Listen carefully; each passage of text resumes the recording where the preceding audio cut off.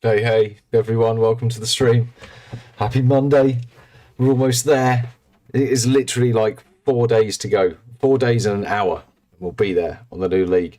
Got a little tiny bit more work to do on one of my build guides. I wanted to test some stuff out, which really is going to be the purpose of tonight's stream. I want to test out basically equipping one of my monks up like it's just got into red maps and making sure that the red mapping part of this guide is correct. I wanted to test out a couple of things and just make sure that this looks good with regards to defenses and stuff. Hadn't actually done a crit-based hollow palm build. Not pure crit-based, all of mine had been attack speed-based, so I do kind of need to mess around with that because the attack speed side of things has been completely neutered. I don't even have the game open. Hot damn. But I was messing around. I'm not sure about Original Sin. Kind of still thinking about that. But... Evening, Jamie. How's it going? Are you all ready to be a bear? Are you excited for bear time? This is the real question. I am somewhat. I need a high level one. Doesn't the league close tonight?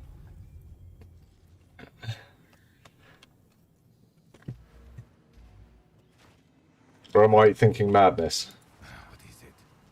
Time to refocus. Yeah, refund everything. We're not going to be taking that. In fact, I don't think we're going to be taking this one. We're going to be taking this. But that's because it's going to give us more spirit later. Right, tree. I started doing some work on the tree, or some thoughts. But I think I'm just going to wing it. We're going to be all crit damage bonused up. Probably like 100%. Dex. Dun. Dex.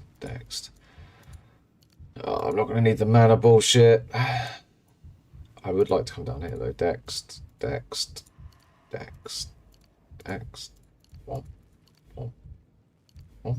don't know about those ones.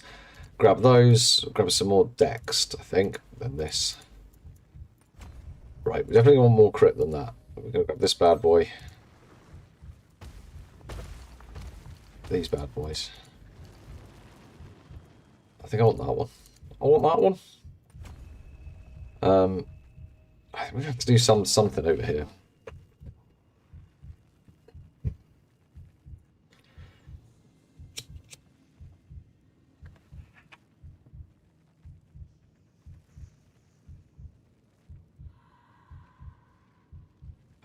Yeah, I've got a little plan. Let's just get around the board first. I don't think we can go. I don't think we should be going immediately CI. I think that's silly. Is this also silly? Have I gone a silly way? No. These definitely can't all stay Dex nodes. Are we playing Shaman? I will not be.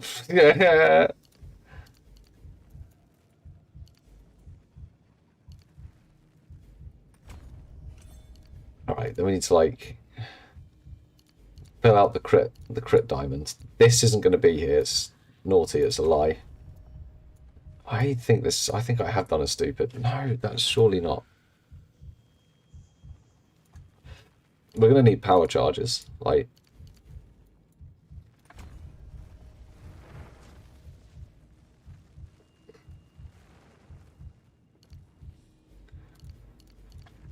I don't know. Do we go for that one? Probably gonna need some like energy shield and stuff. Let's pick up this shit.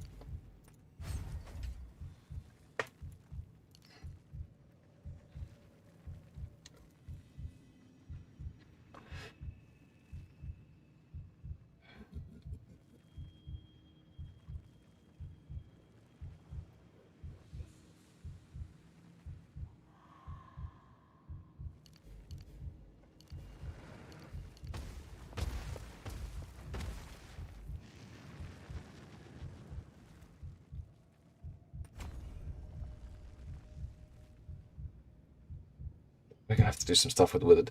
Right, let me start buying some gear. I know I've got 42 skill points left, it's fine. Thanks to that random guy that gave me... I'm gonna have to get some... What am I gonna need? Let's get the Essentia Sanguis first. Surely I just have those in my stash.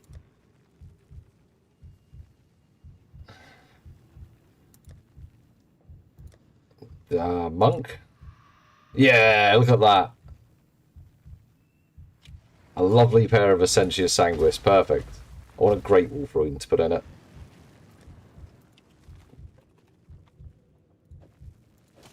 Yeah, lump one of them in there. That'll do. Alright, first bit of gear equipped. Cat is making hooty noises. We're going to need move speed boots. Alright, first off, do I go...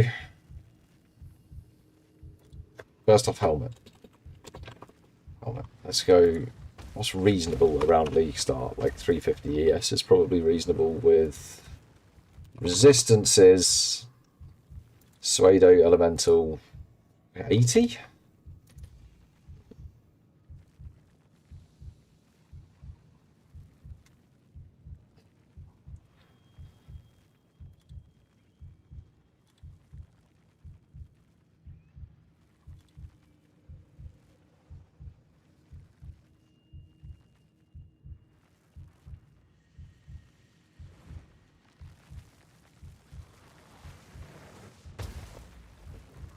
Fire, cold, lightning.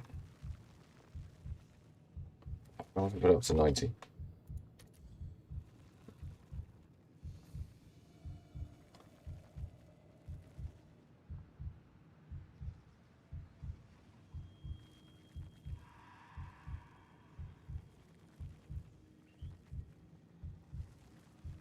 I mean, okay.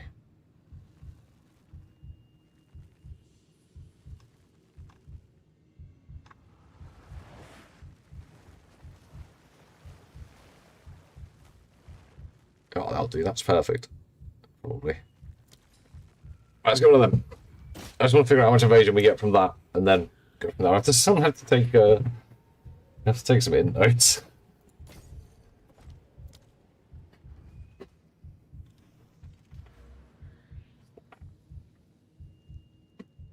In fact, we're up this end anyway.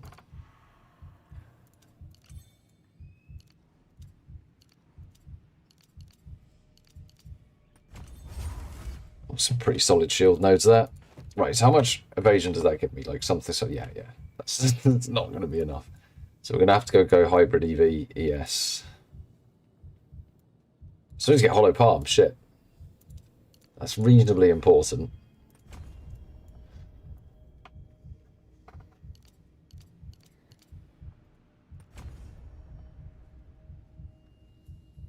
Yeah, it's going to have to be hybrid EV, ES.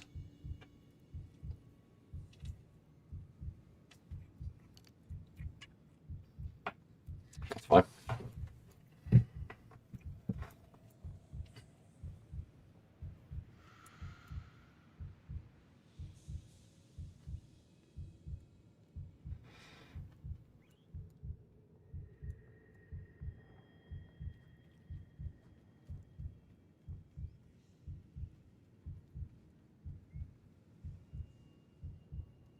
So I put me at level 70, so if I use 15 more points, and that takes us up to like what would be a reasonable mapping level.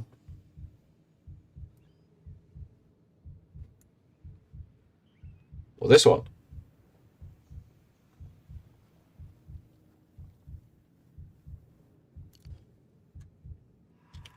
Oh, that's good. I don't even like it.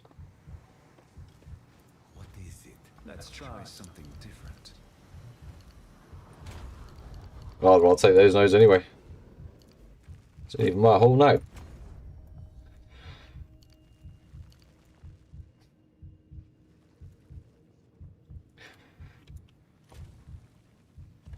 Let's get some sort of top.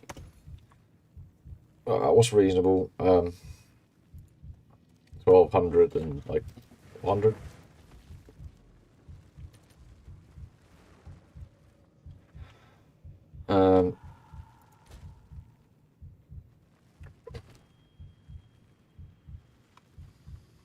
Spiral cauldrons on it.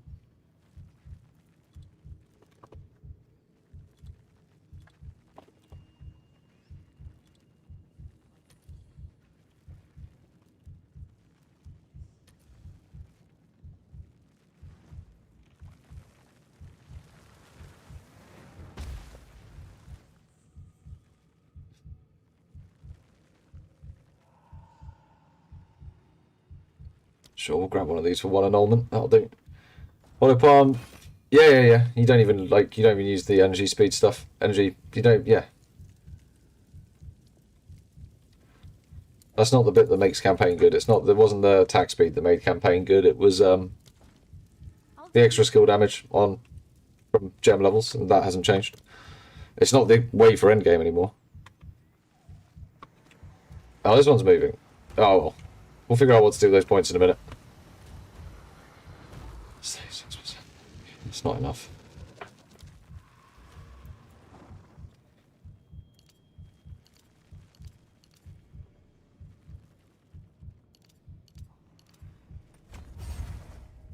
It's better. I feel like that's going to leave us short on crit, though. We'll see.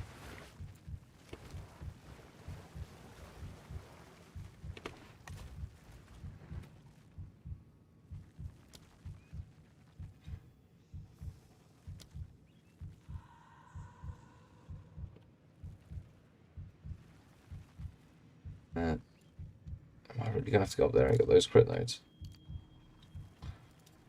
Seems so.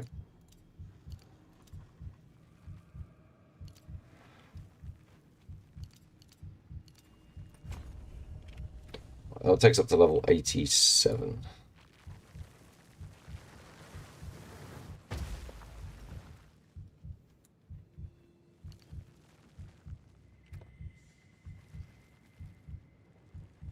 Is that going to be enough to make it work? Maybe.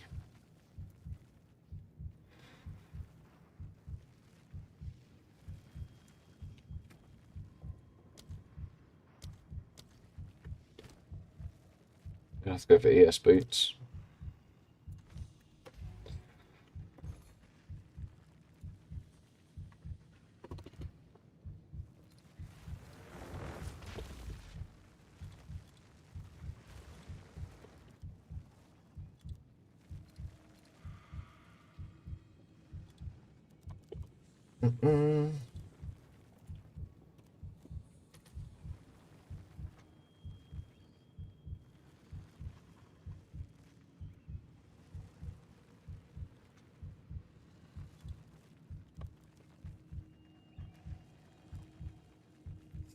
Total resistance, look at the 90.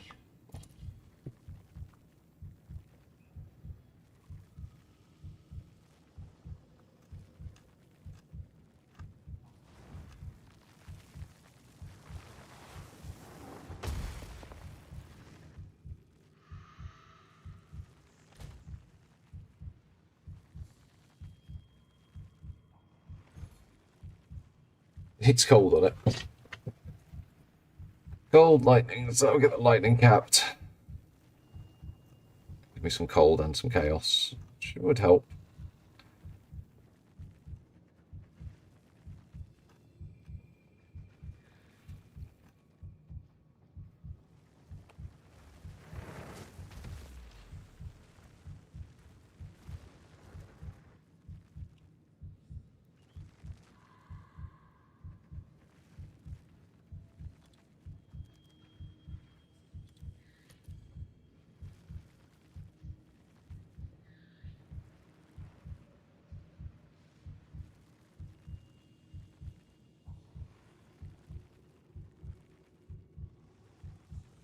That'll do.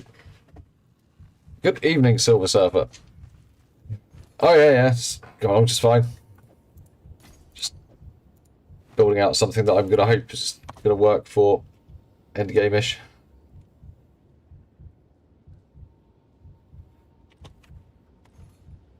Right, so now we need a ring, which has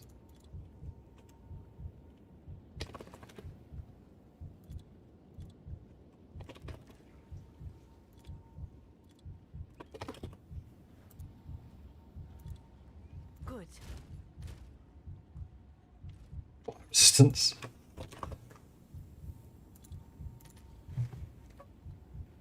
No, I said a ring. Didn't I definitely said a ring? Item category ring. Right, that definitely said ring.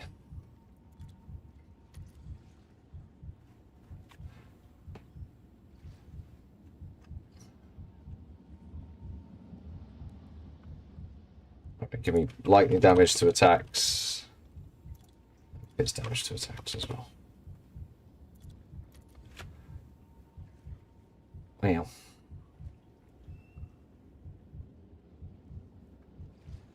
It doesn't need to be that good. It just needs to exist.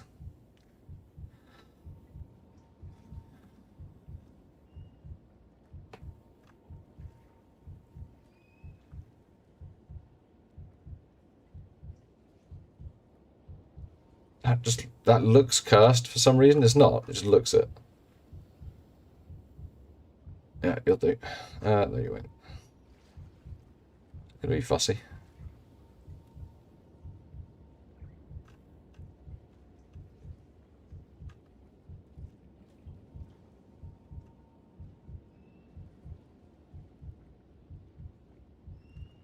It's gonna be 35% fire resistance. Come on, don't be stingy.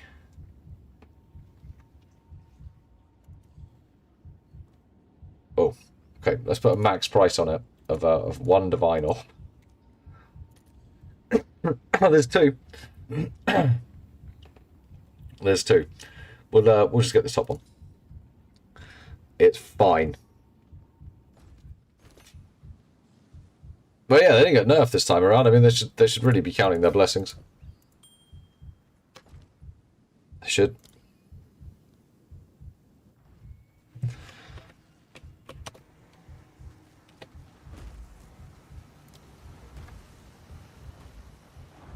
Should we capped out at 87 or should I do this as a 90 tree?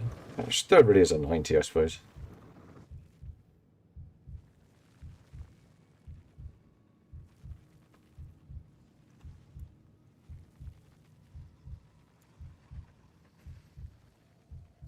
I don't know if we're going to be able to get the chaos thing to work with hollow path.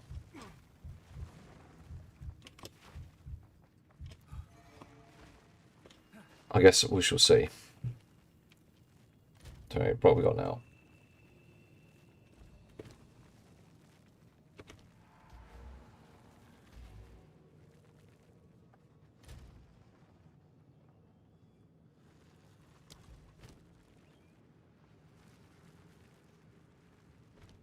Shouldn't put an Astromentis on it.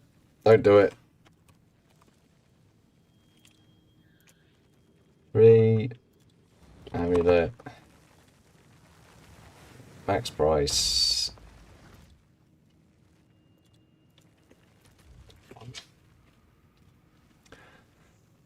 What time's the try interview kick off? It's like 2 hours, isn't it? The 2 hours.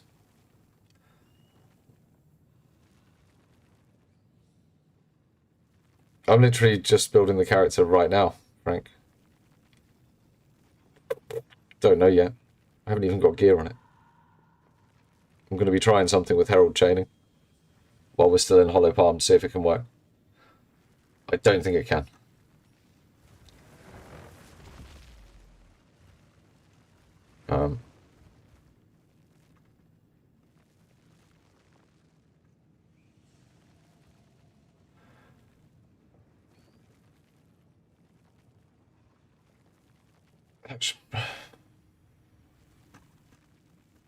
It doesn't need to. It doesn't need to be a good amulet.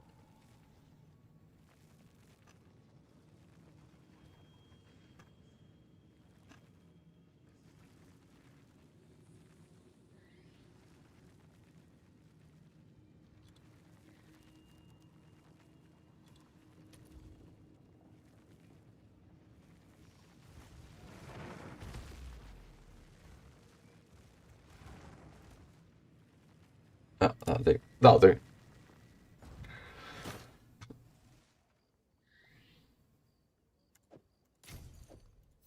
That'll do. So now we should be rounded off for resistances. No, just about. Quite enough.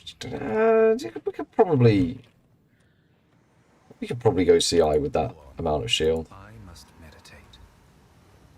Probably.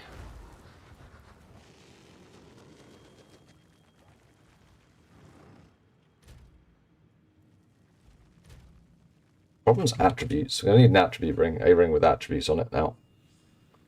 Probably all attributes and Actually need any strength. That's fine.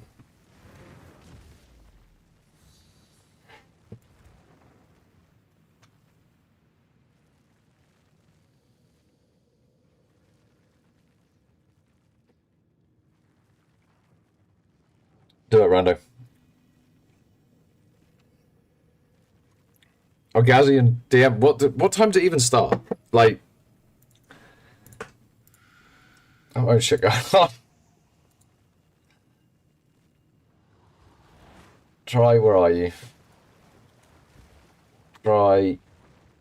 Oh, talkative. Try. There he is. What time are you doing your thing? Try. Oh, it's in 40 minutes.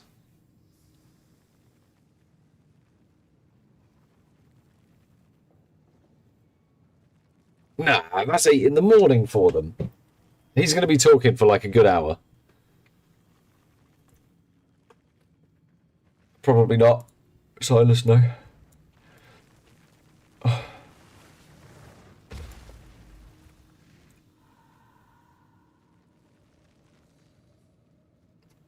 think we go for another leech ring.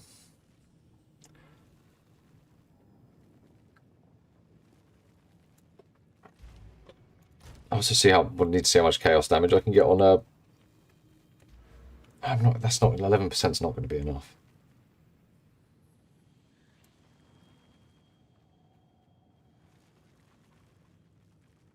I think I have to deal with no herald chaining at this point.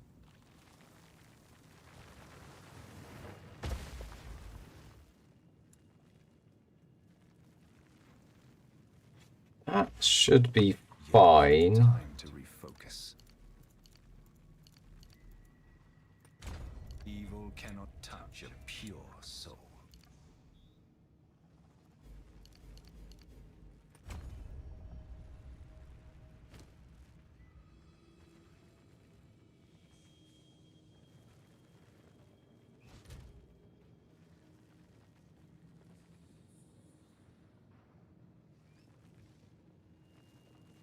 Fuck am I getting 3% armor from? Oh, right, additional physical damage reduction.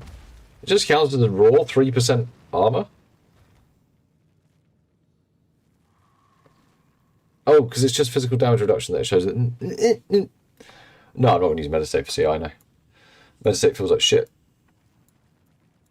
Meditate's terrible. One of the worst skills in the game.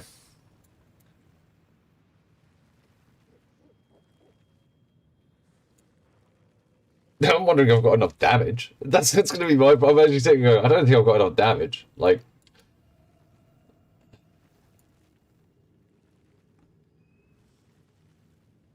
I hate Meditate, especially since it only gives a 50% overflow.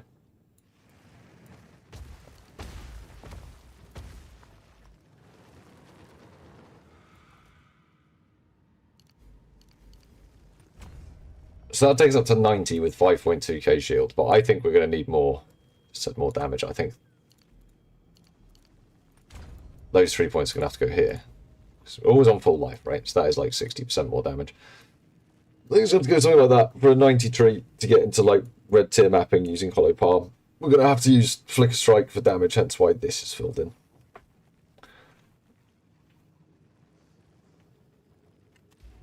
Yeah, Meditate's not good.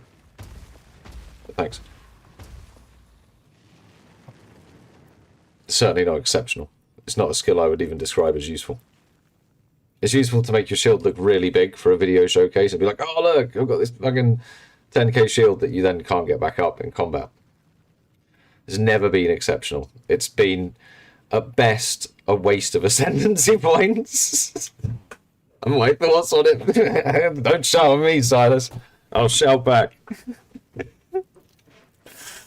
I know I didn't do it right. I know. I didn't press like 10 keys to like weapon switch and stuff. There was a way you could do it really well, but you had to like force weapon switch because you couldn't bind meditate to just one weapon. It'd probably be okay if you could use weapon switches with it. Probably work quite well then.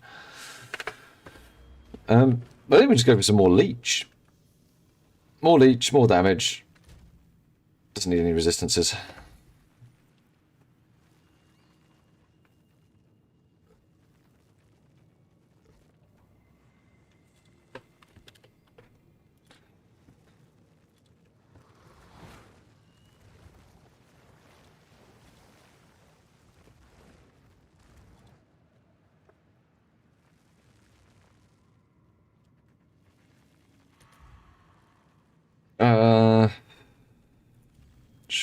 And the maximum I want to spend is 1 divine, please.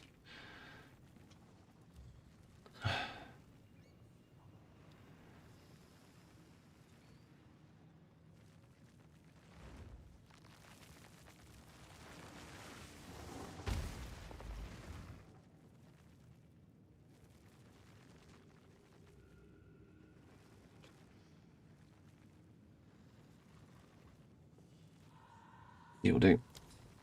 You'll do. Womp, womp, womp, womp. Right, so we need a belt with lightning and cold res on it, and the rest doesn't matter.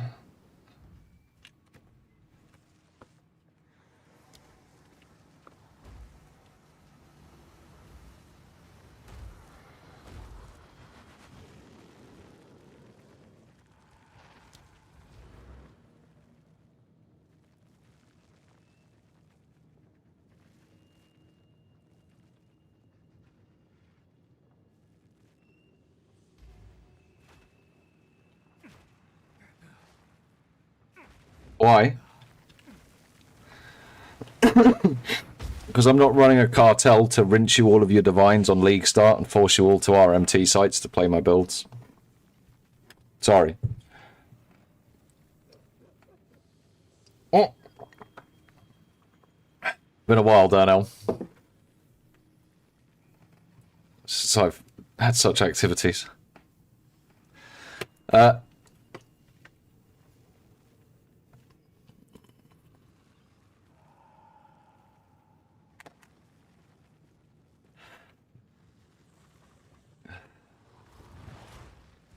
I don't think I'm going to lower my energy shield recharge rate.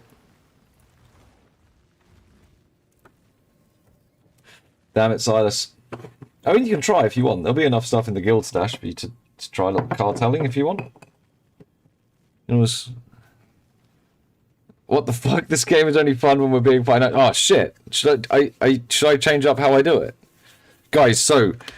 What you need to do is, right, so you need to do the interlude build. We've got the interlude build here, right? We've got that here. So you're going to go straight from the interlude build, which is this, right? And then what we're going to do, where you can see we've got like some nice, just basic gear.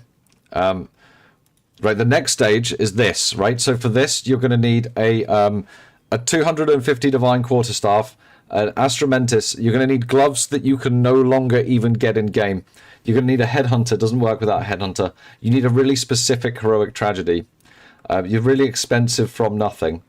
And you need all of the really expensive supports, and that's how you're going to do mapping. So as soon as you get into maps, you need to get all these items to make the build viable. You also need to make sure that you've got 5 sock perfect jewelers for everything. I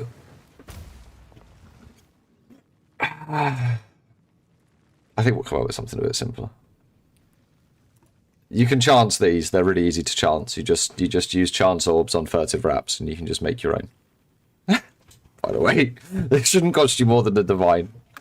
Even at League Start, get your divine, you break it up, and then you just make your own. Or you just buy one for like 2 exalt. Because there's common as fuck.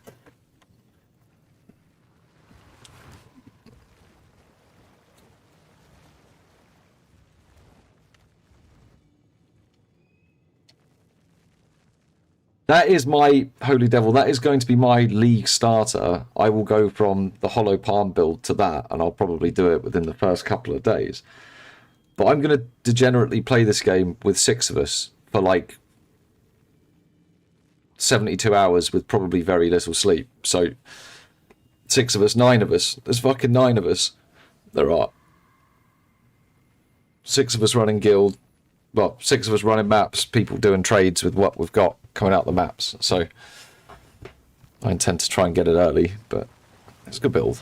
I want to get that done, get that farming, and then probably look at druid stuff, to be honest, because the druid, like, there's some pretty exciting stuff going on. I'm selling in pinnacle, I thought you said I'm selling pinnacle bossing there for a second. Oh, like, fair play. All right, so we need a lightning cold. We need a lightning and cold belt. That's what we need.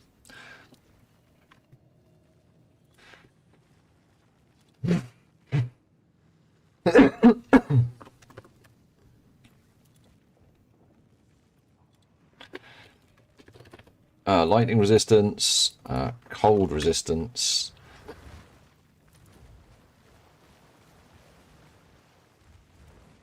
Yeah, I mean, we could just get that piece of shit there. Let's get some that are, like, not complete crap. Go for 20 and 20. Come on. With some strength on them. Yeah, look at that. That's perfect. We can even use 2 exalts on it to make it better. Yeah, look at that. It's got two cheeky charm slots on it. Look at that. Look at that. Perfect. Good. That's what we wanted. We can even run... we might be able to run Berserk.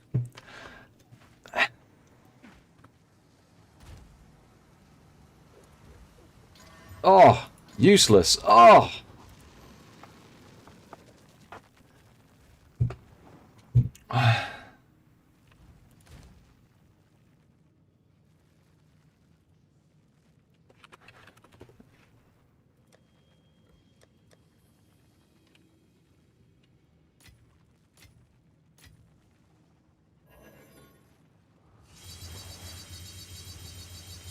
Oh, I guess we're not fixing that one up at all. Fine.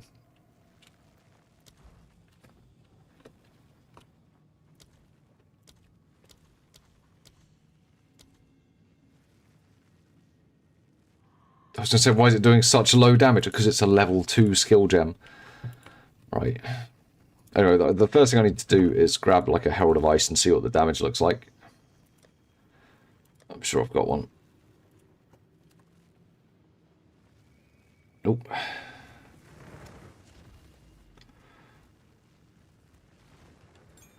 Hey, look, here's some gems I was using before. It's almost like, oh, look, level 19 Flicker Strike. How much damage do you do?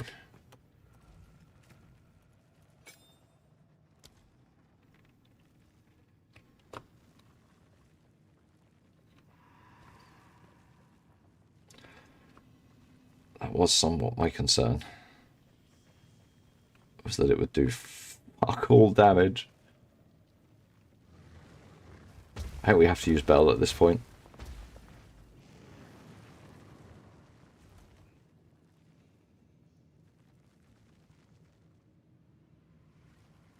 I mean, I'll go try it.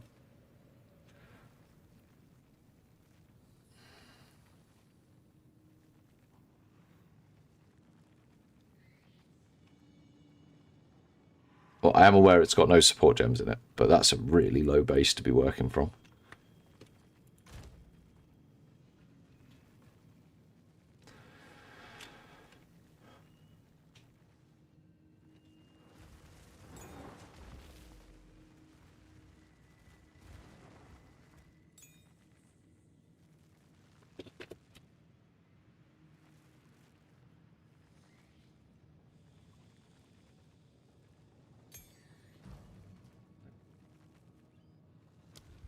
You get to be a cast on crit.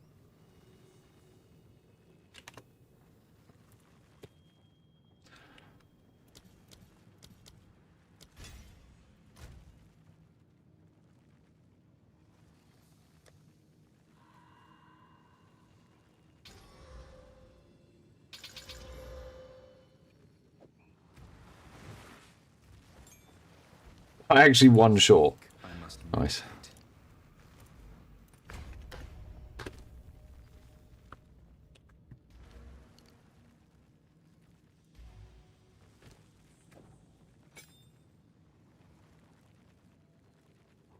Can I help?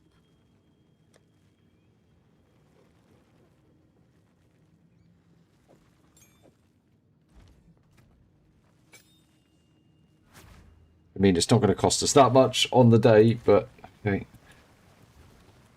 Where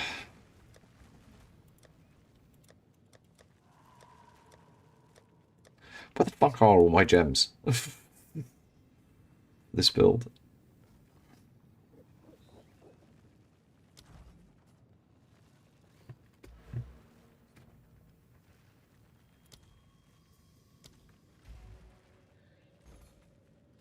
I think I've got a set on the...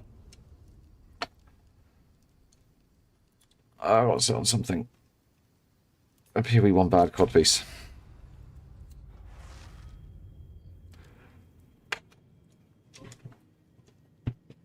We should have that competition. Jamie, that sounds like a good one.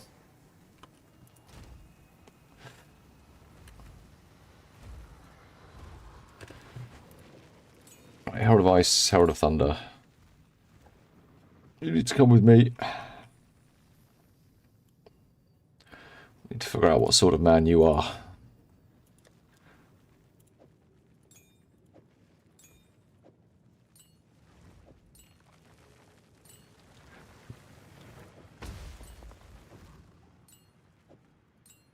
I mean, that's gone, right? We're not allowed to use that anymore, but that's fine.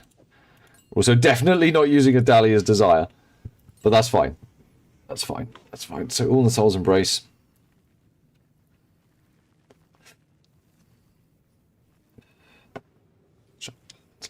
The gems were something about armor. The rock smelting, which is super common, and an armor explosion. Armor explosion, that's right. This is where we find out that armor explosion goes as a gem. It's tonight's patch notes, they're updated. I don't think I want to get it to work though. So, but we'll find out, I guess. I suppose let's go for that sort of line up. It's not going to work in 0.4, so I got rid of it. They got rid of the tech.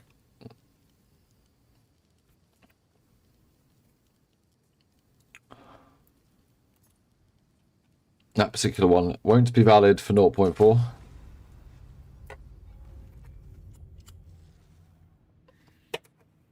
Yeah. Yeah, they ruined like most of the builds. All the good builds from last league have all been ruined. Again. They've taken the top end off of movement speed. They're just... Well. Whatever. Make new builds. It'll be fine. Try not to think about it.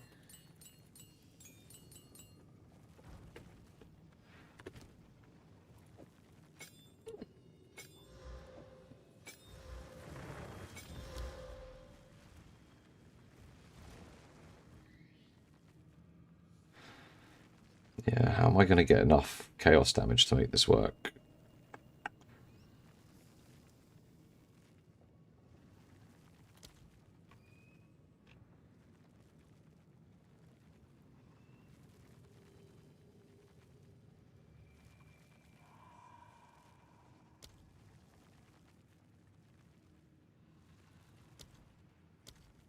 Speak. Time to refocus.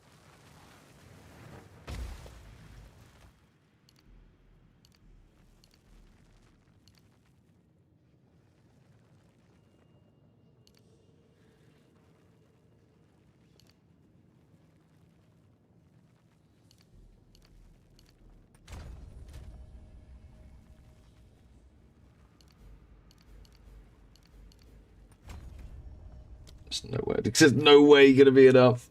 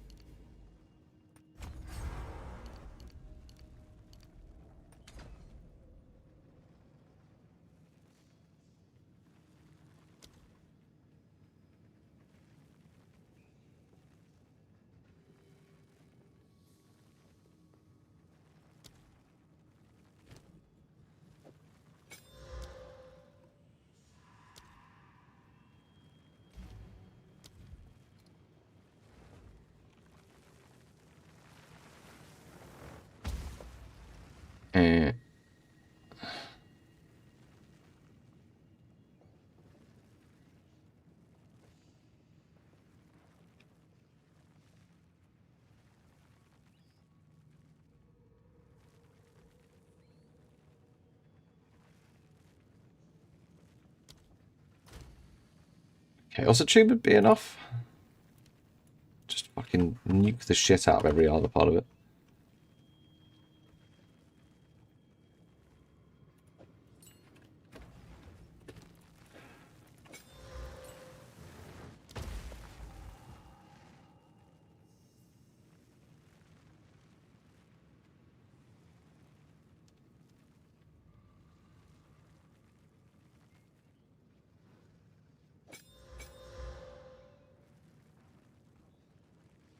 That might be just enough.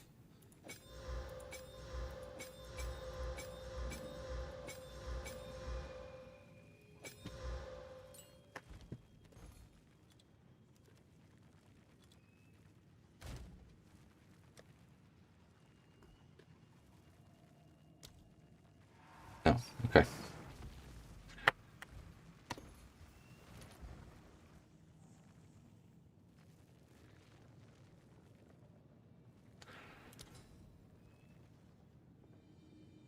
They're kind of rare. You can probably pick one up reasonably early. I'll tend to the books.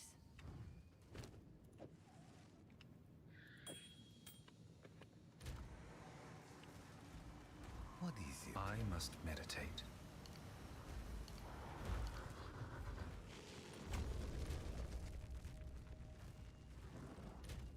Damn. It's just... I'm gonna be like the tiniest... Fuck.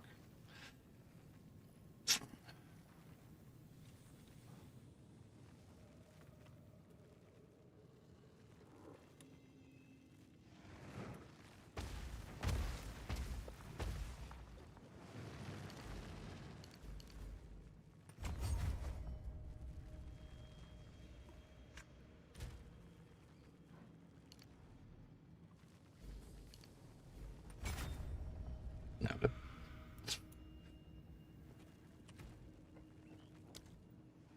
Right, so that's definitely gonna break armor.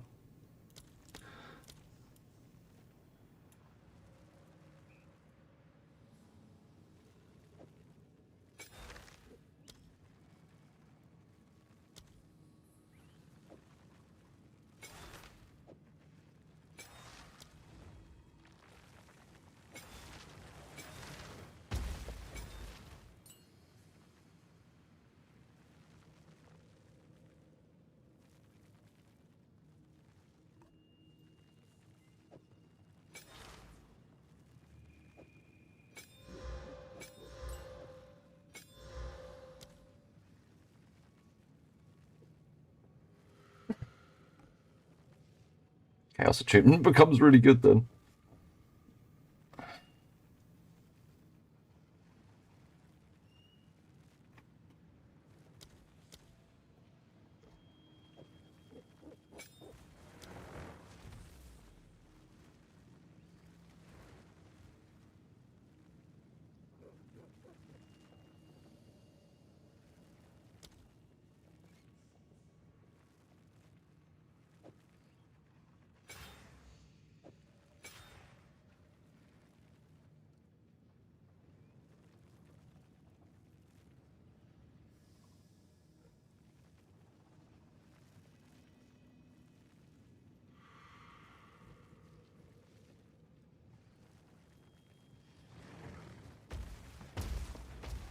It needs to work into a... It literally needs to work in a tier 15 with no delirium. Just making it too complex, to be honest. It probably don't even need to do...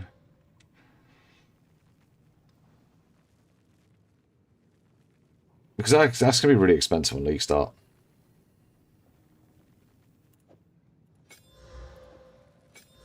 I think.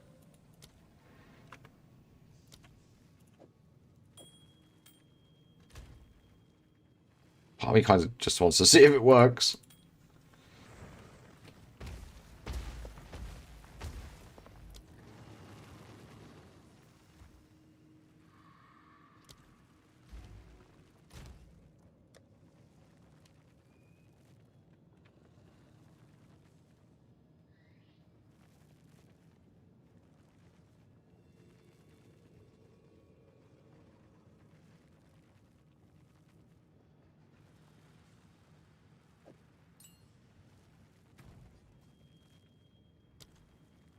Oh, the thunder's never going to go off.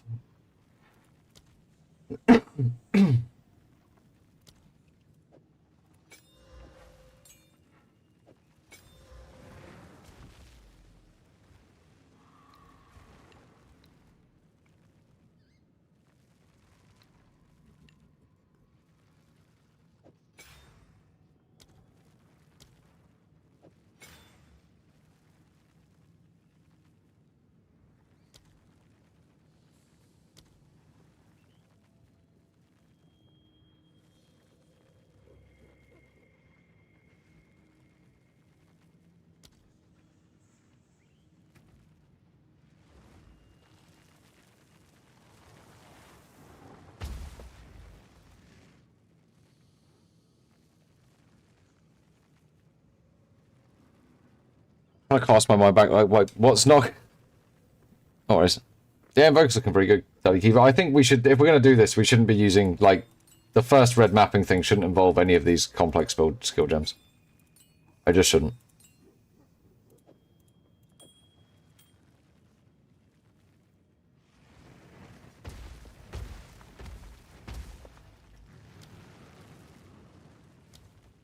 Speak.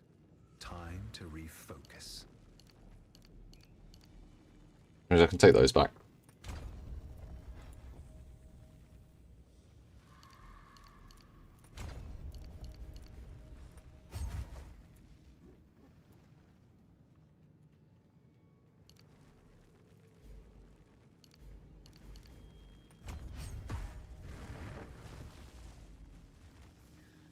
That puts it to level 91. Need some, like, shitty jewels. Just normal ones. I think at this stage. Just, like, 3, I guess, crit chance ones.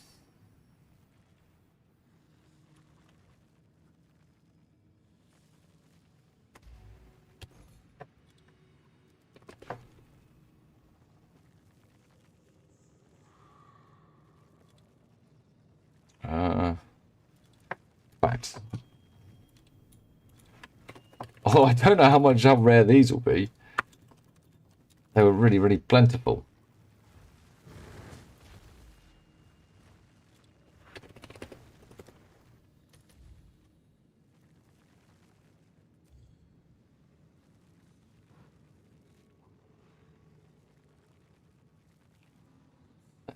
Not so plentiful anymore, apparently.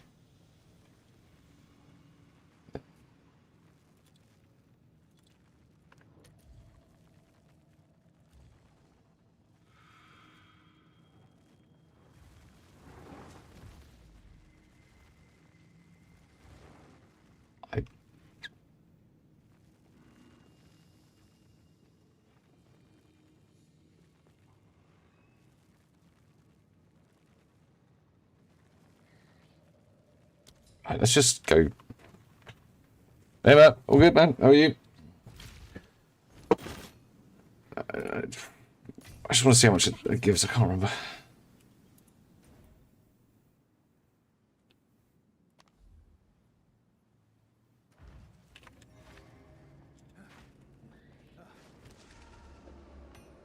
Daddy, you're my daddy.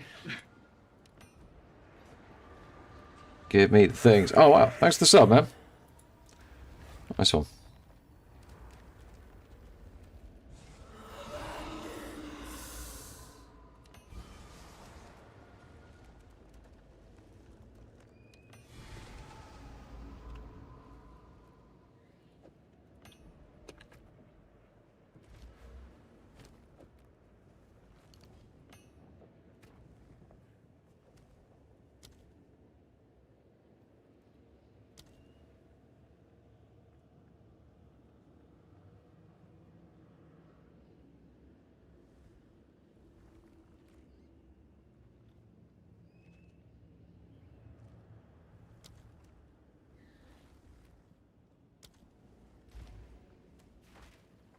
Of jewels. I think we're only going to go up to 4 slot and anything, right? That makes sense.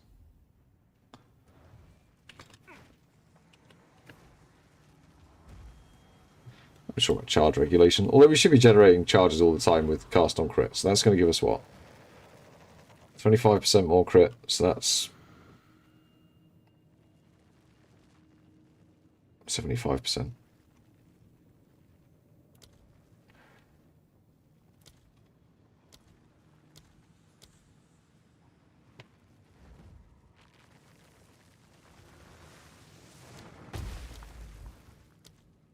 Flicker Strike's basically going to be maxed out anyway.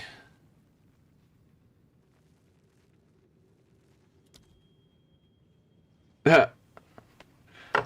Yeah, I'm pretty much starting as I did. I'm just going to grab a quick cup of tea, guys. Deep thinking time. It's kind of hard to balance between... I think it's the skills I want. I'm just not sure about Flicker Strike. I might swap Flicker Strike at this stage for... It's not going to work properly. Not.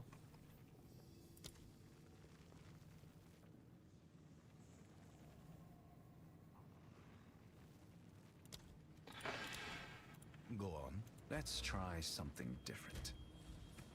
Herald of Ice for Herald of Lightning.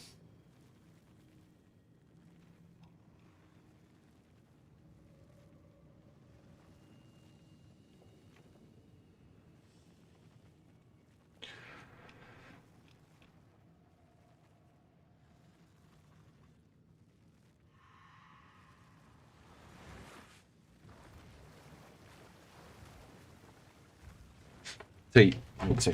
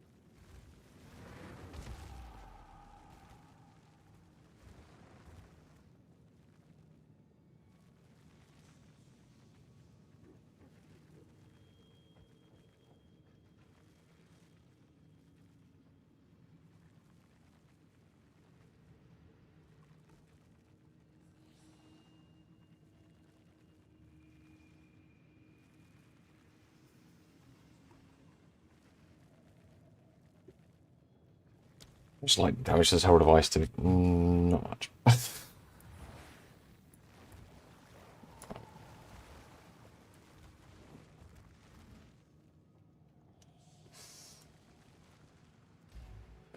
Yes, I must meditate.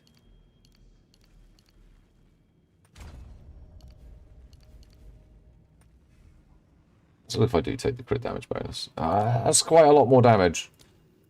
Okay.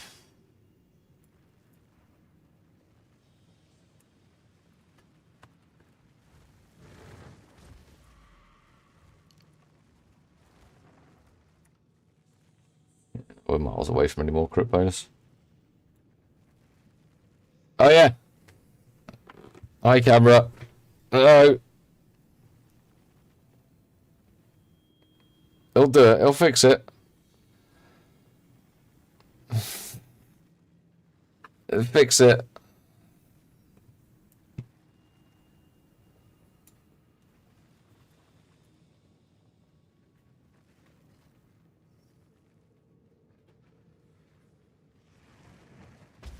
That would give us the crit chance we need.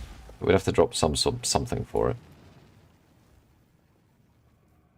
At the moment, this takes us to level 90, which is kind of where I want it to be. I suppose we could do 91.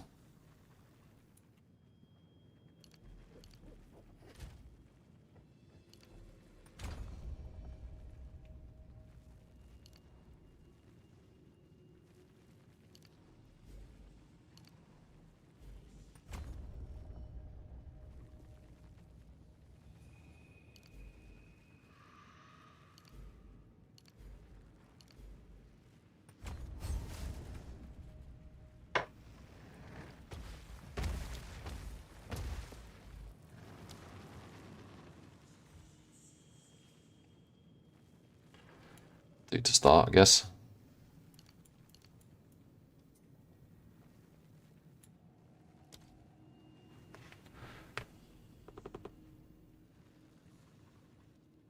How many gifted subs? Ah, what? Gift me subs for you to ambush my house. Oh, that sounds amazing. It's like 2 treats at once.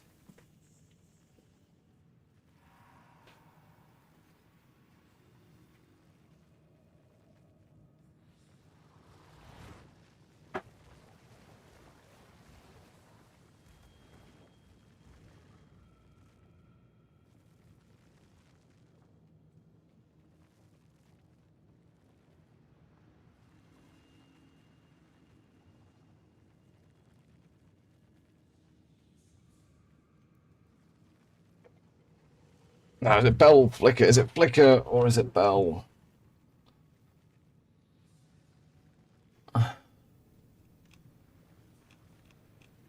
Oh, that's a good point. We need charge generation. Like, single target charge generation.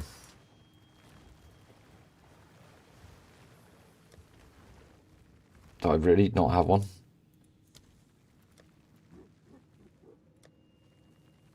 Like, I know I was what the fuck? What did I do before?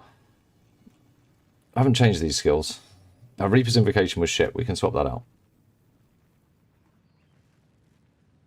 Oh, like some sort of idiot, I started making changes to this.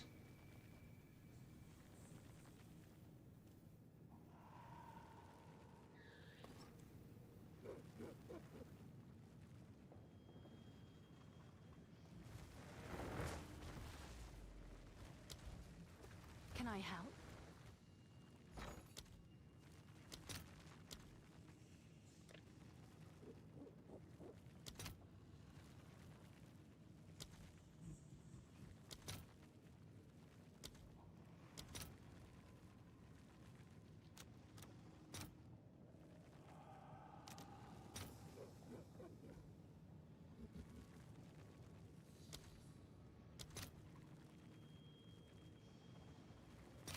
I'll post it right away. Perfect. I can't be asked to look through. I'm just gonna... Can't be asked. We definitely want to keep rapid. We definitely want to keep this at this point. It's too good. So we go...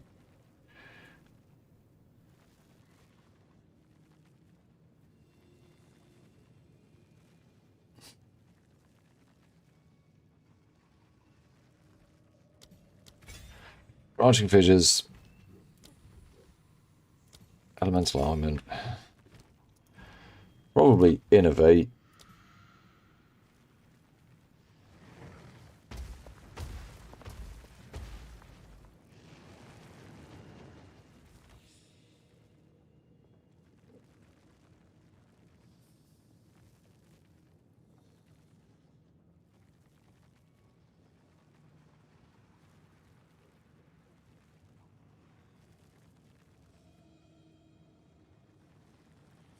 Is she oh yeah, no, you can't put innovate.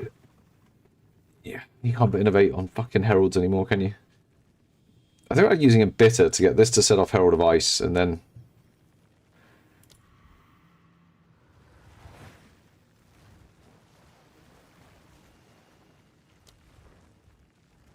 So Herald of Ice does have the better explosions.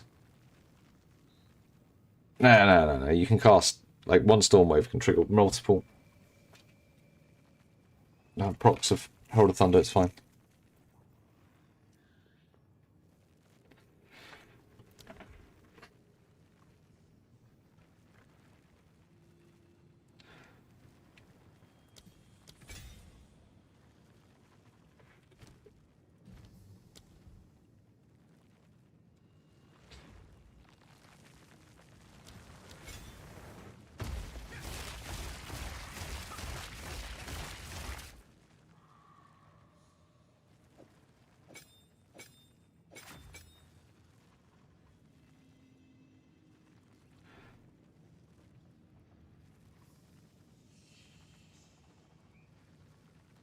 I feel like that's not what I need in Cast and Critical, but...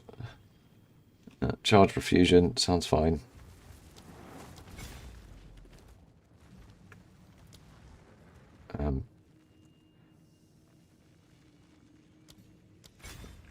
Boundless energy at...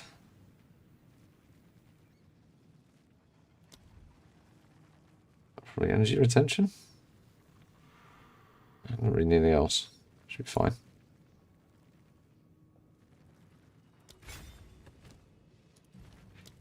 Charge regulation gets... Yeah, we're going to have...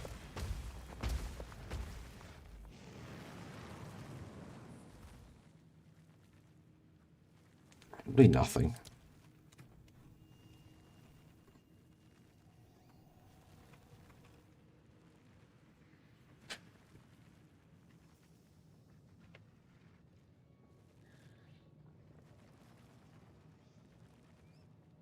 No, my camera's not off. Look, it's just wants to look at my microphone. It'll find my face eventually, I promise. Come on, AI overlord thing. Hello? Oh, I don't want to touch it. If I touch it, sometimes it doesn't want to... I have to fucking stand up. Why did it turn around so fast? I'm gonna go get my tea. It's gonna look somewhere else in the room. Enjoy wherever it shows you.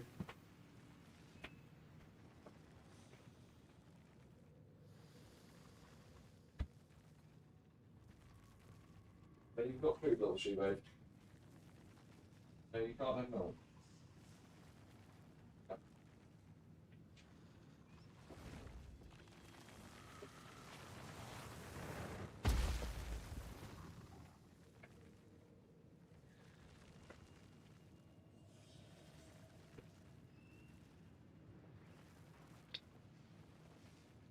One sec, one sec. Is it going to keep following me? Oh my god, it did it, guys!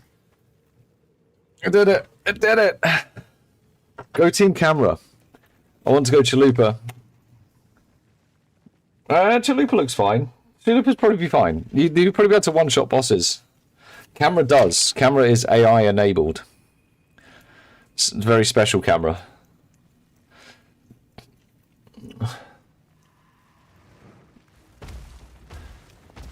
Right, so...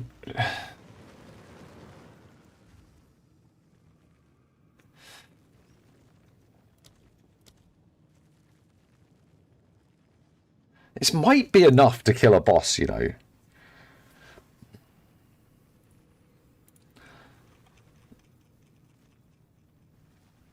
Where's my other build guide?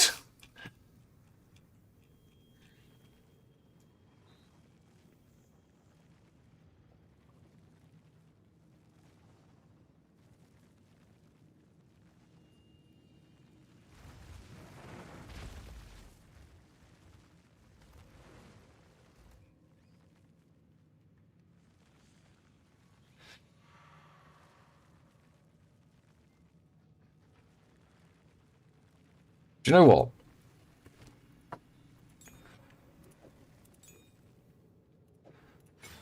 I think I'd rather have Blasphemy with temp chains in it. Ow. We'll be normal. We'll use Herald of Lightning. We'll be normal.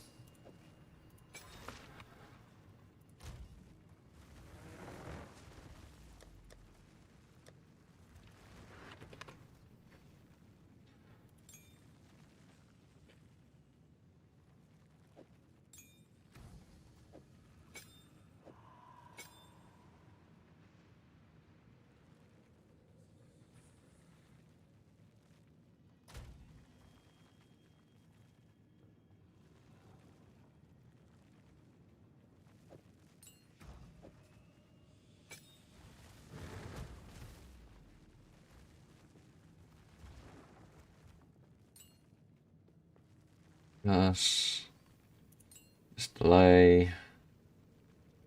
Can't do the magnitudes. Could do slow potency.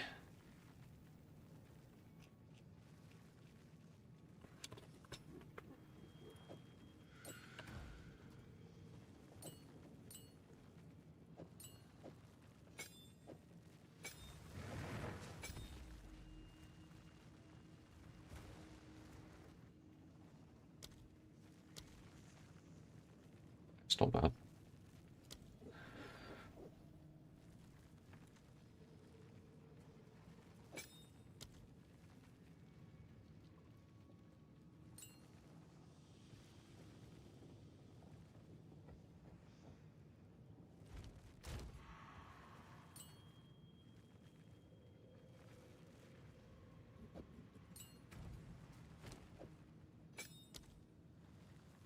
So that's better delay, same size.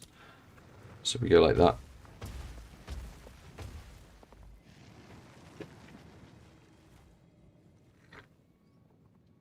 Oh, nice. It must be lovely, Milk, only having one room to clean instead of a whole fucking house.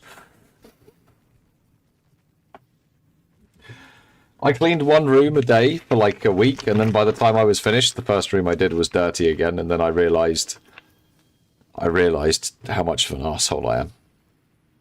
It's one of those rock bottom moments.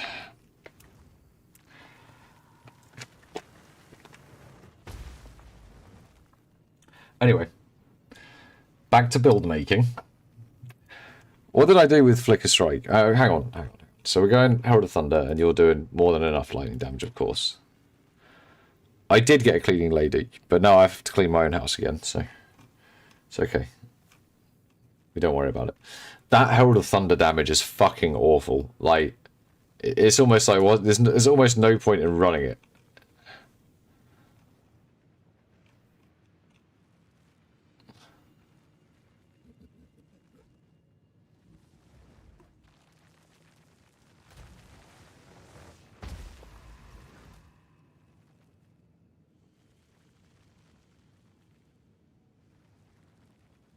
Yeah, right, don't have one.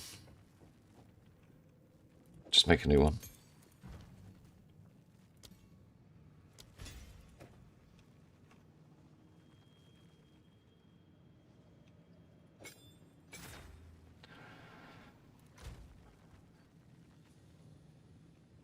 Now, Aelith's Chimes is really common, so I don't mind using one of those earlier.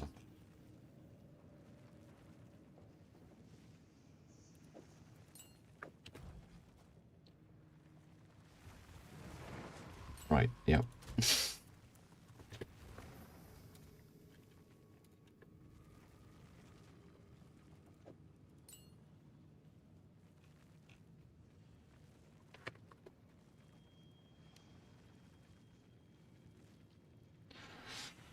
I mean, there's no point in using Elemental Weakness. You might as well use Vulnerability.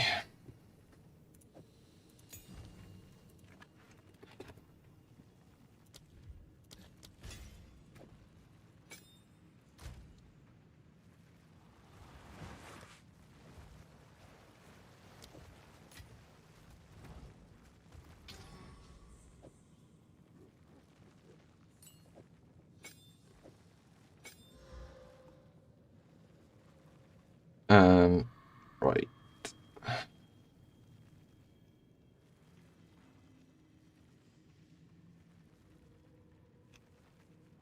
I'm going to be generated on crit. We've got a 60% chance to crit. Which is okay. So I'm just going to be casting that a bit and then flickering around anyway. Just hoping the flicker is enough for tier 15 maps.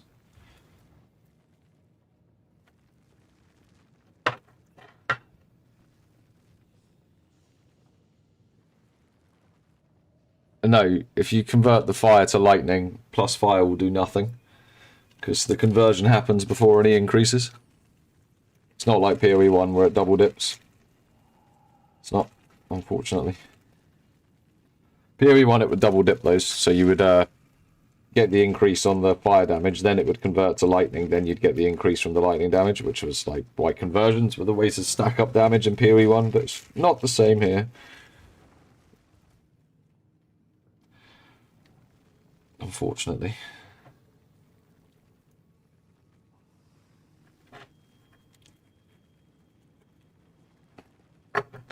Right, so we've got Aelith's Chimes. And then we do kind of need something to generate combo in single target.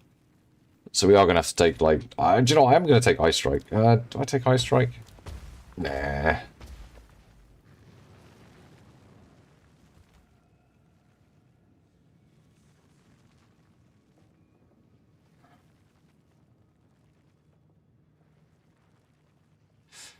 Take Ice Strike and take Herald of Ice, and then just beat Ice mode. The Storm Wave is so good.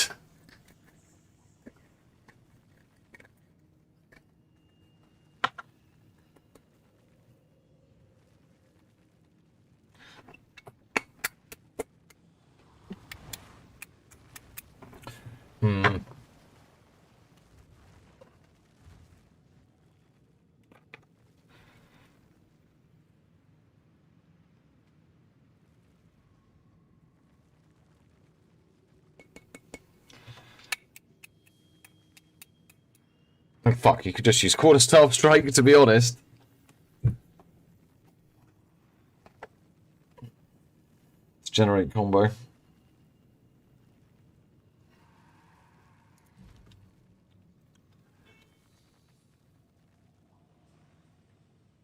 Probably want to put Charge Staff on, otherwise people will moan at me as well.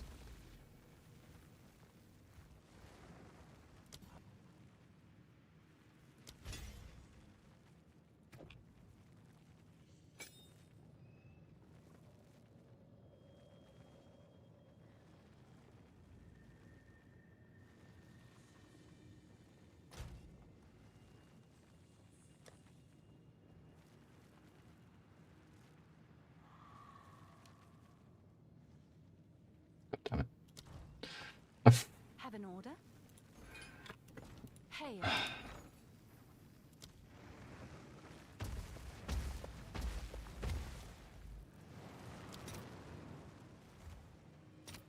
Damn, the fucking market for gems goes crazy at the end. I guess it's because everyone's scalping everyone that's trying to figure out how to do their build. Getting those tasty pennies in.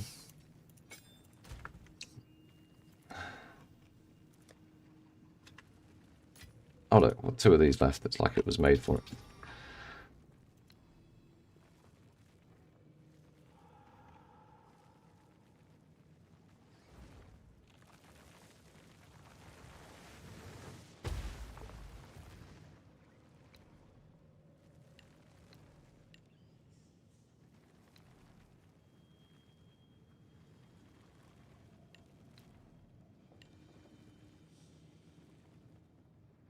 Like, that should honestly do as an opening. I know we obviously need to put support gems in, but that should do as an opening set of abilities. I'm kind of concerned that Flicker Strike won't be able to do enough damage and we'll instead have to use Temper Spell.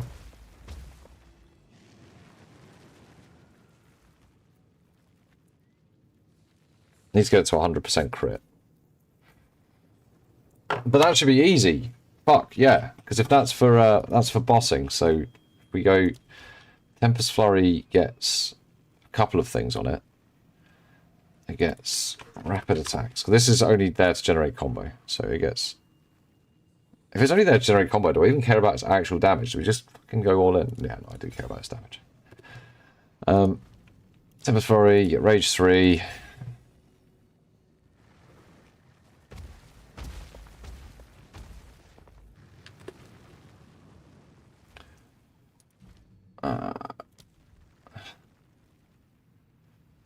Just put Crescendo 2 on it as well.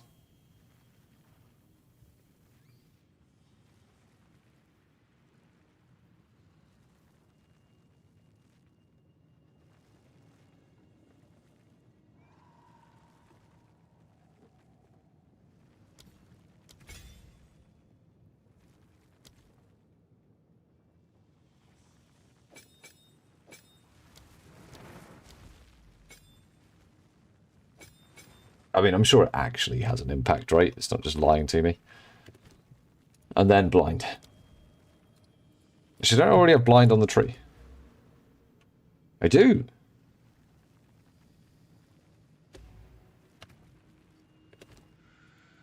Better blind is better.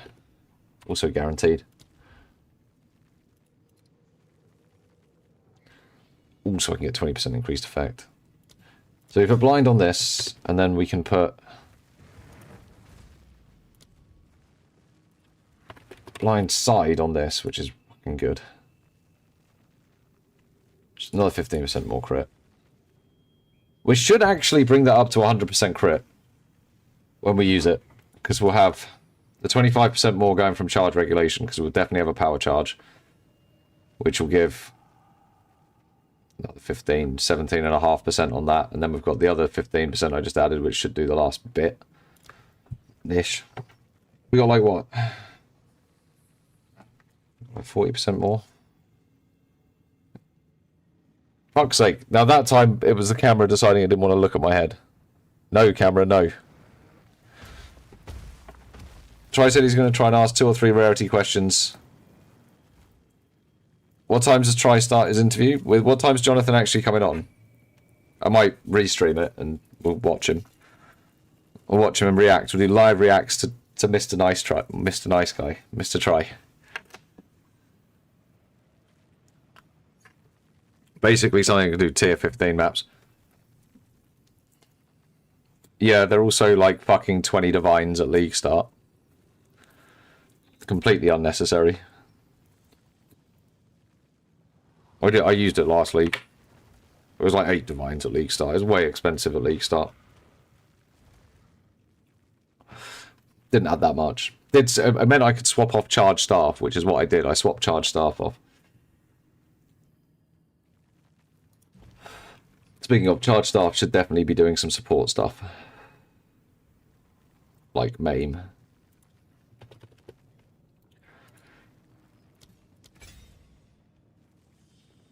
Yeah, we need to finish off Flicker Strike. So what was I using on it before? To make it do damage. Raged Forged. Overextend. Ambrosia is going to be a bit fucked.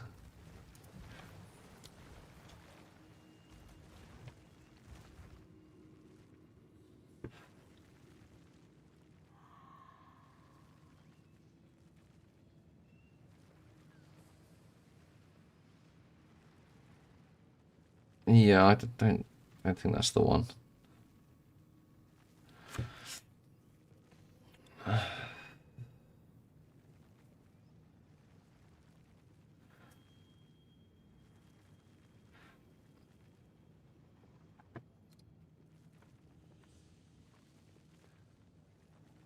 Right.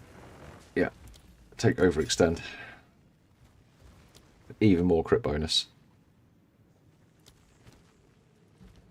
Then even more crit bonus.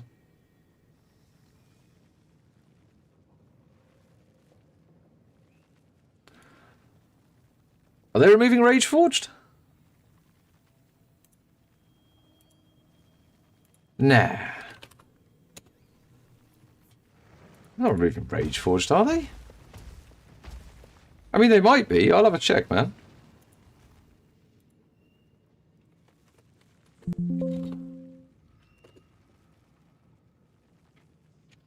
Nah, they're not removing Rage Forged.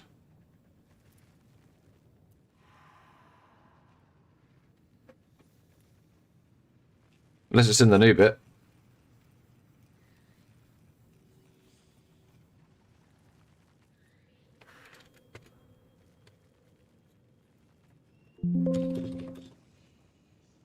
Font of Rage got disabled. Not Rage Forged. We're okay with Rage Forged.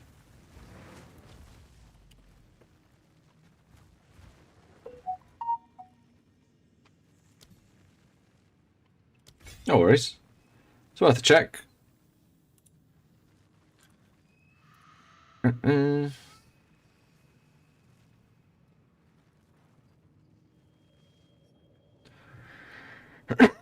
You don't need inevitable critical on it. We can take another multiplier. Okay, like close combat.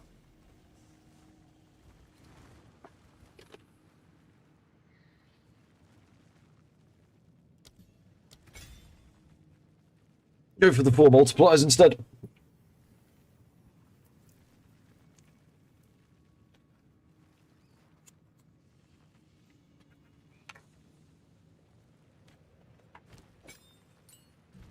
And I think actually in Stormwave I'm going to put, so that we've got actual rage for when we press it in maps, I think I'm going to put Rage 3 in there as well.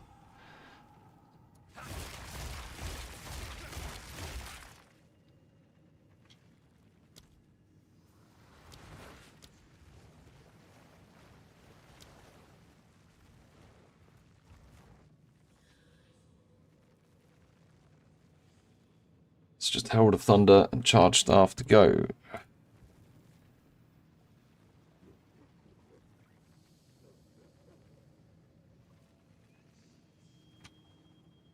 I do kind of want to try and make Herald of Thunder freeze things. It is quite... It's something.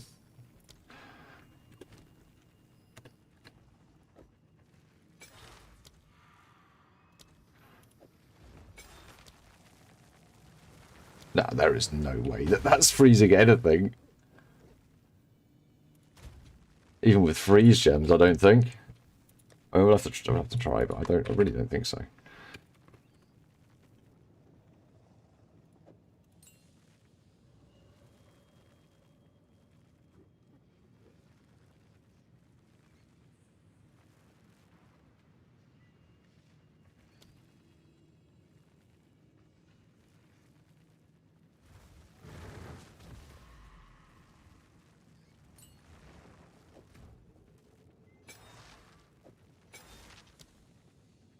Yeah, chill magnitude's 1 to 2%.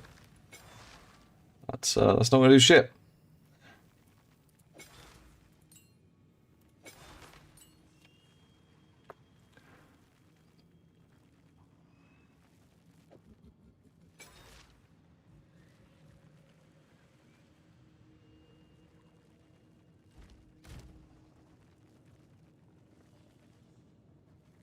So just take another blindside gem. It's going to go off when I'm running around firing Storm Wave, so...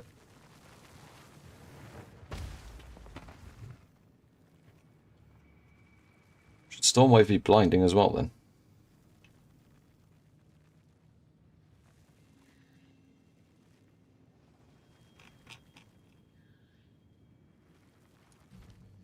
It should. Do you know what?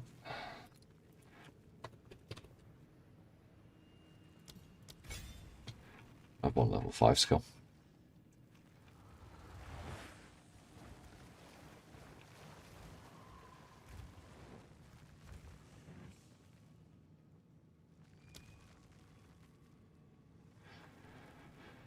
Honestly, Lightning Attunement and Herald of Thunder's probably the best gem. No, maybe Concentrate. I swear Concentrate Arrow just doesn't work.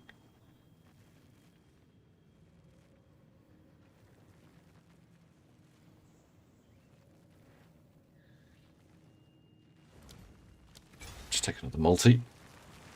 It's not going to be doing anything at this stage with regards to ailments. Okay. So recharge staff.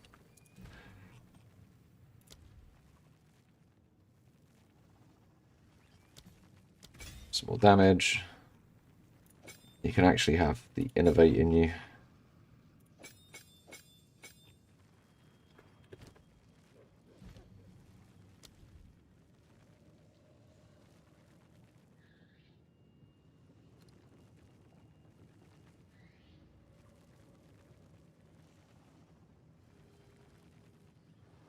I don't know what Lightning Attunement will do. To that. So I bet it wasn't doing hardly any other damage.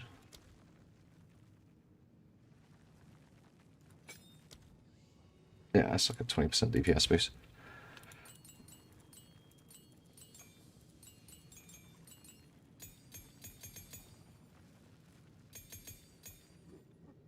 I will be doing mapping with this build. The whole point of this build is to make sure it will map properly for the league start. This would be about where this is about as far as I would recommend taking Hollow Palm in the new league, and then after this you just grab a quarter staff. I just need to figure out if Flicker Strike actually works very well.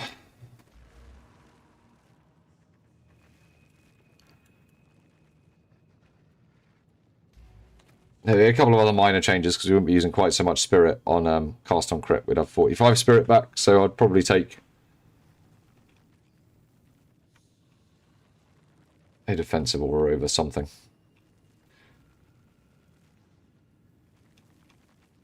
I just don't know how well it's going to clear maps. Well, it's literally for the start of the league, right? It's not supposed to be fucking blowing up screens. It's just supposed to work.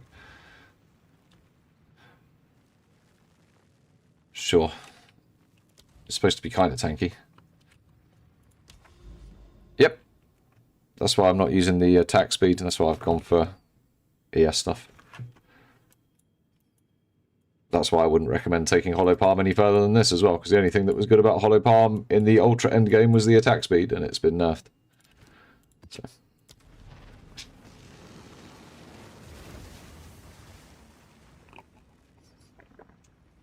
It's not a good league start because it's cheap. But then you just pick up a quarter staff, right? Quarter staffs are not cheap generally, but if we can use this to get a quarter staff.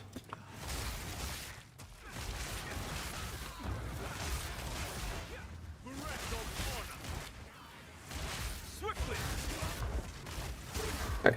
Quarter staff got us into a bit of a jam there.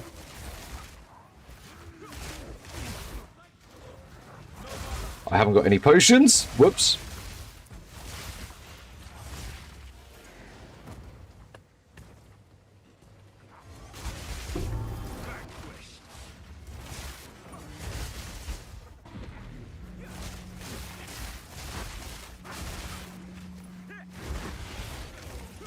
In fact, without it, nope.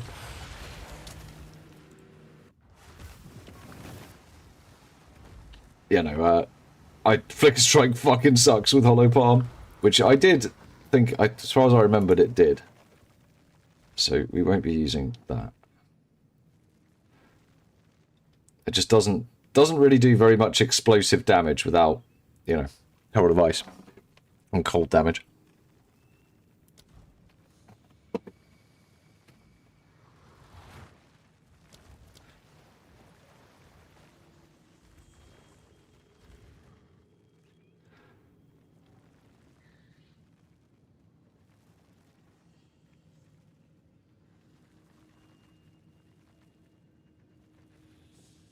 I don't want to be like, pick up a fucking bell. Well, the bell's getting a buff. So there is that.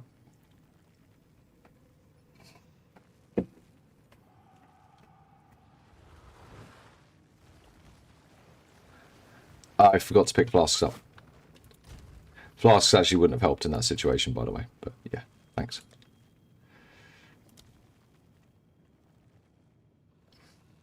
So why not just have the flasks from this build here? Oh yeah.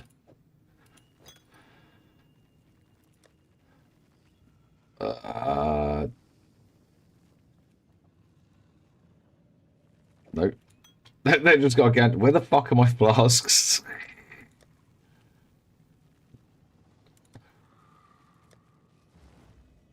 Oh, there's one. The mana regen was really bad as well. Oh, that's where Bell comes in.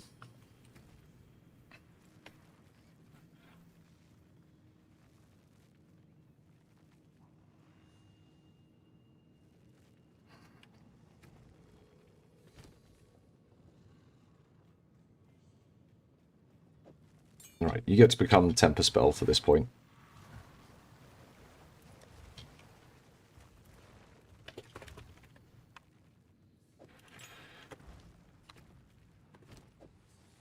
Funny enough, level 19 was about where I left these off.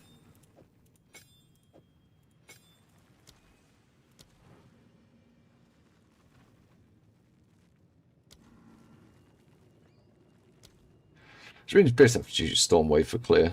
That's okay.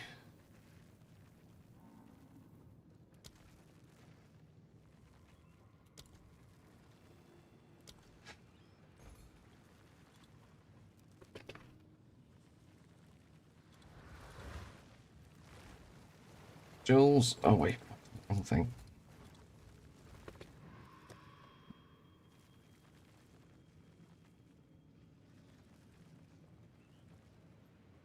What's going on over there, Silas? I mean, we can check it out. I'll check it out once Jonathan makes an appearance.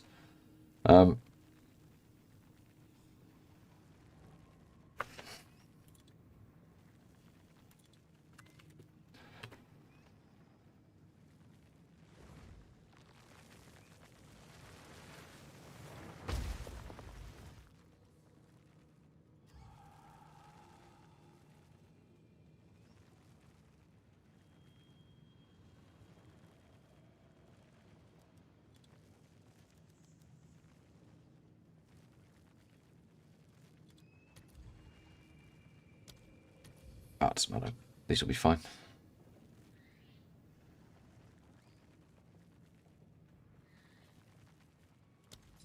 Oh shit, that's the other thing I haven't got any stun resistance. Maybe going CI right now isn't a good idea.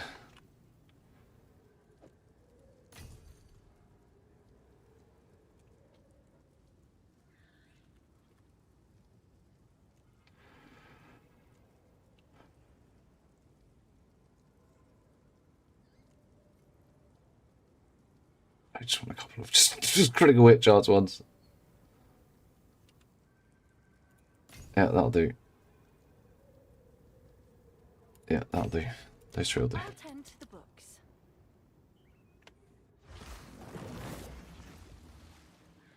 Yeah, I think we ditch CI for this very moment.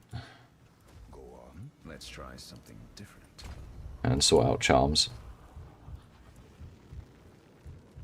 That's fine, because I wanted it to fit at 90, so that's fine.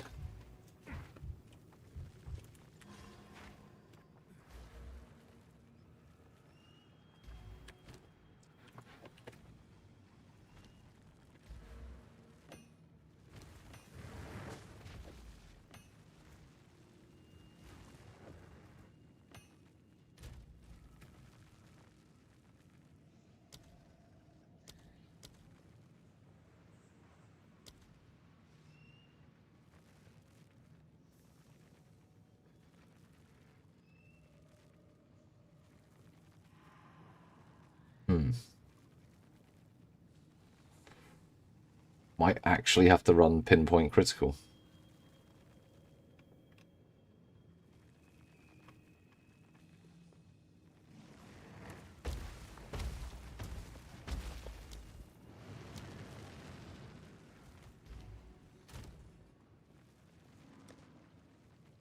It's annoying.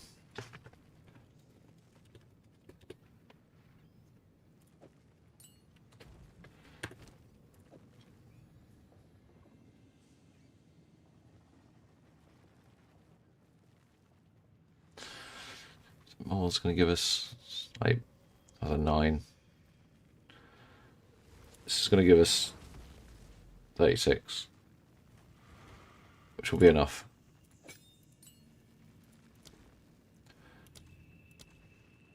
Yeah.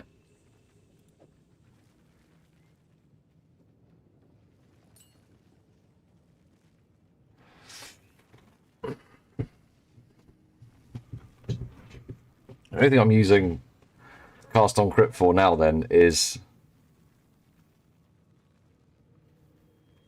Oh fuck, I forgot about charge regulation. Charge regulation is giving us 25% more as well. So blindside will be enough. So the thing I'm using Cast on Crypt for now is Profane Ritual. Which I'm only using that to generate charge staff charges. And not for damage, which actually means we can take back these. The extra crit damage bonus is nice.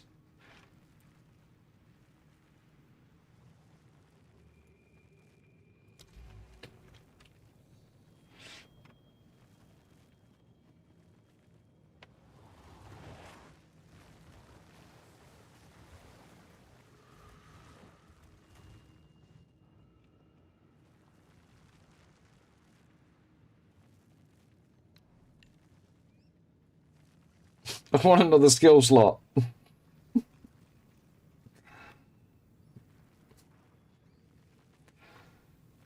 the real world, we'd be able to run another aura. Hey, Ziggy. Oh, shit, man. Thanks for the 3 months. Hey, Kevlar.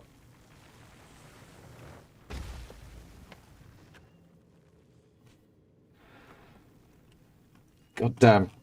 Crit battle looks shit.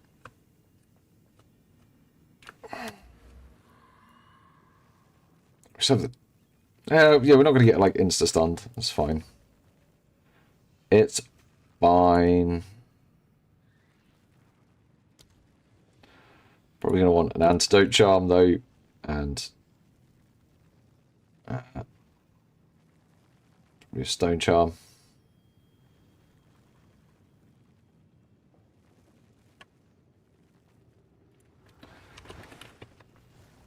You want a staunching charm.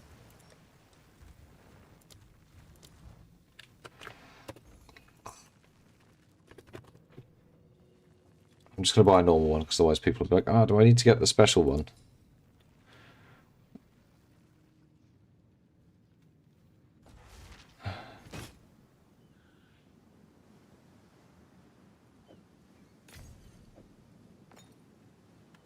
All the best. Yeah, I don't know why I'd bother putting in the cast on ailment. At this point, mana's going to be kind of problematic without Windwalker. Even with 2 mana regen rings, it's kind of rough. It won't be in single target, we find a single target. It's kind of rough when you're around casting Stormwave. I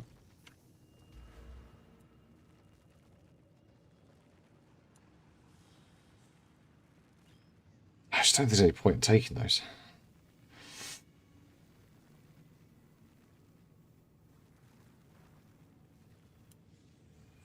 For what would be this stage. Yes. Because we don't have anything that's really hungry for power charges. It's not like we're using Flicker Strike or anything while we're Hollow Palm.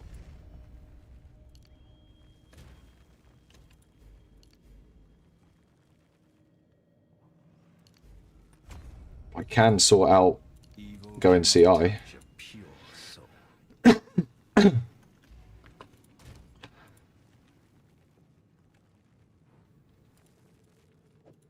Which means then we don't need those.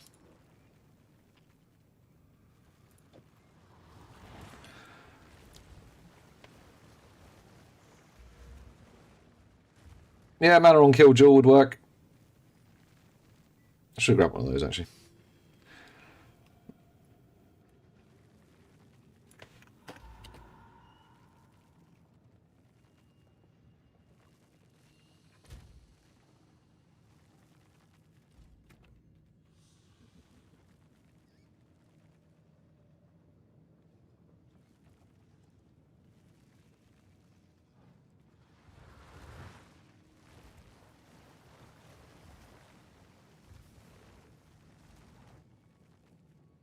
suppose the cast, if you cast an ailment and cast on crit, I could see what to do with it, but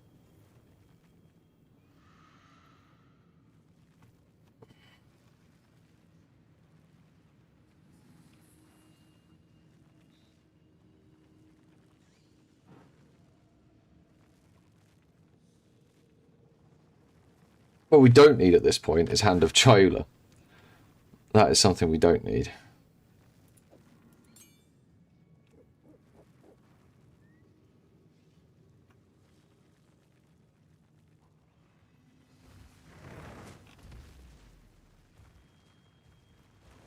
No, we do. To get the power charges up to get 100% crit when we're doing our first bosses.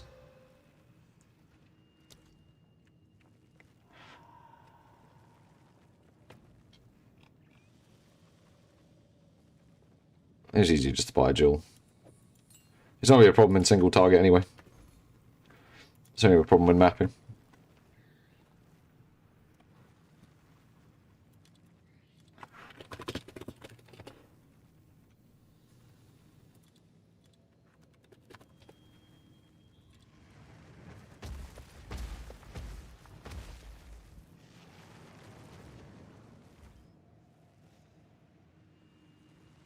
You can get that shit on a neck now? Since when? Also, I've specifically searched for the jewel one, and it's coming up with the neck one. Well done. Yeah, we just resolve this with the jewel.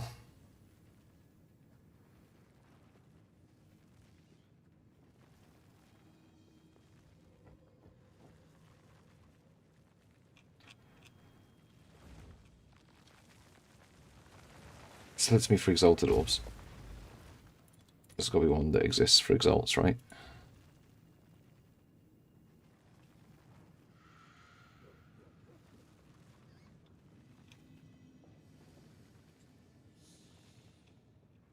Not with 2% though, that's rude. What? I mean 1% is probably fine. I'm just gonna buy a cheap one. Go buy the cheap one. Whoa!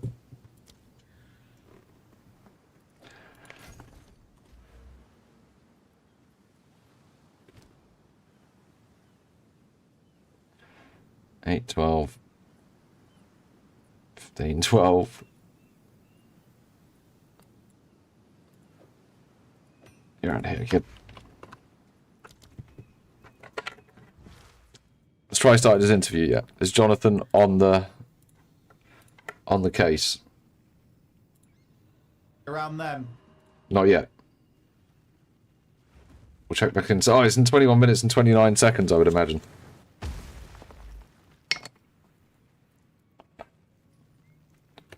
Yeah, man on Kill Jewel, I saw it.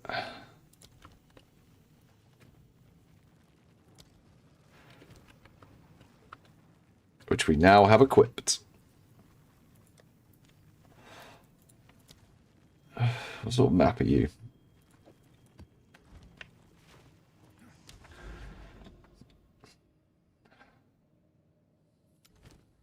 I just want Epitaph again. Going pure crit. Pure crit builds normally work quite well. Enjoy a pure crit build. My first monk build was a pure crit build.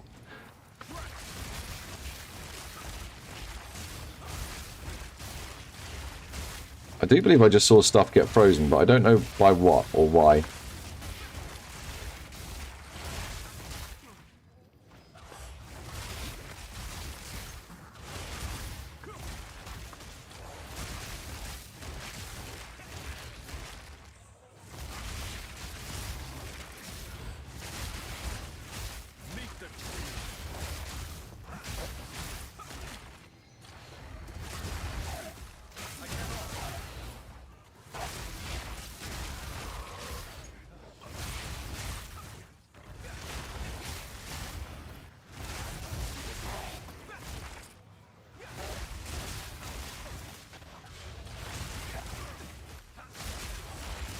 I didn't put charms on.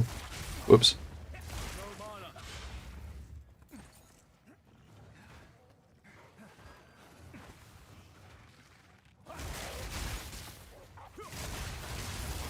So why am I getting micro stuns? Yeah, no charms.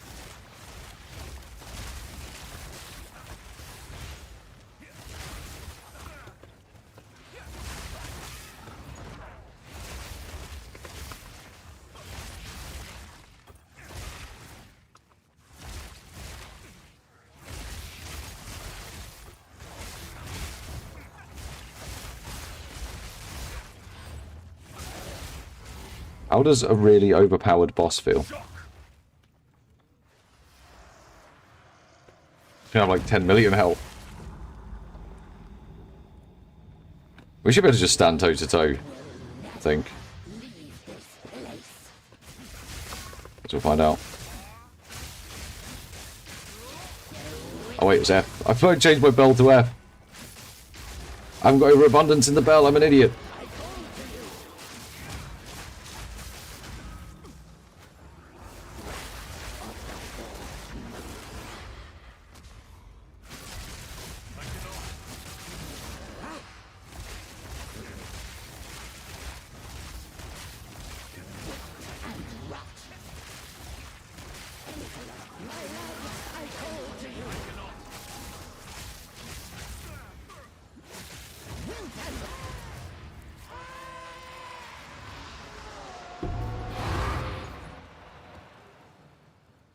It's fine.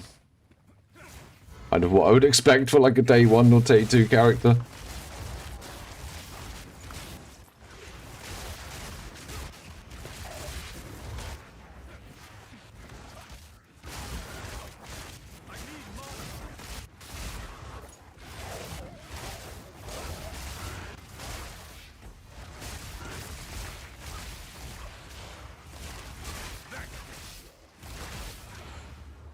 We should be able to capitalise on the leech and single target using Temper Spell anyway, so...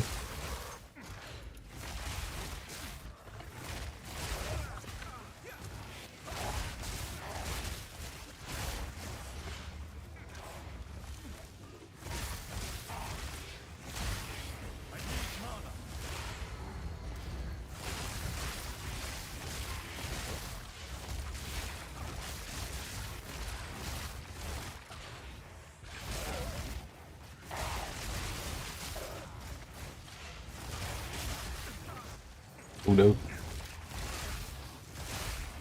Lack of evasion is a bit of a problem. And then the small amount of leech in world mapping is also somewhat problematic. But then you probably wouldn't be going into tier 16s anyway.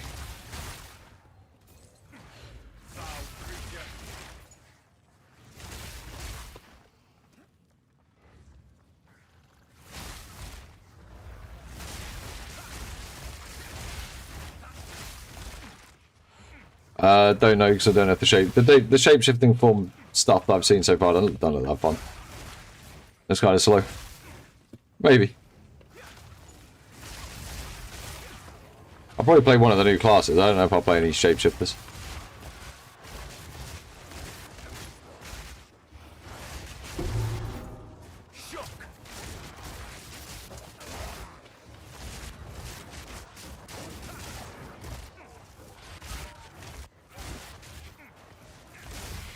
Reflect dudes. What is this? Oh wait.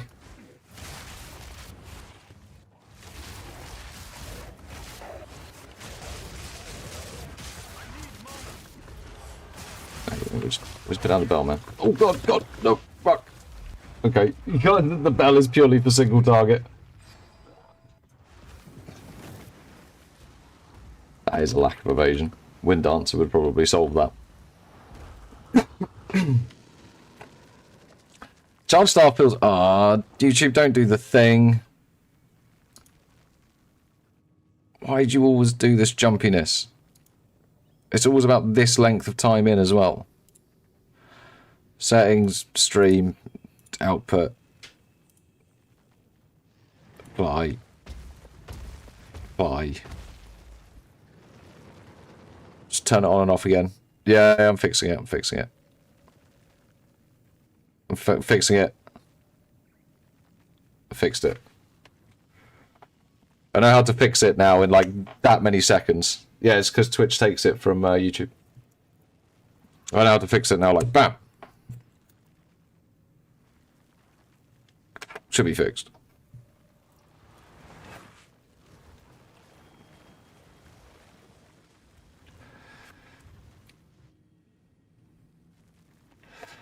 Would I bother using Hand of Chayula realistically in a first build? Probably not.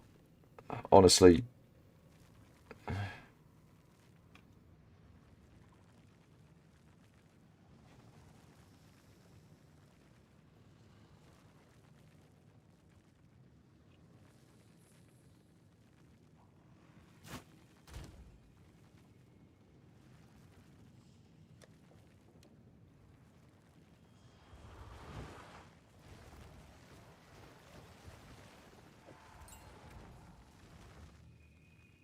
Right, overabundance needs to go on instead of... Probably instead of that, because this is in prolonged fights, to be fair.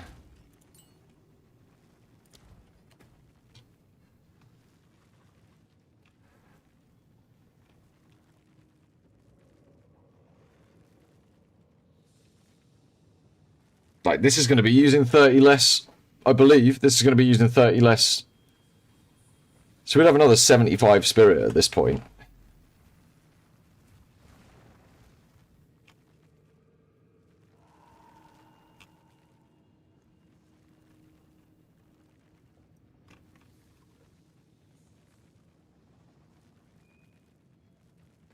So charge staff and hand of Chiola could just go.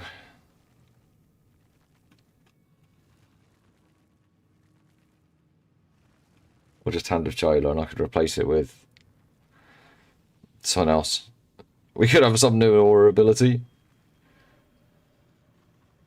I could do, but at the moment I've got it playing that meme.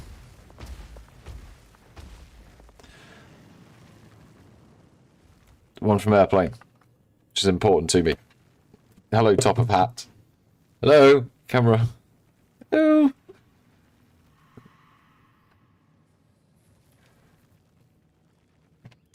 So I haven't even got an anointment on this. Yeah, but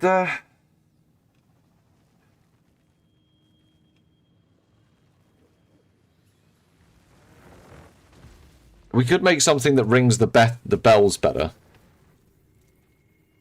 Like, we could do like a cast on crit spark, just purely to ring the bells. That could be its only purpose, is ringing the bells.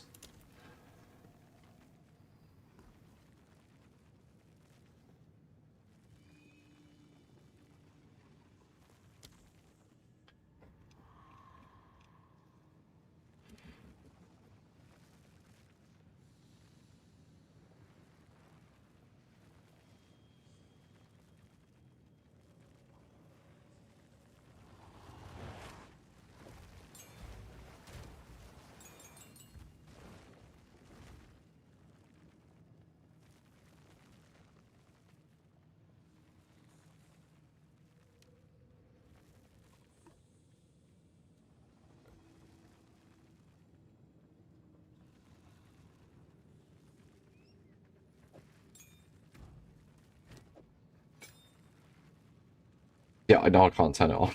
I know.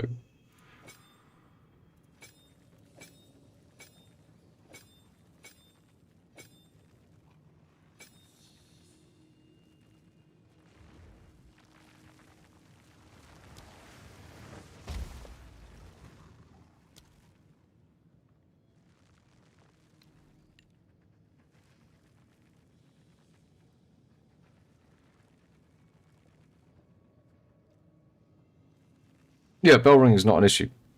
Oh my god, it just actually did it again.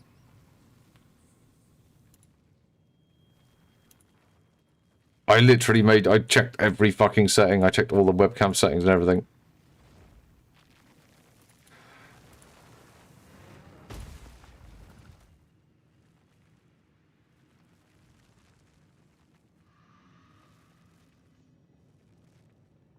I think so as well, Yumdinger. It's all this talk of coups. I just did the thing to fix it again, though. Should be fixed.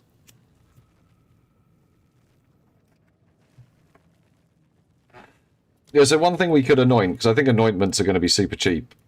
We could anoint, like... I'd probably go Vulgar Meth.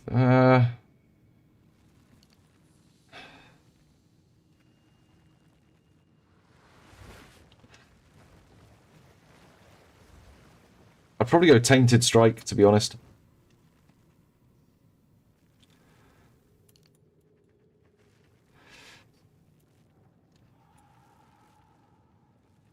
Or Cooked.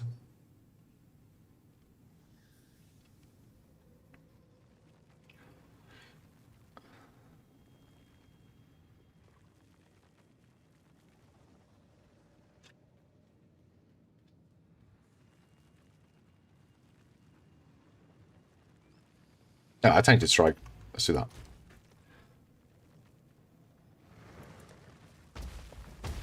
Jonathan Rogers arriving at try imminently. They say. I can't remember if it was that one or that one.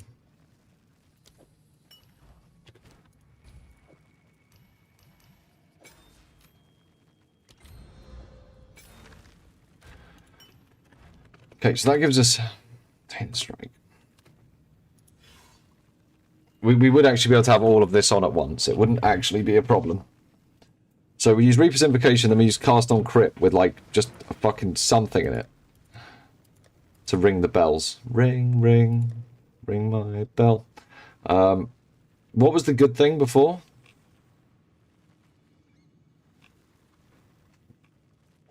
Something to do with lightning.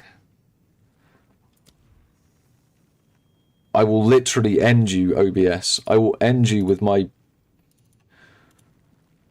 I do need to make a hot button that just quickly changes the bits.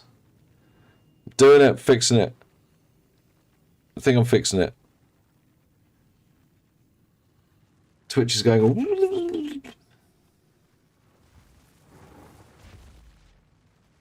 It was ball lightning, wasn't it? It was ball lightning.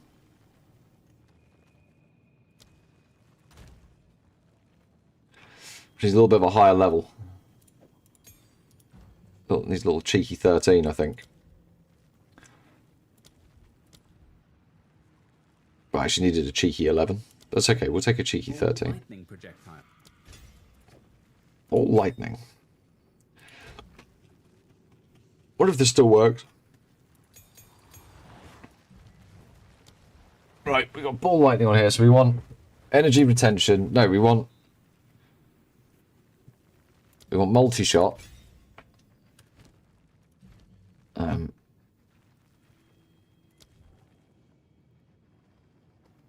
Yeah, fuck it, boundless energy too. And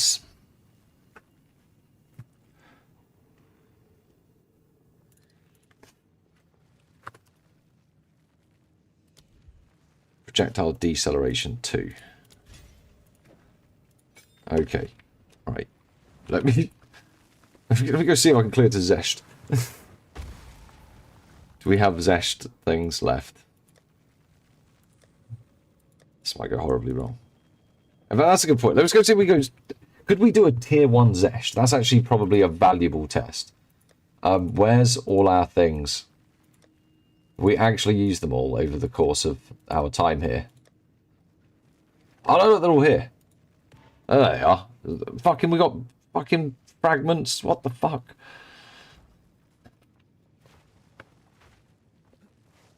Right. One sec. Let's go to the bathroom. I'm gonna stop the camera this time. No, I'm not. It's not gonna stop. Stop following me, camera. There we go. Now it's gonna stay in the same place.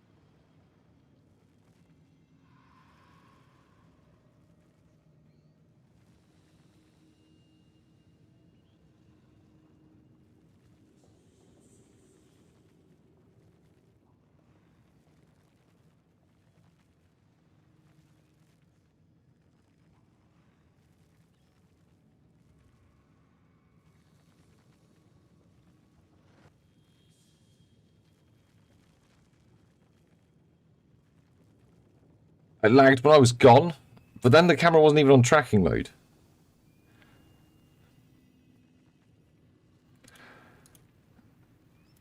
I think my internet provider hates me.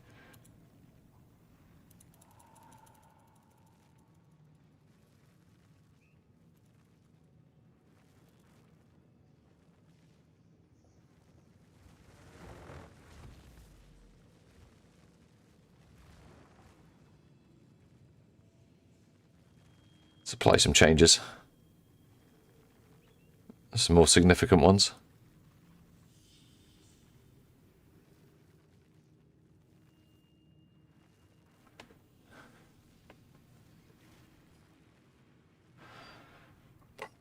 Must be all that talk of coups.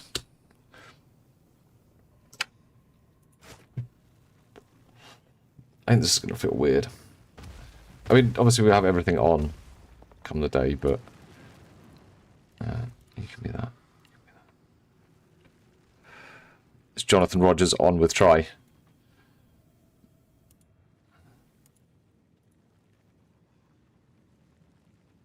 There we go. Oh God. Close chat as well. Should we watch a bit of Try with Jonathan Rogers? Right, we're going to do an audio test, and we'll get going. Is that what you just sent me? Here you go. Oh, all right. Hopefully I just enabled your audio. right. Should be good to go. How does he sound? Hopefully everyone thinks it sounds alright. I've got my microphone just propped up on a box here, so hopefully it's you know. Oh, the old don't box have a good microphone. audio set up in my at home.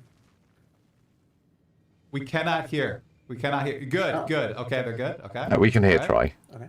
Sounds good? All right. All right. Oh, We really? are good to go then. Sweet. All right, I will do a little bit louder. All right, I'll do a little bit louder. I'll do it via Discord. Right here. All right. All right, give me one more test for chat. Alright. Testing 1, 2, 3. I'm Jonathan YouTube's Rogers. not game receiving director enough on Kiwi, video. so Shut the fuck up. that's You're what I receiving plenty normally of say when video. I'm doing these. Perfect. All right, perfect. All right. All right, I'll do a silly YouTube intro and we'll hop right into it, man. Thank you for doing this as always. It's always a pleasure. No problem. Okay. As he talks about what questions he's had lined up and stuff 3, 2, 1. already. Hey, Exiles, welcome to yet another episode of the Still Sane podcast. I am here with the game director on Path of Exile 2, Jonathan Rogers, to talk all things 0.4, Fate of the Val, the Last of the Druids. There's a lot packed into this update. Why does But Jonathan look before like we a get to robot? all that's packed into it, He looks many like he's in, burning like, full community robot questions on mode. it, I did Like want he's to just take a fucking few locked minutes in. to talk about what's not packed into it, okay? And that's obviously the end game, right? Endgame was slated to have a big revamp for 0.4. It was pushed to 0.5. You guys were very upfront about that. Now, one question I've seen a lot in the community. So I hope is, Try doesn't even in mind me restreaming his 0.3, thing. You guys did push a good chunk of Hi, Try, when you see substantive this on the endgame copyright changes in request. that 0.1 Kisses and update hugs. that ended up being pretty positively received. Do you know if there's any chance or opportunity for a 0.1 patch for 0.4 wherein you do make some endgame alterations? We certainly could do that, but if we're doing that, it would be because we're seeing feedback about more mechanical things as opposed to content. Like one of the big things that we like. No content patch in 4, Supposed to be 0.4 coming from the confirmed. game is a lot more content stuff and change to the Atlas tree and that kind of thing. So I don't think we'd be doing that in like a 0.4.1 type update. It's more about like if there's something that's like going wrong with what we've got, or like things where we're like. We're unhappy with the current way it's working. That's the kind of changes that we would then do in a 0.4.1. Add back tower overlaps. I'm but in seeing terms in of, the like, chat. content, those would usually be for the the larger No. kind of releases. So that's. Oh, it's just one guy saying. saying over and That over makes again. It's total fine. sense and expected from me. Then the systems that you currently have implemented, the Arbiter of Ash. Okay, he has this new reward to beating him. You unlock rare tablets, so you can juice your maps a lot more than you could previously in 0.31.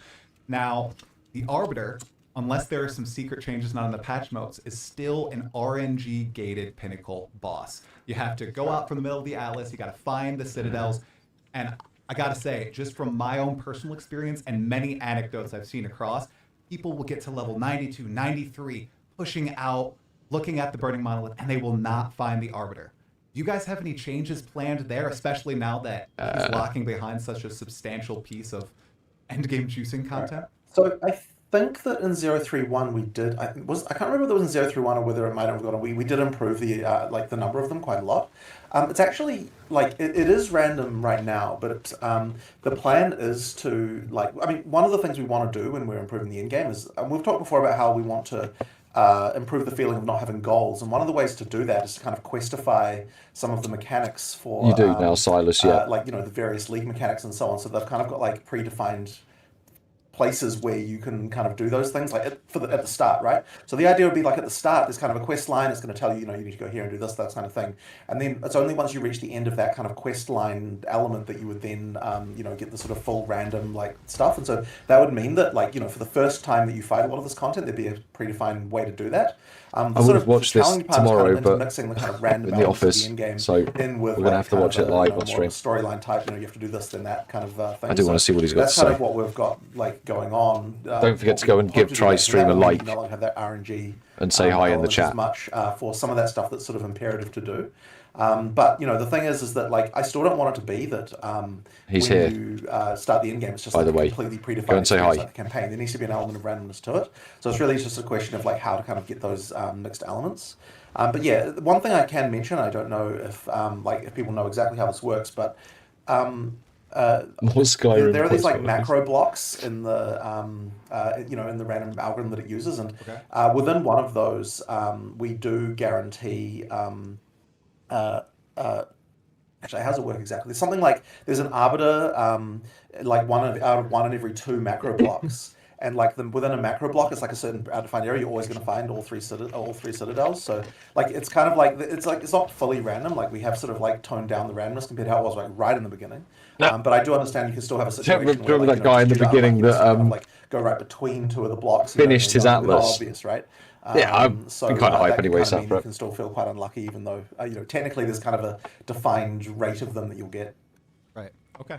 All right. Yeah. I just know a lot of people are probably going to end up trading for fragments if they're playing Sure, I the mean, that can market happen and as well, stuff like that. So I just thought of something to change on the hopefully build. with One sec, we're gonna have to 0.5 listen to gets, Try while the I change like, something. more like you said, I think- streamlined for. I think that you'll appreciate that the changes that are coming as far as like the Atlas story, as it were. Yeah. Okay. Awesome. Exciting stuff. 0.5 is going to be good. Okay. A few more end game things that I just wanted to touch on here.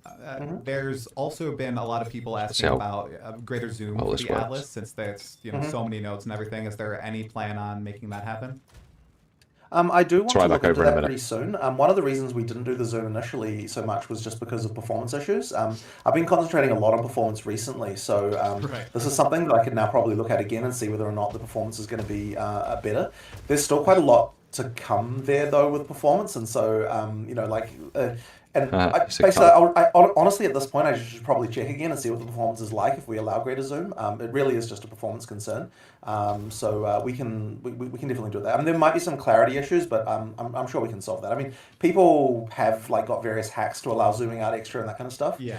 So therefore, like it's not like too bad or anything. I mean, people do want Hacks. it. So yeah, as long as we can get the performance of it fine, then it's probably fine to do. A slight Wouldn't side exactly say they were tangent here. hacks. You mentioned you've been focusing a lot on the performance, and I know you also said that you coded the core system of Fate of the Battle, the actual temple. Do you do a lot of the hands-on like coding? No, he just with really all wanted these to do that because he things really right enjoyed now? that I game don't that's similar. usually, Okay. but in this league, I did the Fate of Look the at how Battle happy he for, is. like, He's a simulation. developer. He doesn't want to be And then, doing all I this. did get a He bit wants to be involved with the coding. performance work, like one Man of the wants to be things coding. in Let's the game clear, company is Farham that, is Oh, no currently way, Royal. working in specialists, the right? It's like Bezos here's Thanks for the guys prime, working on man. UI, and here's a guy live working on streaming gameplay, and platform here's a guy Twitch. working on like core engine stuff, and it's like people can often lose focus on the larger picture. Look, he because smiled it's for very the easy to first look at something time. and kind of be like, oh, okay, well, this is the gameplay team needs to work about Thinking that. about his It's development. hard sometimes for someone with a more global look to come along and kind of say, okay, well, if we look at all these together, what are the problems, looked at as a larger system? And so that's when it can kind of be a bit useful for me to step in and be like, okay, like let's try to work out some kind of, coordination here to actually try and find that stuff out. So if you want to like talk about it, I can talk about the technical details. Like what we did previously we like when you're rendering the game, you've got like and simulating the game, you've got like effectively a job system where you've got like here's the CPU cores that you've got, here's the jobs that we want to to run on those cores. And here's how little we care if you burn out. Where, like, God damn it, this thing camera. Queue some jobs, and that didn't queue some jobs, and they all had their own synchronization of like when to know when was finished and when wasn't, and all that kind of stuff. And what I effectively did was write a job system that allows for kind of like creating a global view on like when to run things and so on. And then once you've got that, it's sort of easy to tell like this can run alongside this and this can run alongside that and all that kind of thing. And you can effectively express all these dependencies. And then once we had that, then all the programmers in the various systems can then go and start, putting things in there. And everything now runs just a lot more concurrently than it did before. It can't pan down at the wrong major time. change we had was just making it so that we can take advantage of more of your CPU because we're running things concurrently that previously weren't allowed to run at the same time. And then, of course, there was also just other optimizations, just like, hey, this is slow, that is slow. We get spikes when you do this, you get spikes when you do that. Right. Just that kind of stuff, that I just kept on pounding people, like, no, we need to... Oh, Jonathan's been pounding the devs. One of the other things as well is wrong. really making sure that we never get a situation where a resource that's needed is not available at the point where we need it. It is. Lip balm. That's been something we've been focused on for quite a while now, actually, kind of getting all those things. It's always lip balm. A lot of the time that's what leads to spikes because you go and you use a skill and then like, the texture for this wasn't loaded or whatever it is, and then now you have to wait for that to happen so you get a frame spike. Exactly. We're just, making all of those kinds beef of lasagna tonight for Garfield Well, the the baseline cat. performance improvements look fantastic, and I know Sorry, that I'm was talking the over the number important one stuff. thing that people had a lot of problems That's with. recorded. Console, Yeah, that's the only PC, thing, but- so it's awesome. Yeah. Neat. But there's still a lot more to do. Like I know, like just even looking at what we've got, like there's quite a lot more that could be optimized. Like just on a more individual level. And it's still funny the way that you will find things like just to pick a random example, like we found out I don't think that something that performance is through the whole something UI that 3 Bobbers times try every so frame. much. It's like sort of that kind of thing. It's like you look at it and you're like, okay, that's I think he's not really pretending very to be good. super interested. Like it doesn't. It's like it doesn't matter that much. Like in the end, right? That got that particular idea. thing only was like 0.3 True, milliseconds, Royal, right? true. But actually adding up. Can't to, get like, a that huge shit amount, over like, here. and the, Rare. It's like it's just lots of little things like that all add up to something which is the rare a problem, right? the rare part. So you go through things and you find them, you remove them one at a time. And Hey, next door. now, Let's go, man. A funny thing we actually ran into the other day is we actually ran into a problem that only reproduced when the Forums. FPS was too high. Subscriber over meet and 400 greet where I just FPS, travel you around the actually start to world. get this kind of problem. And I'm like, Doing a Drew is sharing. You normally run into it. I mean, this is in like a test scene that was like really empty, but previously we couldn't even achieve that kind of FPS. Right. So we never found that kind of problem before. And another funny thing about that one is it turns out that the code for that was bugged went back to commit number 1632, which I did 18 years ago myself. It was a bug in my code from 18 years ago. It was like right in the depths of the code base. There was like a rounding problem with the that I added that long ago, and so it was kind of funny to see that sort of stuff all the way back in the early history. Okay, that's wild that you have the date, like the date's going all the way back then. You have everything tracked. Yeah, Super I mean, cool. we've got our version control, just goes all the way back to the very first commit of the company Hey. from right from the beginning. Very nice. Okay, and I know it's interesting though. Massive improvements. Thank you for the tangent. I appreciate it, Jonathan. Okay, swapping gears back to PoE2 specifically. So another question that a lot of people have about PoE2's endgame is the severe punishment for death. Okay, we have What do you mean? minus XP. We have the inability. You don't to even use get XP tablets for half the on content map anymore nodes because people use keep any bitching about special this one things try. that are attached to that map node when you die. And now Please. we're losing our limbs that we earn in the temple. So Losing a lot our of people are wondering, limbs? does it need to be that punishment? Yes. Is there any room to like relax? a No tad on it? relaxing. I do think there should be some punishment, but what's Well, your opinion on this? I like to punish the So I mean, players, it says comes down to Jonathan. all of those things have different purposes that are kind of important. So the XP penalty obviously would be the main one that people would want to chat about, and effectively that one.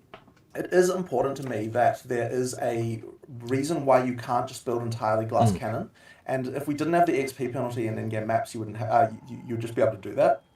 Now, in PoE2, we obviously removed the penalty that we used to have in PoE1 during the campaign, and that's because there really wasn't a thing that was giving us, right? So if you're going to have a penalty for death, it needs to be like achieving some kind of gameplay goal, and here what we want to do is actually make the in-game ladder competitive, and not just have it that the Fucking hell, strongest glass chat cannon is wins. Like, there needs to be an unhinged, element of man. like you do need to actually build defenses if you want to get to level 100, and I think probably the major His reason chat why we see a lot actually of pushback unhinged. about Look at this is because shit.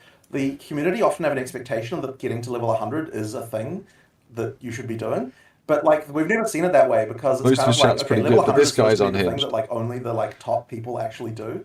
But I think the way you've had a situation where there's a lot of games where getting to max level is kind of like not Should we give him some like celebrations? it's not a huge God, deal. You know, like if you're fucking... talking about like like traditional MMOs and stuff like that, right? Like getting to max level is just like table stakes to even begin. Yeah, we the started game, like, something a lot now, of look at those- that. A lot of those cases. So Nice, because we don't Toby. like that, because the ladder is actually competitive, and because you you know There you go, have let's a go. thing where Get in Try's chat you're and not spam him necessarily with expected to reach celebrations. that to kind of finish the game, as it were. It just sort of means that there's a different situation. So I think some of it can just come down to like you know what are we doing to communicate the fact that level 100 doesn't have to be your actual final goal. Build distracted. You know, and like to be honest, like the last few levels of like getting from like 96 or something to 100, it's not like you're getting a huge amount of It'll power also get for this- doing that, right? Like an extra 4 We'll also get passive this is not, pushed like, everywhere. the hugest deal. Like you get a much larger amount of power from just like all the other stuff you're doing. So that's what that penalty is doing. Now the map, removing the stuff in the maps penalty. The specific problem that's solving is that we don't want it to be that there's an incentive Ask to about kill waifus. yourself PoE has and so fail the few map of on them. purpose. Now we have We Aziri, get but it's some, not of the enough. rewards. Aziri's in the got map. 4 So effectively what we tits. do is remove all the rewards in the map once you die, specifically woman just do you to prevent the want? kind of item farming abuse that we'd otherwise have there. So it's not like I want that penalty per se, it just fixes the exploit you'd otherwise have. So if we had another way to address that, then we would just not do that. It's entirely just down to that particular thing. Right. So I mean that's sort of an example of thing. Now the limb thing, I just thought it would be a cool. It's cool. We just thought it'd be a cool thing. Like that was just like it's just one league. Like I just thought it'd be sort of fun thing. I do like occasionally having like quirky and out there mechanics. So yeah, that's what that was. There's a fuck you. You're that gonna one lose was your a limbs, little boys. jokey. I did have one other one that I wanted to touch on too that I didn't include in that list. So when people juice maps now in PoE 2, the more mods equals the less portals. When you have maximum number of mods on your wavestone, you get 1 portal. I would like more Do you portals. think that might be a tad too punish? Like, Yes. Would you ever swap it to 2 portals? Or So 6? you do have a little bit of leeway if you're going. I want my full 6 in, portal defense 6 back. mods, corrupted, everything, or no? You like the max punishment there? Yes, I like the fact that you go down to 1 life. Like the hardest content is 1 life exactly. I guess the thing there is once again like there's the expectation. Like I would hope that most Oh, people 'cause it's coming back towards through the end game aren't fucking, dying most of the time. it's And coming really back what- through the- there's a bit he's of a coming back through communication the element here too that we're trying to mic. do, which is to communicate the idea that if you're running, if the maps are too hard for you, then maybe run less mods on them, right? Like good. make it less hard for yourself, so that you get a little bit of that sort of easier time. And so my hope is that that can kind of is the thing that gets communicated by that, you know, like by that element. I guess it's not been something that's particularly come up for me as a problem recently, so I guess it's one of those things that I'd have to maybe have another think about. But yeah, it's not really on my radar as like that being a particular thing as a problem for people. I'm curious. A lot Yeah, of it people was were coming- wondering it was if you coming were through going to the- stream your gameplay at any point. Is that something that's still in the cards? I know you mentioned. You know, it so on I the- actually was. It's still coming through the mic. I was pretty keen on that, and I was actually talking to another streamer recently about it, and he was sort of saying that he Burning didn't think jars. it was actually a good idea in practice, and the reason is because, like the way I would treat it would be like it's like a good time where I can just enjoy myself and like, you know, have a gaming session. But what he was saying is what people will treat that as is like judging me continuously for every single minor thing. It's Yes, like, my if I man. don't pick up an item or if I just like don't, you know, over there, I'm going to be completely judged by that. And he was sort of saying you really shouldn't do that because all it's just going to result in is like random those kinds of issues. And I feel sad about that because honestly, I would love to just have a good time, just like, you know, having a chat Aw. to someone playing the game. He just wants to you stream know, his that kind of game. thing. But he We was won't saying, let like, him, you're 'cause we're all probably gonna, elitist fuckers. regret doing it if I do. So Yeah, I I'm not think so they sure will, about yeah. that one, unfortunately, due to that reason. But I think they will. People you know, can that's be a bit of brutal. They can be brutal, dude. So I was Right. I was asking because you mentioned you didn't have the issue. Have you been playing like some of the end game? I know in the past you said you mostly play the campaign and then reset when you're testing. Yeah, I do mostly play campaign and then don't go, like play much of the end game. And the reason is Campaign, because mostly Andy. what I'm playing is I'm playing at home think he's a on the speedrunner. dev build. I'm like testing a new character, that kind of stuff. So I don't often get a chance to play much of the end game stuff. Now the person who does do that a lot is Mark. Like Mark plays the end game a lot, and usually he's playing multiplayer as well because he wants to make More sure of us, that man. You need to- he wants to make sure that all the multiplayer issues get tested because He needs to get on Tinder usually and in meet a lady QA or a man or whatever you know, it is that tickles your like pickle. multiplayer specific problems don't come up a lot. Because you know, Temple like Legend they're does obviously all sound pretty testing funny, individual though. things or whatever. But, you know, So by try it in testing real multiplayer, life. you can actually make sure that we don't have Go and have a good you know, time. kind of catastrophic You're not here issues. for a And long time. a lot of Try them and come have a up, good like and especially more subtle ones, like along like with bosses and things like that, because you know, like bosses need to have AI specifically for multiplayer and that kind of thing, and you know, you don't necessarily got to have a lot of opportunity to test that in the Mark normal plays bosses environment. multiplayer. Right. Okay, great. Let's move on to, I think, one of the most controversial Stumps. topics of the entire patch. One that I was so pumped about when I first It's heard. okay, Morbs. I think it came out of, I understand, think it was dude. It's Mark's alright. mouth, okay? You can be horny. 40% Go reduced to horny monster jail. density in endgame If maps. Yoshi was here, he that would have was a sent it big to horny change jail. that was made. I played a ton of 0.3, and I had a great time. But after that patch, I had seen the game as moving a lot more toward the Path of Exile 1 identity. You're zooming through maps, you're blowing up screens of mobs. There's not a lot of engaging combat going on in the end game, and I was like, okay, that's fine, whatever. They'll kind of morph into the same game eventually. And then when I read through the patch notes and when I saw your guys' That'll change. presentation for 0.4 and I you actually said don't that like line, it. I was like, oh my gosh, they're trying to build, more visual clarity back into the game. They're trying to maybe make combat more engaging. Could you break down what your goals were with that? I know you talked about swarming. Was it Yeah. more beyond that, or is it just the swarming thing? So I mean, I guess there's several issues, right? Yeah. So one of them Wait, is the who's swarming, calling him a just like the problem tourist? where like a lot of people were very unhappy about that. I do think Hi, that Daddy. it just was too much. no Like I one's think calling him in a fact the tourist in numbers here? were just wrong from the start. Like we just for whatever reason got that incorrect with the monster pack stuff we did in Endgame. The issue that This we guy had, of is course, was like all caps, nerfing this is cruise control controversial, for like cool. 100%. I mean, Guy. like I say nerfing, but it's like He's it being a isn't so much a dickhead. nerf exactly, Don't be right? this Like guy. there's still the same amount of life you have to kill from monsters. It's a question of whether it's distributed from multiple monsters or not. And I think the issue that we really had was just that we were limiting the number of builds that were viable at endgame. Right. Like kind of Exactly, unintentionally, Royal. right? Because you had like there was just It's a very- minimum amount of kind they of should put AoE that clearing on you a had to do tea to towel. make it work. And so we wanted to make it so that you can play a spammy build, but you can fact, I also might play put that on a tea a towel. build that like Counteract concentrates on should put bigger that on a hits tea with towel and smaller sell AoE. it. That should Like be both his of those merch. things Go- should someone be go allowed. tell Counteract to make a and, tea towel The with current that- way it that was just on kind it. of wasn't really allowing for that. Now, because of the Atlas tree, and especially what we'll do later on, there's like, and just like general speaking, you can add more monsters, you can get more of that stuff, right? So that can still happen. And so I don't think that it's going to end up being, like something where you just feel like monster density is like, I don't want anyone to ever be thinking like, where's the monsters, right? You don't want that. It still needs to be that, Where the monsters at, yo? You still want to be at endgame blasting some monsters. It's Right. just that you really need to have it so that it isn't so overwhelming that a person who like, is so that you don't want everyone to feel pushed into, okay, I can only play like the biggest AoE, like lightning spear, this kind of stuff, type of thing, right? Or like whatever's the most spammy. So that's really the key goal. Right. I think we're gonna have to Yeah, it'd be look at it horrible. again, like now that we've I got know, you're right. another playthrough here, and like with all the people and see how that goes. But yeah, I mean that's the basic idea behind it. Okay. Question about the packs and everything. I think there's 40% less monster packs. That also mean there's less rare monsters, or is the number of rare monsters in maps the same as No, before? the number of rares is the same. So we didn't reduce the number. We didn't reduce the number of packs. We reduced the number of monsters in a pack, and that, by the way, the way that's done is by there's this system called effectiveness, which is basically every monster has like a budget of how much. How much they are worth, as it were, as a monster, in terms of like how, and it sort of loosely correlates I'm with not how a monster, I'm a man. how damaging they are, but it also translates into lots of other factors, so like how much do they drop, how much experience do they give, all these kinds of things. And effectively, what we did is reduce the effectiveness per pack to be lower, so that like the individual packs can be smaller. Now, that can still be grown again by mods and all the things. Like, so when you add extra monsters with mods, what that's doing is it's increasing the effectiveness budget that a pack has, so that the pack can grow larger. But it doesn't actually change the number of packs, which is what controls things like how many rare monsters you get and that kind of thing. Because there's usually there's only one rare per pack usually. Yeah. Yeah. How does it interact with League mechanics like Ritual, wherein the more monsters you have, like the more Ritual favor you get? Good question. Have you guys Yeah, thought so about ritual numbers were balanced basically to counteract this.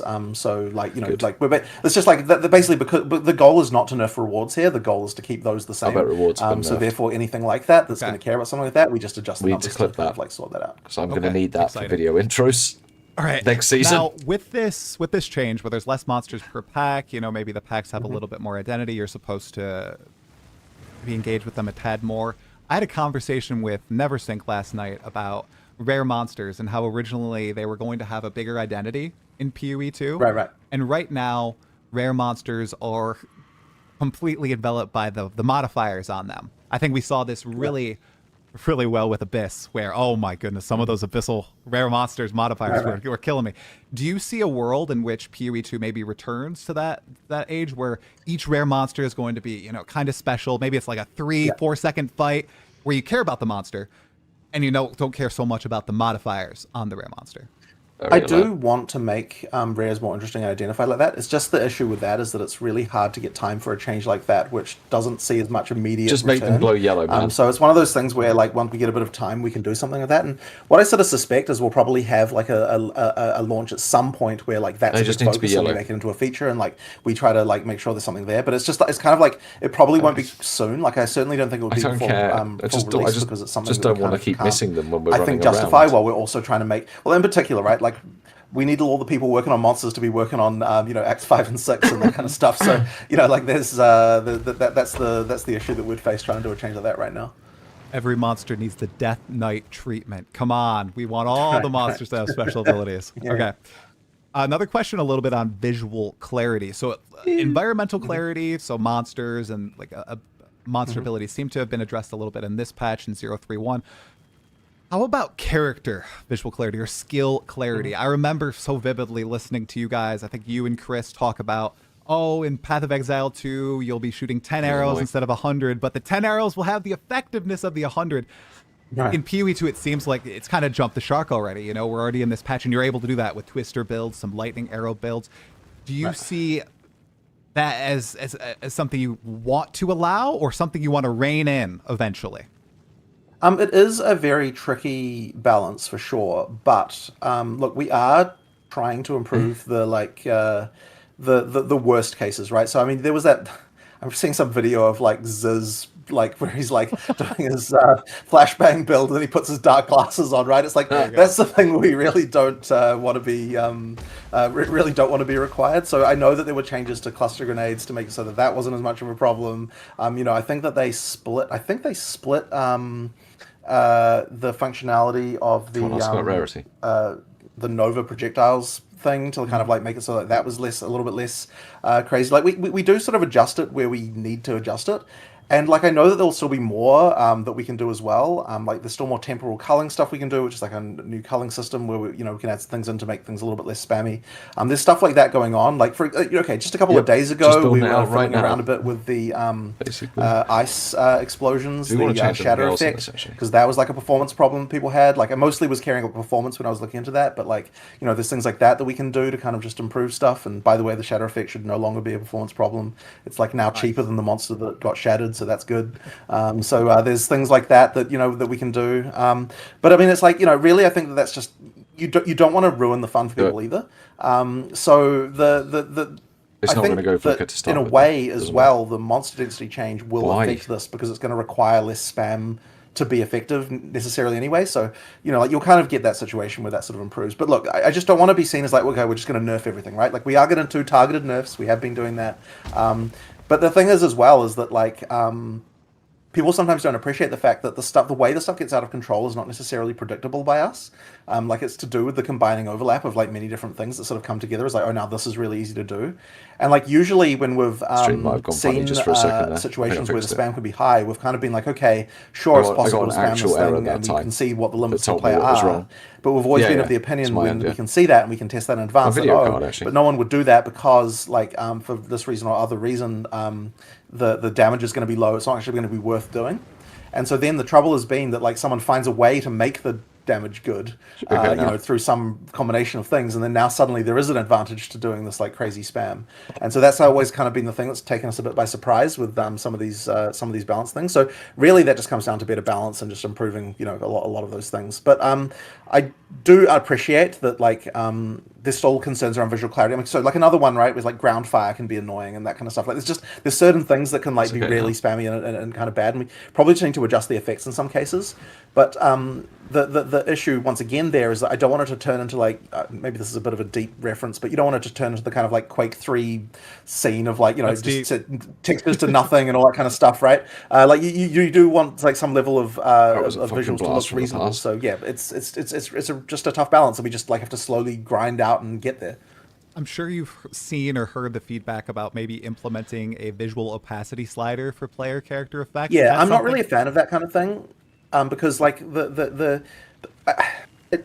look, I understand the desire for it, but the I do think that it's better just to like fix skills individually until you get to the point where it's not a problem anymore.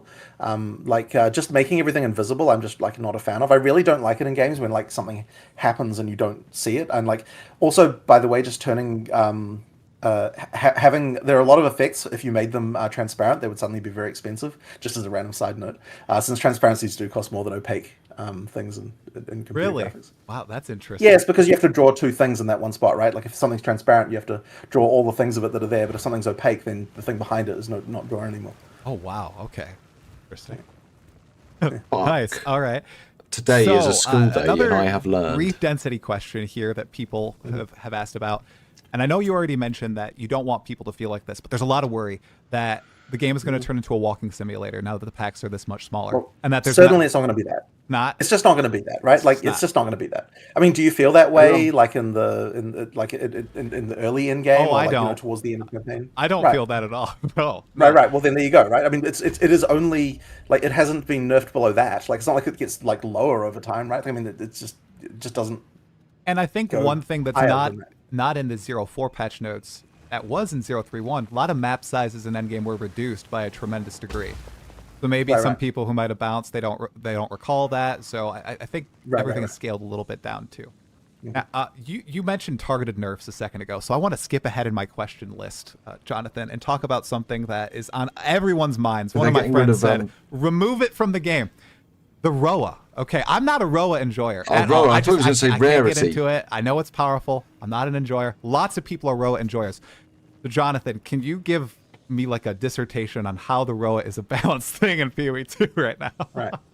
Well, I will preface this by saying that I'm not primarily a balanced person. Like, there really is more Mark's domain. But at least the Roa, for whatever reason, the Roa got buffed when the sprint came out, and like that was kind of wrong. So like that's getting undone. It's kind of now back to just being normal movement speed again. And then also, I think the spirit cost is probably a little bit too low. Like, it probably just needs to increase a little bit. Like, it shouldn't necessarily be the case that like it's completely mandatory to actually play. But I mean, yeah, look, it's powerful, right? For sure. Middle finger us. But like, I don't necessarily think it's going to be across. Like, I think it's capable of being balanced. Like, I don't think there's a problem there. If you get the right spirit cost, you get the If you the stop right, it so that you're numbers. completely But I think the immune to key stun, important thing is just that it does. I don't think anything might- less than that might 100%. balance it a bit. Like, I don't think anything less than having it be that you stay at exactly your normal move speed when you use it will feel fast. So that's kind of why it needs to have that element of it at least. But yeah, I think it's just a question of just make sure the cost is right, and then it should be okay. But Make it cost yeah, like 200 as I said, it has had some balance adjustments in 0.4. Yeah. Movement speed's very powerful in PoE 2. So, I mean, people are blasting screens with the Roa from off screen while the warrior, rolling in the combat up in melee. So. Precon Willie with the big question. I mean, When I do don't we get a necessarily quadra think on that the warrior has an exact problem with that. I think it's more just that you had the dominant build being the lightning is it? arrow stuff. So like you just ended up being kind of feeling that way. Might But then have on to the give other this a hand, quick like blast test then the next before meta we, will shift, and then you'll gotta- find the I've gotta warrior test is this the before they best. And I'm restart the sure that Oh, yeah. since the druids have so much attention, We have to listen to them for a the second. druid will end up being a pretty common one in 0.4. Do you think Druid's going to be meta, Jonathan? Do you think it's going to be, like, busted? People are going to find some crazy interactions? I think that it's very likely, just because of the fact that it's had so much attention. Like, and I mean, so right now, the thing that we're kind of doing this week a lot is like testing in-game It could well be that, yep. viability of like as many things as we can do. So we're trying to make sure that like, okay, so for example, right, like we were looking, we're like, okay, the like minion stuff with all the wolves, it's just not really kind of working in an in-game context, and like now we're like, okay, let's try to add some support to the tree to make it happen, right? So now, for example, we just added a keystone, which is that you can use a scepter with a talisman in order to get spirit as an animal. But then the keystone downside is that you got minus 50% spirit. So you kind of have to you can't quite necessarily get as many minions as a minion character would have.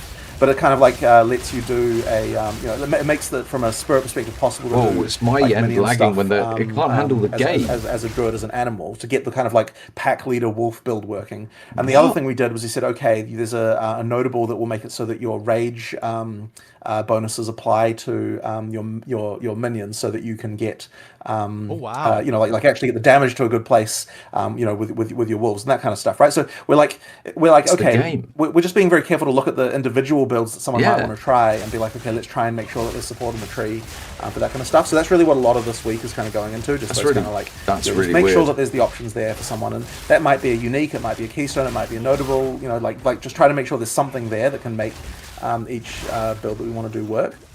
And so that's kind of it just making sure there's that in-game scaling. That's exciting. I think I heard Gazzy from across the Atlantic, like howling. Yeah, it's just said those two keystones.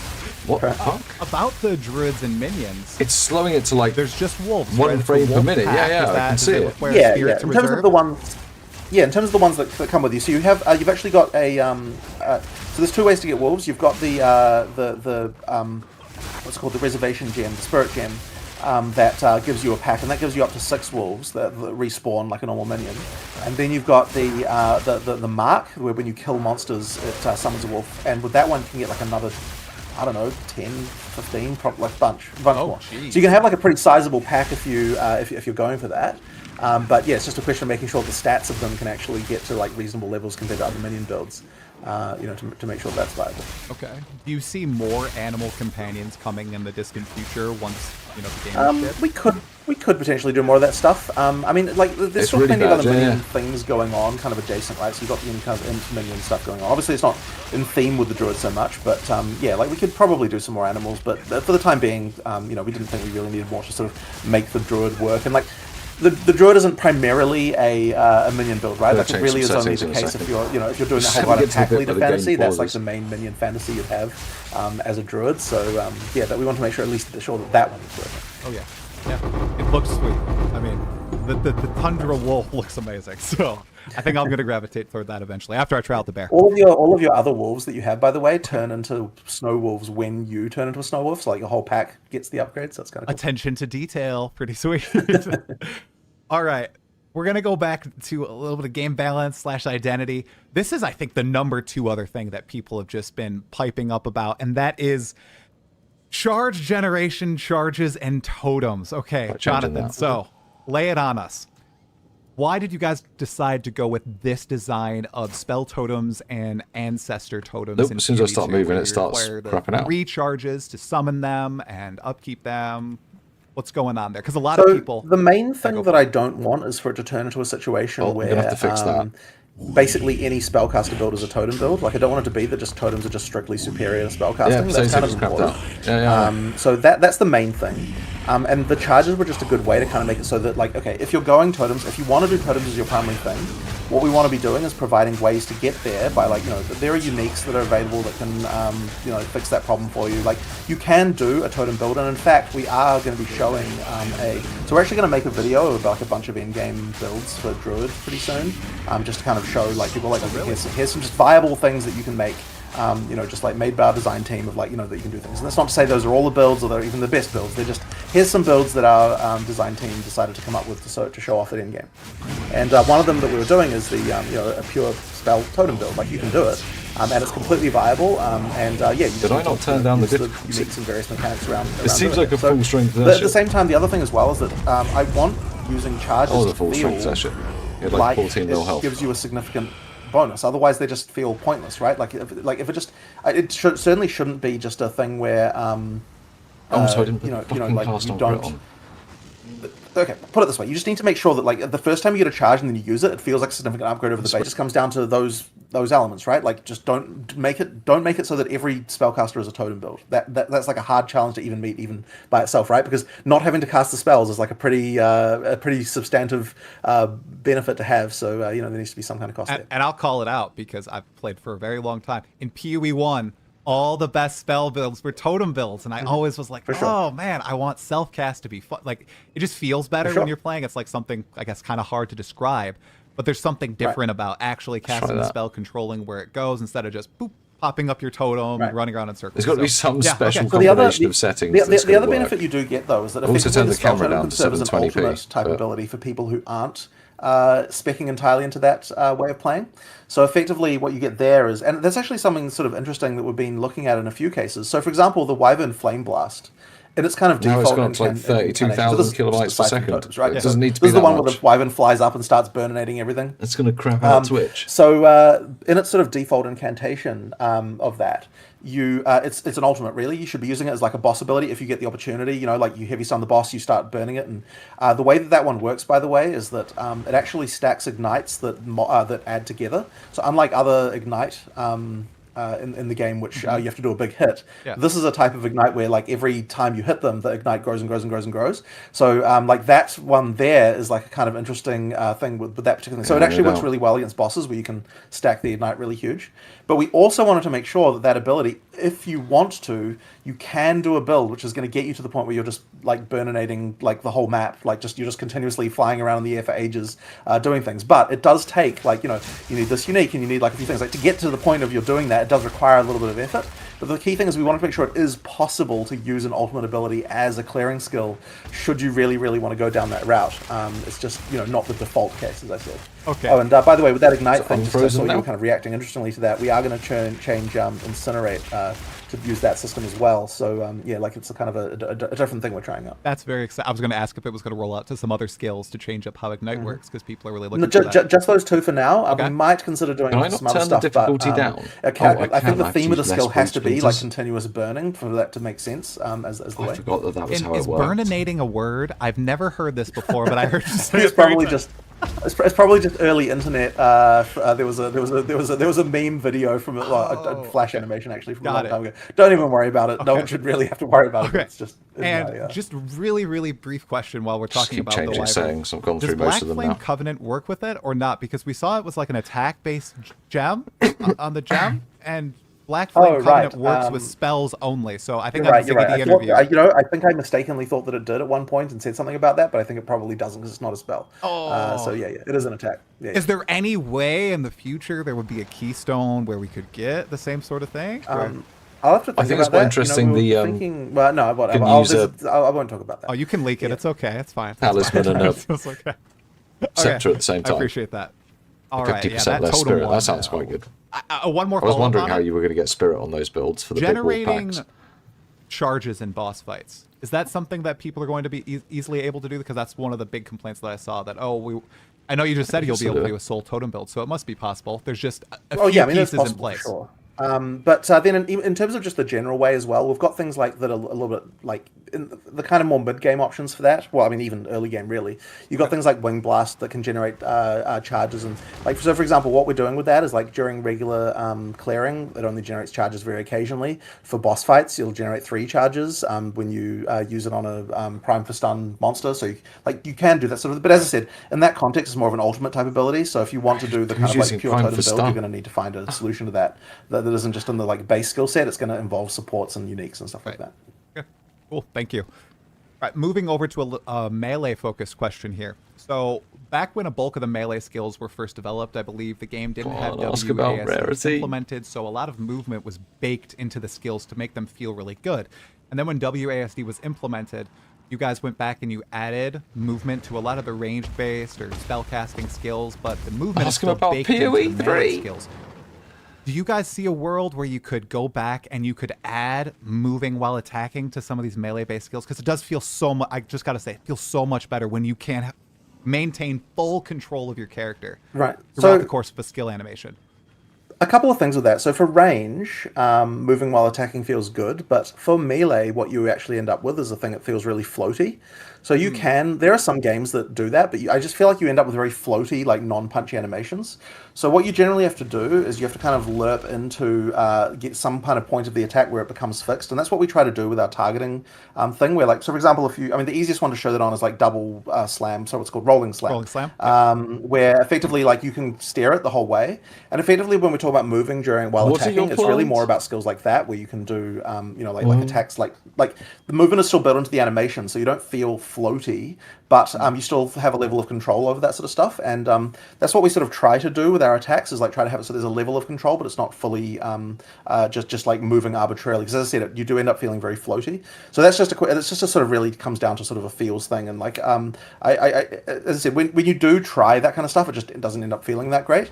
There's even things that we've tried before along those lines, and yeah, as I said, it just never kind of really felt right, so that's why we didn't end up doing it. Is it something that we would perhaps see with future melee weapons, where maybe, okay, you can move while attacking with a sword or an axe as opposed to mace? As I said, it really is more about the individual skills and like how they specifically function. Like I don't think that we would just generally have we wouldn't have completely freeform movement like that. You'll even notice like in a lot of other melee games, on swords like whirling around the like, map. You can have a thing where you can lerp into an Presumably, attack. when they But release what I those sword mean and is axe that, skills as well, you've got you a bit might of be able to control use part them of with it, but it's, maces and slows down vice into, versa and stuff. like being part of the animation at a certain point. And Hopefully. like we'll probably experiment a little bit more with that, but I don't think we They'll want to become just be like like, okay, martial it's just like skills. full floaty, just like move in any like arbitrary direction while you're attacking type things. I realize that I really don't think it feels very good. Okay. Now this next one, I know you've been asked it many times, but it was the #1 most requested question that I ask about again.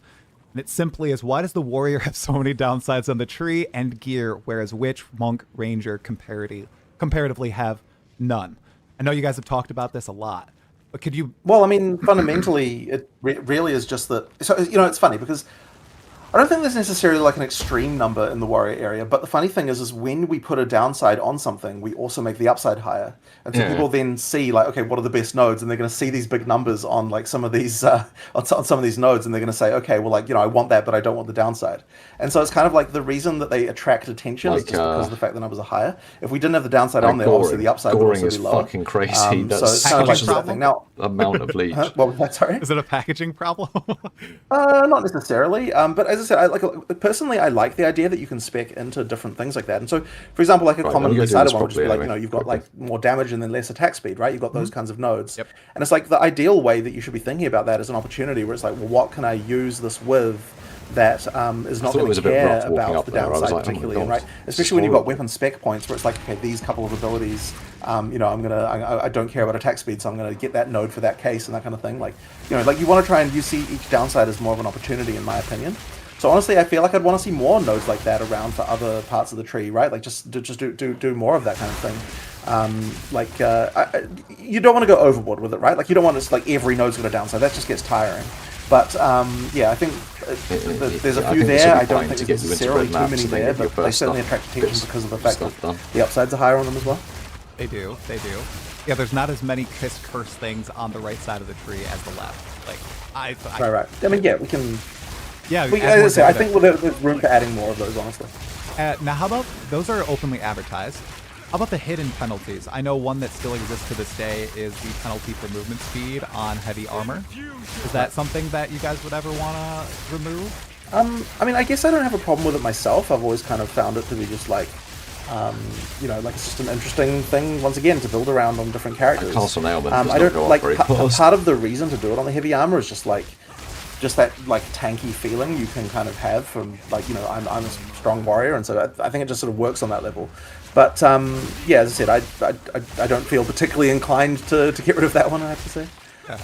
All right, I know you've been asked about this a lot. I think if you added a rhinoceros mount for the warrior, I think all your problems would be solved. Then people could like ride on the rhino, wielding the giant mace, feel like they're on the Roa. Be good. Well, I don't know about a rhino, but yeah, we'll see. I suspect that more mounts is more of a post 1.0 type of feature. Okay. Let's see here. Oh, this is a good one that I'd like to hear you talk about, especially considering we're getting the druid. So, last patch in 0.3, doesn't seem to be fucking out when I'm playing the game now either. Instantly weapon swap. Doesn't seem to be. As opposed to having a delay in 0.1. Potentially fixed. But I didn't see a lot of builds that utilize the multi-weapon swap capabilities. They usually stick to just one weapon.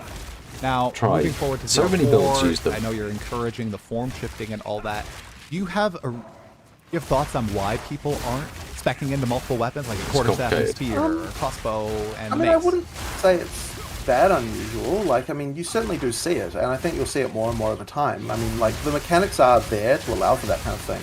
Like, there's generally speaking, like, I sort of suspect that one of the reasons is that something I've noticed is that people when they see it, they almost feel bad about it rather than good in some cases, where they're like, oh, like it's just an exploit that you're using this other ability Testing from this. this other class to like just do get make this sure one it effect. can And it's like, well, that is kill kind of bosses. the point, right? Like if there's another class that has a thing that like that allows you to get this thing more easily than your 45 current minutes class, then yeah, I mean, that's kind of the reason why that exists, right? So like, I don't know, I feel like you do see quite a lot of it. I think maybe I forgot to switch my people have a gems again. different imagination in their mind about what it I wanna might see what be, this does. like what that would look like. But yeah, I mean, what it does look like is you're trying to find a combo that can work, and that's why we have all these different Oh, yeah, sort of that's synergies around between different weapons. We'll just do with, that. like the shared mechanics, right? So you've got things like armor breaking charges and random stuff like Yeah. that kind of like Easy game. allow you to That's sort how of, League's not done. potentially get better things. Now, for the druid, you're right. We're leaning into weapon swap here specifically because of the build. fact that you've got the This might hybrid become Reapers. melee and caster stuff going on, and so there's a lot more specific synergy in that case. And you kind of will need to be able to learn how to do the weapon swap. And I guess what we might see from that is more people just being generally aware of the options there, and then potentially doing more stuff with build creation. But as I said, I wouldn't say it's like not happening now, and certainly there's like no real downsides to doing so. So I'd it's say like tier one, I'd say that it's a thing that happens for sure. Okay. Going to tier Building on tier this 3 point, first. you think in the future you'll bake more cross-class synergies into skills? For example, when I saw the Druid Primal skills, the elemental ones, I was like, oh, I wonder if they have infusions baked into them. That's something you guys think about? We did think about the infusion case. In the end, we did decide to keep that to be like for the elemental spellcaster stuff specifically, like so for the sort set of skills. But like, I do like doing that kind of stuff. I just didn't in this particular case. It didn't feel quite right because there weren't like. It didn't feel like there was a full elemental cycle in the same exact way that the like to justify the infusions being in there. It would feel a bit weird to just have like one skill or two skills like have it. So in the end, it kind of we decided to not do the infusions and just keep it as a mechanic for the sock. Okay. Touching on infusions just a little bit more, you guys are leading into that mechanic with remnants as well for like the Acolyte of Chayula. Obviously, the Acolyte received pretty tremendous number buffs this time around. I've seen some people talk about how the payoff for going around and collecting the remnants or the infusions isn't necessarily worth like how much damage they're getting from it or the effect afterwards. Is that something you guys are keenly like looking into and making sure that it's always worthwhile at the end of the day? I think there's a few things going on with that that really just come down to a lot of balance numbers. So, like, one of the things that I haven't been doing this with Worrying myself, about but Mark comment spam. has, is we've been increasing the durations of a lot of things in this balance pass. Like, one of the things that in PoE 1, the sort of standard duration for something was kind of like 4 seconds. In PoE 2, it kind of needs to be longer to actually be worthwhile, so like 6, 8, and 10 in some cases. So generally speaking, like a lot of these numbers have sort of ended up as the similar numbers to what PoE 1 had for certain things, or just like people just used to being like, okay, if you've got a duration, just put 4 seconds as a kind of a default. But yeah, I think in PoE 2, you actually need those numbers to be longer to sort of make things work. So that's been a thing to kind of just increase durations to make it actually worthwhile. And also means you don't feel as frantic, like feeling like, oh, I have to use this feeling before it goes frantic away right now. and that kind of stuff. Like there's just a lot of that sort of stuff that can kind of improve the feeling of that. But the other thing as well is just increasing the there's more nodes or like buffing nodes that make pickup radiuses be larger. There's like another axis that you can do to kind of make the like it should be possible to get your pickup radius to the point where like it effectively like changes the dynamics of entirely, so you don't have to worry about actually going to pick them up. They just kind of come to you because the pickup radius is far enough away. Like if you want to spec into that, right? It's another build axis you can do. So you kind of just do this stuff. And so as I said, it's more of a question of just balance numbers, I think, to sort of get the feel right. The durations of things really goes a long way to that. Okay.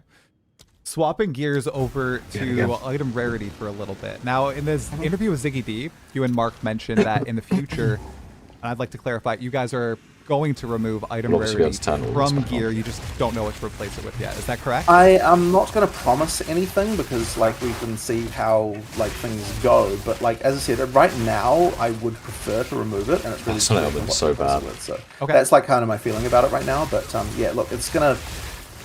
There's still some arguments in the other direction, but look, this seems to be generally what people prefer, and at this point I'm sort of pretty sympathetic to that, so that's what I prefer to do. But it's funny though, because it can seem trivial, like, oh, surely you can come up with another mod to come up to replace that, but it has to be on all gear. It has to have some level of, like, it has to feel like it's something you can specialize in that isn't damage on your build that you actually feel you meaningfully need, which is quite tricky. like in order to make it so that there's like something that, Well, that do I you're just remove trading it? off Then when it- you're if it's when you're getting removed, it's these removed, mods on your right? gear. So I don't think it's like okay understand. to just be like a completely junk useless mod. Like there needs to be something where it's like okay, any character might want this, but it's also something you would only want to worry about at the point where you've already Quantity, like, make it sorted your quantity. damage and resistance and other sort of problems. So like that's the kind of thing that it needs to be able to do. So yeah, that does make it tricky. I will just say, I had 0% item rarity and 0.3. Had a great time, you guys.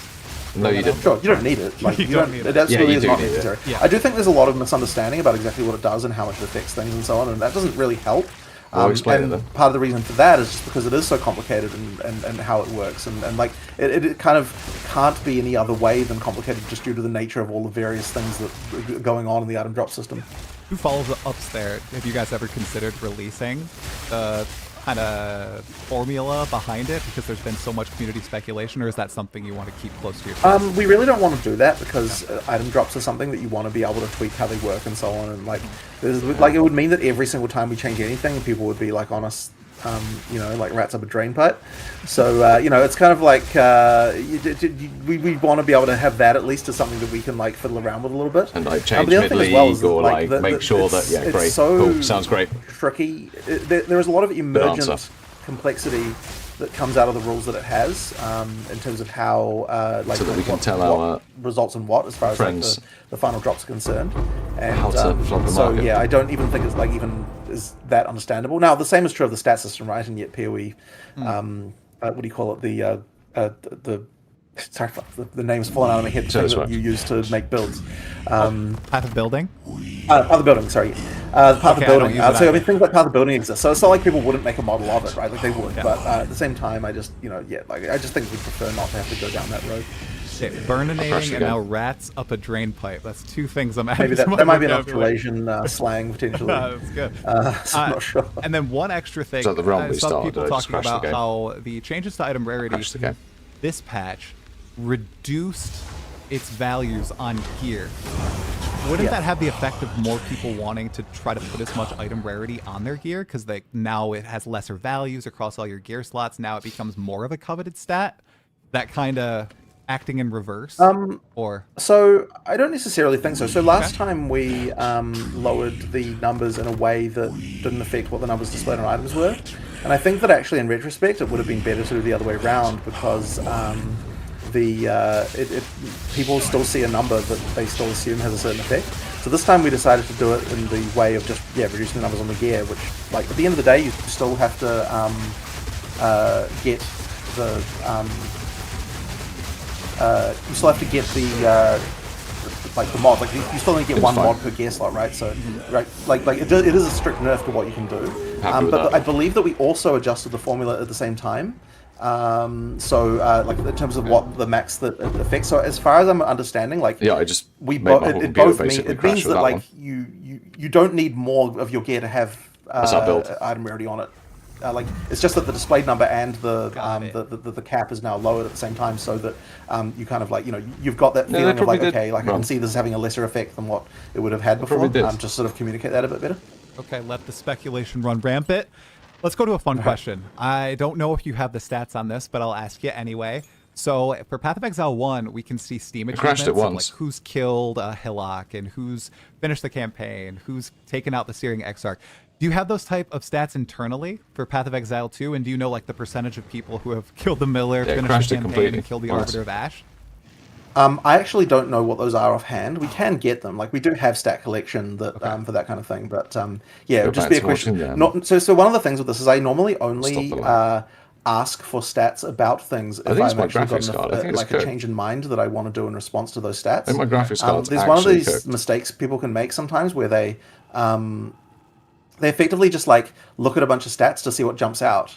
And the problem with that is that you can get outliers that then cause you to make bad decisions. So I sort of prefer to be like, before I go and like use a stat for something, I'm like, okay, what would I do if the stat was, this value? What would I do if it was that value? And kind of know the answer to that before I ask for the stat in order to prevent myself from making decisions based on just like looking at a bunch of stats and just finding the outliers. 50-90, yeah. 50-70. I know that you were using stats a lot. The 50 series I is think it was shit, man. 0.2 with volatile plants. You found out that really it was bad. killing so many players, and you made changes based on those stats. Had there been any Should I for have 0.3 50-90? going into Well, 0.4 50-90. that have stood out to you?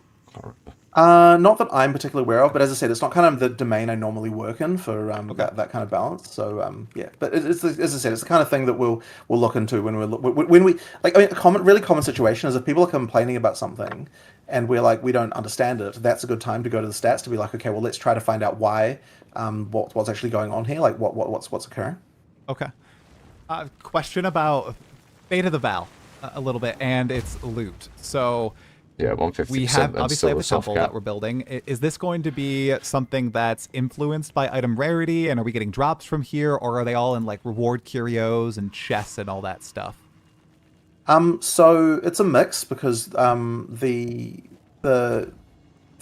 monsters in the temple just have regular item drops, and those like effectively get juiced by mods that the rooms can give. So effectively, it can mean that you got the sort of more traditional way that you can juice mods, like you can juice rarity of things in that way.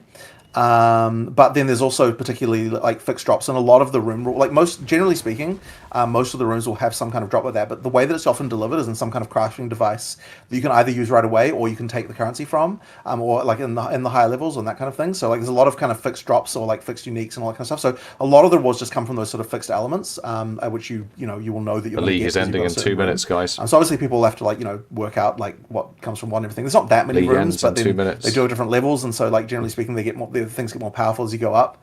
And then also you've got the stuff I got where distracted, Daniel. there's like there are extra reward rooms that you get for killing the architect and that kind of stuff. So yeah, there's a lot of fixed they're drops talking about in the league for sure. Not But yeah, incursions, more Daniel. traditional stuff from And the league mechanic. just from regular monster killing. And how high can you juice up the temple? Do you expect it to be on par with the rewards that people are getting from maxed out maps and the like, or does it? Yeah, it should absolutely be. So I mean, the intention was to scale it into end game, like both in terms of difficulty as well as the rewards. So that's why I've got the whole like tier 3 room thing going on, where they give mods and like you can stack a lot of that stuff. It can get very, very hard. The thing that I think people should understand, just by the way, which is probably something we should communicate in some way in the game as well, is that you don't have to keep killing the architect necessarily. It can be a better strategy to not kill the architect and instead just build up the temple with lots and lots of rooms if your goal is like kind of like max end-game juicing. Because the architect has got certain rewards that they can give you with specific reward rooms, but it does like destroy more of the temple when you kill him. So like if you want to build the biggest temple to get like the most maximum amount of just like traditional rewards in the sense of just like juicing individual monsters, the best strategy is like don't kill the architect, instead just like finish the rest of the temple and then build more and get it as large as you can to get the most mods possible. Right. So there's kind of like a few strategies. Like you've got like architect killing, which is going to get you reward rooms. You've got like just build the temple big and just get additional drops. Or you've got like Zeri kills, which is going to getting the Zeri rewards and that kind of stuff. So there's kind of a few different strategies you could have there. It's my Christmas now, jumper. This league, one of the big things I saw from a lot of players who didn't play I'm Path not of allowed Exile to wear 1, it to Kiwi work. 2 was their first Exile game. I'll go get they it. saw you guys presenting this league mechanic, and their minds just exploded. They're like, "Oh my gosh, the complexity! This is wild." Have you guys thought about that? Is there? Probably make it zoom in. Does it get a little bit in the weeds sometimes with it, or can you kind of just build your temple and go and expect to have a good time? You can just build your temple, and like because of the fact that it shows you the squares that are gonna upgrade things. Like now you can think about it.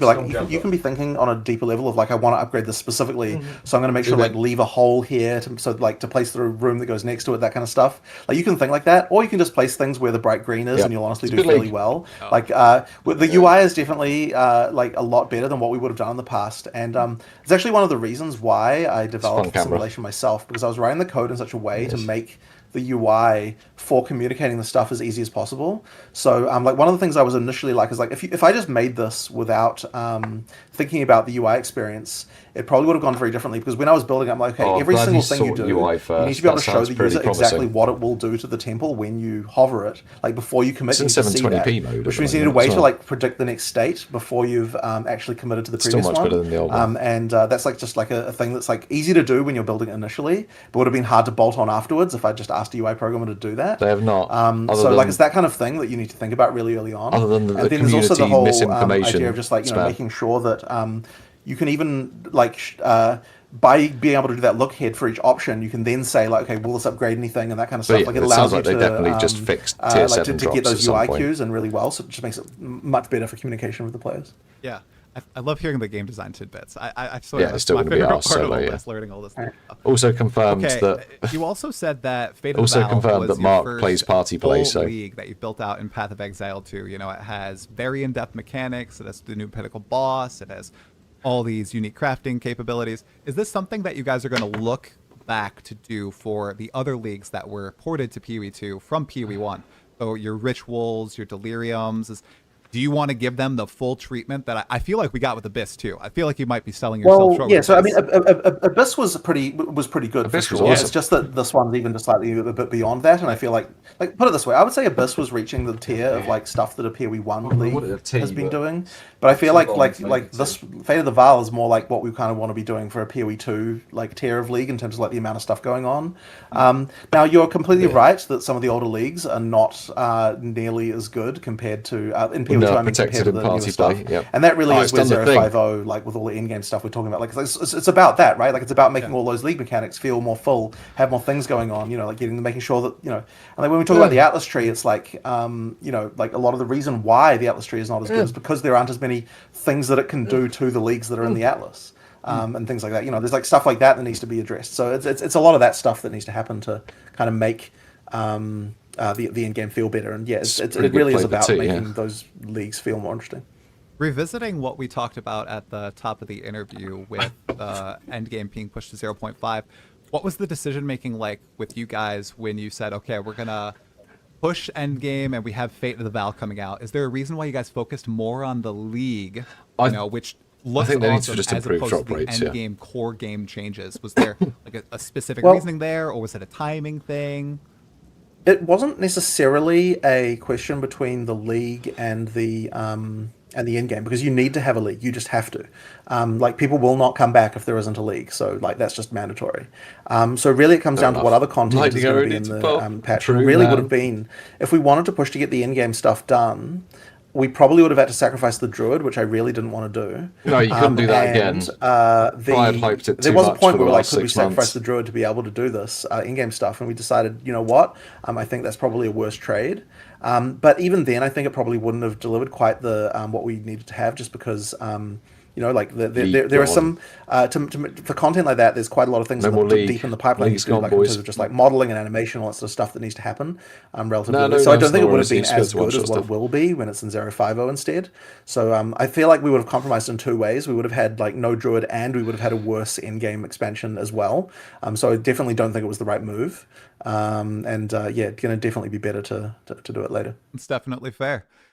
Okay, this one's a question for myself that I'm curious about. The release in China, the official release happened in 0.3. I'm curious, what was the reception in China, and how did it compare to the original 0.1 release, the global release? China. It's going pretty well there, but honestly, I don't have like a huge amount to say about it. Like, it's another market. It's published by Tencent there, and they kind of do that job, and they handle most of the stuff going on there. Okay. Is it already released Quick in China? follow-up. What piece Is of that what you just community said? feedback during 0.3 helped shape 0.4 the most? Is there one thing that really stands out to you guys as, oh my gosh, we definitely need to fix this? And you can't say endgame. Okay? Yeah. I honestly don't know that I could pick any one particular thing. I mean, I guess probably one of the things that's just been generally on our mind is just build diversity and that kind of stuff, like trying to improve that.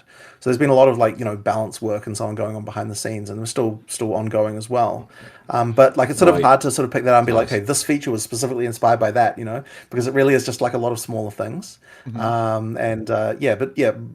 big goal I have, I mean, look, you've got like the performance work is obviously something I'm really focused on. The balance work is something Mark's really focused on. These are kind of like the two big things that we're really trying to make sure need fixing, getting better. And both of us, unfortunately, in both cases, worry that there's still more to do. Right? There's so much more as to an do. end game. And Mark is often will say, like the problem with balance is that you could infinitely do it. Like you could literally he could literally spend his entire life doing only that and never anything else, and it would still feel like it wasn't enough. But would he be happy? That's one of those things. But yeah, we will get to a point though where I think the build diversity in particular is a lot better. The ascendancy buffs were pretty exciting. I was shocked to see almost every single one was buffed. What did you guys look at in particular to make those decisions? Do you guys use like PoE Ninja? Is it primarily just reading about the feedback?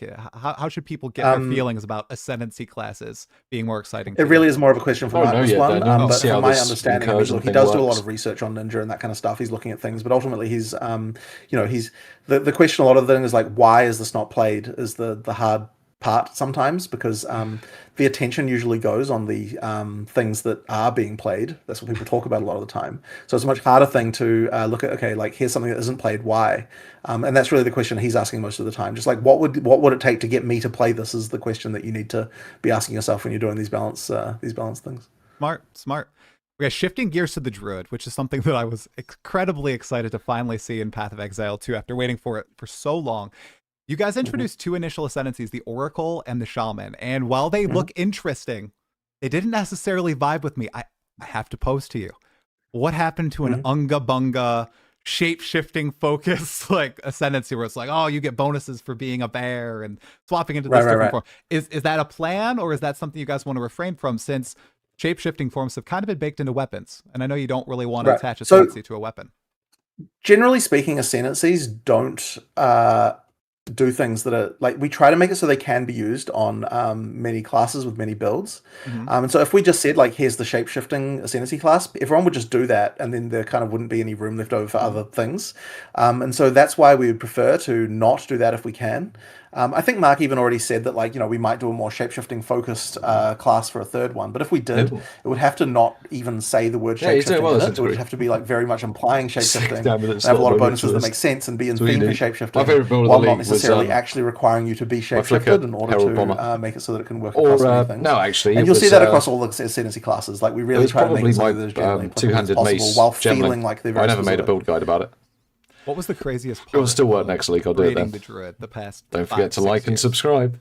There a moment that you were just like, why are we even doing this? The rare like, spot was fun as well. Well, it's I gonna mean, be cool. I think I've talked about this before, but like getting the wolf, they all had special places was in my heart. a challenge. That's interesting. And like there was periods where we even cut the wolf, right? Like there was a period where like, we're not doing the wolf again, we're going to do something else. Like it ended up being something that people really wanted. Gemmling with maces is pretty fucking hardcore. But like there's just like, you could do some really cool it's shit. really hard. I mean, look, we had another form at one point that we were gonna specialize in. That we decided not to do in the end. We were gonna have you turn into a giant plant monster. It was like kind of crazy. Yeah, that's something that it was cool, but it wasn't a wolf. Yeah. Like there are things like that we did. But yeah, it's just been. It's just mostly just been like a real animation challenge, like having to deal with things that aren't humans.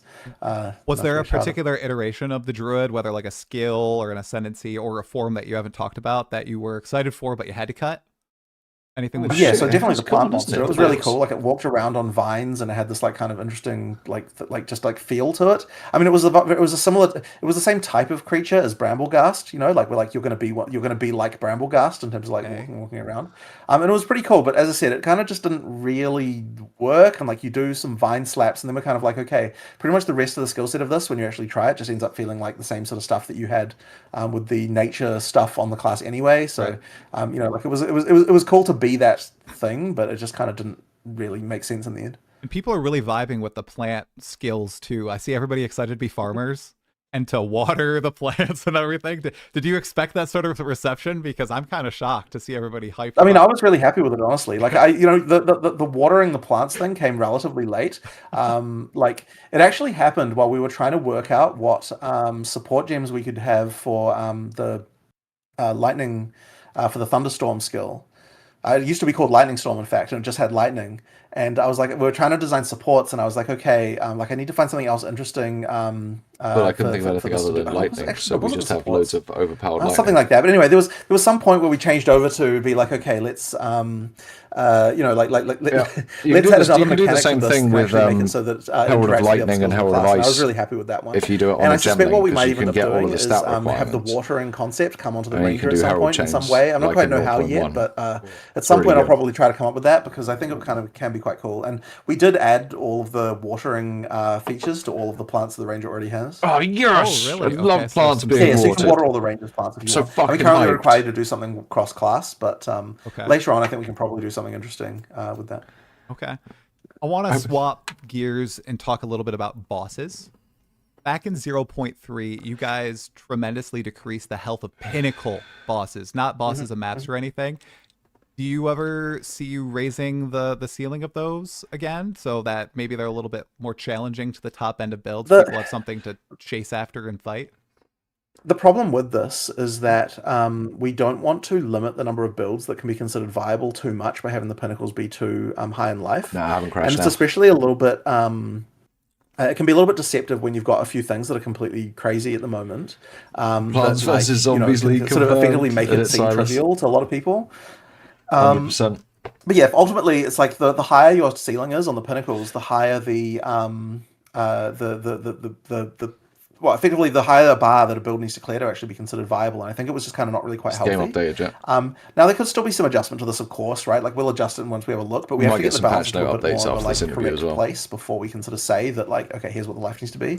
And I mean, look, it wouldn't surprise me at all if we ended up buffing some of that life a little bit, but I don't think it needs. I certainly wouldn't want to be like, okay, this is like 3 times higher. And kind of like, ultra excited challenging. 'Cause as I said, as soon as you have for- something like that, that'll become the bar you need to clear for a build to be viable, and suddenly a bunch of builds just get erased. Kind of excited so to that's retest the rarity challenge again and part, find out how much All they right, fucked it and up I this also time. see, and I debated it If I'm myself, perfectly honest with people you. talking about the new boss resistance window. This only exists in the patch notes right now, unfortunately, so we Right. don't know I'm how it looking plays forward out to in game. perfecting my Could you Hollow just Palm give the League skinny start on build. why you guys implemented it and Oh, how right. So exactly it's it just- works?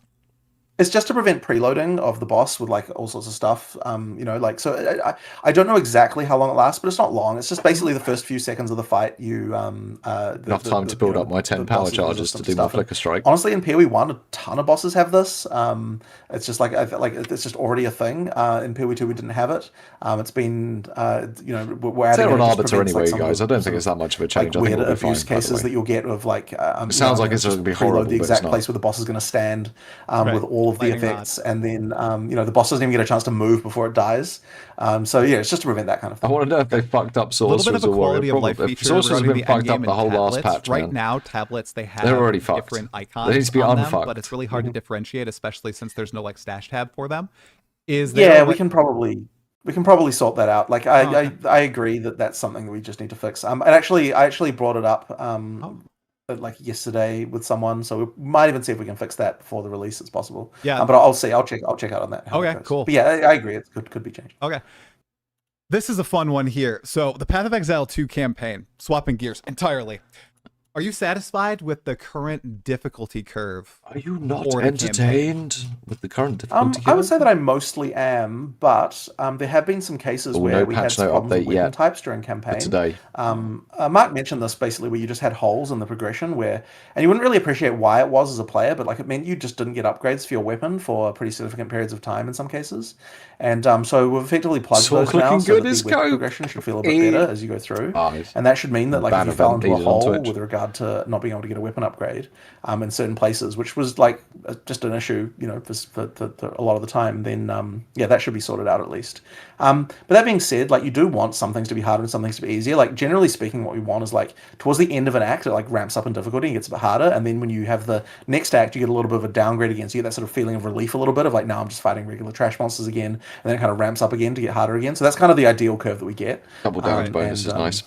To sort of make things not feel too flat, like you get a bit of Strong variety of sword. experiences. I'm glad you brought up the weapon drop thing, because that's something that's been brought to my attention quite a bit, and I've experienced it too, where the difference between someone who gets that lucky drop and someone who doesn't. I mean, you can have a 30-second boss fight or a 3-minute long boss fight, and some people, they can't last that entire 3 minutes, unfortunately. And I they end hate up it just when I giving can't up. last 3 So it minutes. sounds you guys adjusted essentially. Disappoint a lot of people by not being seeding. able Well, to what last 3 it minutes. mostly is was just that you'd have Call me a situations Path of where you'd have Exile like 2 gaps of like boss. 28 levels before you got a DPS upgrade, just because of the way the weapon types happen to be. Yeah. And like that's obviously not right. So like it should. I'm not going to say it will prevent you from ever having a situation where you would not get a good weapon, but it certainly should reduce the number of cases where that happens quite a lot, just by virtue of improving that. This also feeds into a topic you guys spoke about a few other days, where there's power in your gear and there's power in more deterministic avenues, the passive tree, your skill gems and all that. And I think during the campaign, it's one area Destroying where my desk. people can drop off entirely, where if they're not lucky and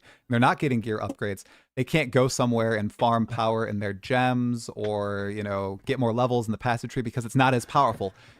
How long if does they it going don't to take get, them to like, migrate gear everything drop. over? So Do you have any? kind of Oh, we finish talked my about this build before. guide. Do you have any ideas for like maybe pushing players to the shop or doing the crafting tutorial? I know we spoke about a few months ago. So like the new player, so they know, like I do. Oh, well, just go check the shop when you level up. You're probably going to get a weapon upgrade there. Oh, gamble with the gambler. You're going to get a massive upgrade there. Is that something you would look to put into the game sometime soon? Well, okay, so I do definitely want to put a thing about crafting, a tutorial for crafting, because I do know that that's something that's like less obvious.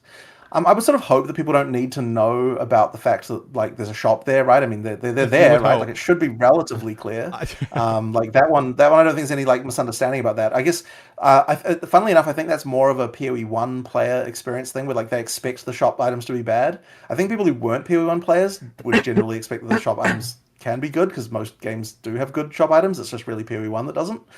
So that can kind of be that, like that. Does That kind of PoE1 issue, really just never have that's going on good with that items in the particular shop? I one. thought people ran As around for with gambling, I fucking mean, yeah, like people try that generally. I think that's kind of mostly okay. So it's really the crafting. I think Regexes that if you're a everything. new player and you don't understand how the crafting works, that can be the thing.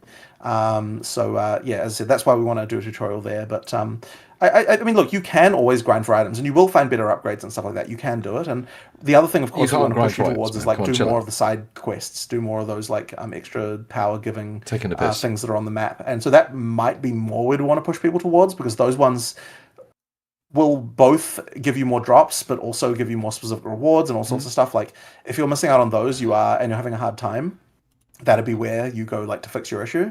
And you we've are a sort of had a noob. bit of a hard time communicating those as much, like as what some other games have done.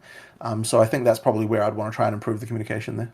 That sounds good. Elaborating a little bit on the crafting side of things. Mhm. The last league we had Abyss and we had the bones and that crafting, and we had the special lich modifiers. That was all super cool. It led a lot of people though to go use resources outside of game, because these things, these omens, these bones, they're very valuable and people didn't want to waste them, right? Or they end up just selling them. And do you have any thoughts on whether or not you guys would ever implement some in-game resource where it tells you, okay, this item has these particular affixes and you can roll these specific modifiers because it has these tags, like all that information in game, because it's all there. You know, you go to PoE2DB or you go to like Craft of Exile and it's all in the files. It's just not in game. Is that too, like, I don't know. Are you So, interacting I with the guess there's a UI couple too of- much or something? Or So there's a couple of things about that. So we'd have to make some kind of like, I'm not totally against doing this as like a kind of like a mod database almost type of situation, maybe. But I do worry that it will like when you're actually new, that it will still steer you away. So like I kind of want to find a way to do that doesn't feel wrong. We did at one point talk about having like a crafting system type window thing that would like help you with that, but it kind of didn't really end up going anywhere for various reasons. That being said, like in some cases with the omens in particular, you had like, the homogenizing omens were kind of one of those things where you would have to really using those like does require information that like the game wasn't really giving you, but I think the better in situation in that regard, like for various reasons, was to get rid of them. Whoops. But look, there's always going to be cases where you can get advantage by going to information sources out of game. Like it's definitely going to be the case. Right, yeah. So like on some level, you kind of you've lost that battle before you even started. So I think that surfacing what mods can generate is interesting, and maybe we should do that. But I don't know that I go too much further than that. That's probably about the limit of what I'd say that I'd want to do. Yeah. No need for like tutorial, just a resource in game to read, just so people Right. are aware of what's going to happen. Right. I remember Right. I was so excited when I saw like, the Kurgle modifier and the Ulaman. I was like, oh, what are these? What could they be? And then I thought, oh man, this is probably really costly if I end up using it without, investigating first. So Right. sometimes it can discourage people from experimenting and just lead to, okay, I'm going to list it on the trade marketplace and not touch it. So that's good to hear. Right. Now, I saw a little bit of confusion on the forums about the increased monster hit points and how ailment thresholds will scale with that. I saw some devs maybe saying, oh, well, those are two different stats in PoE2. They don't correlate.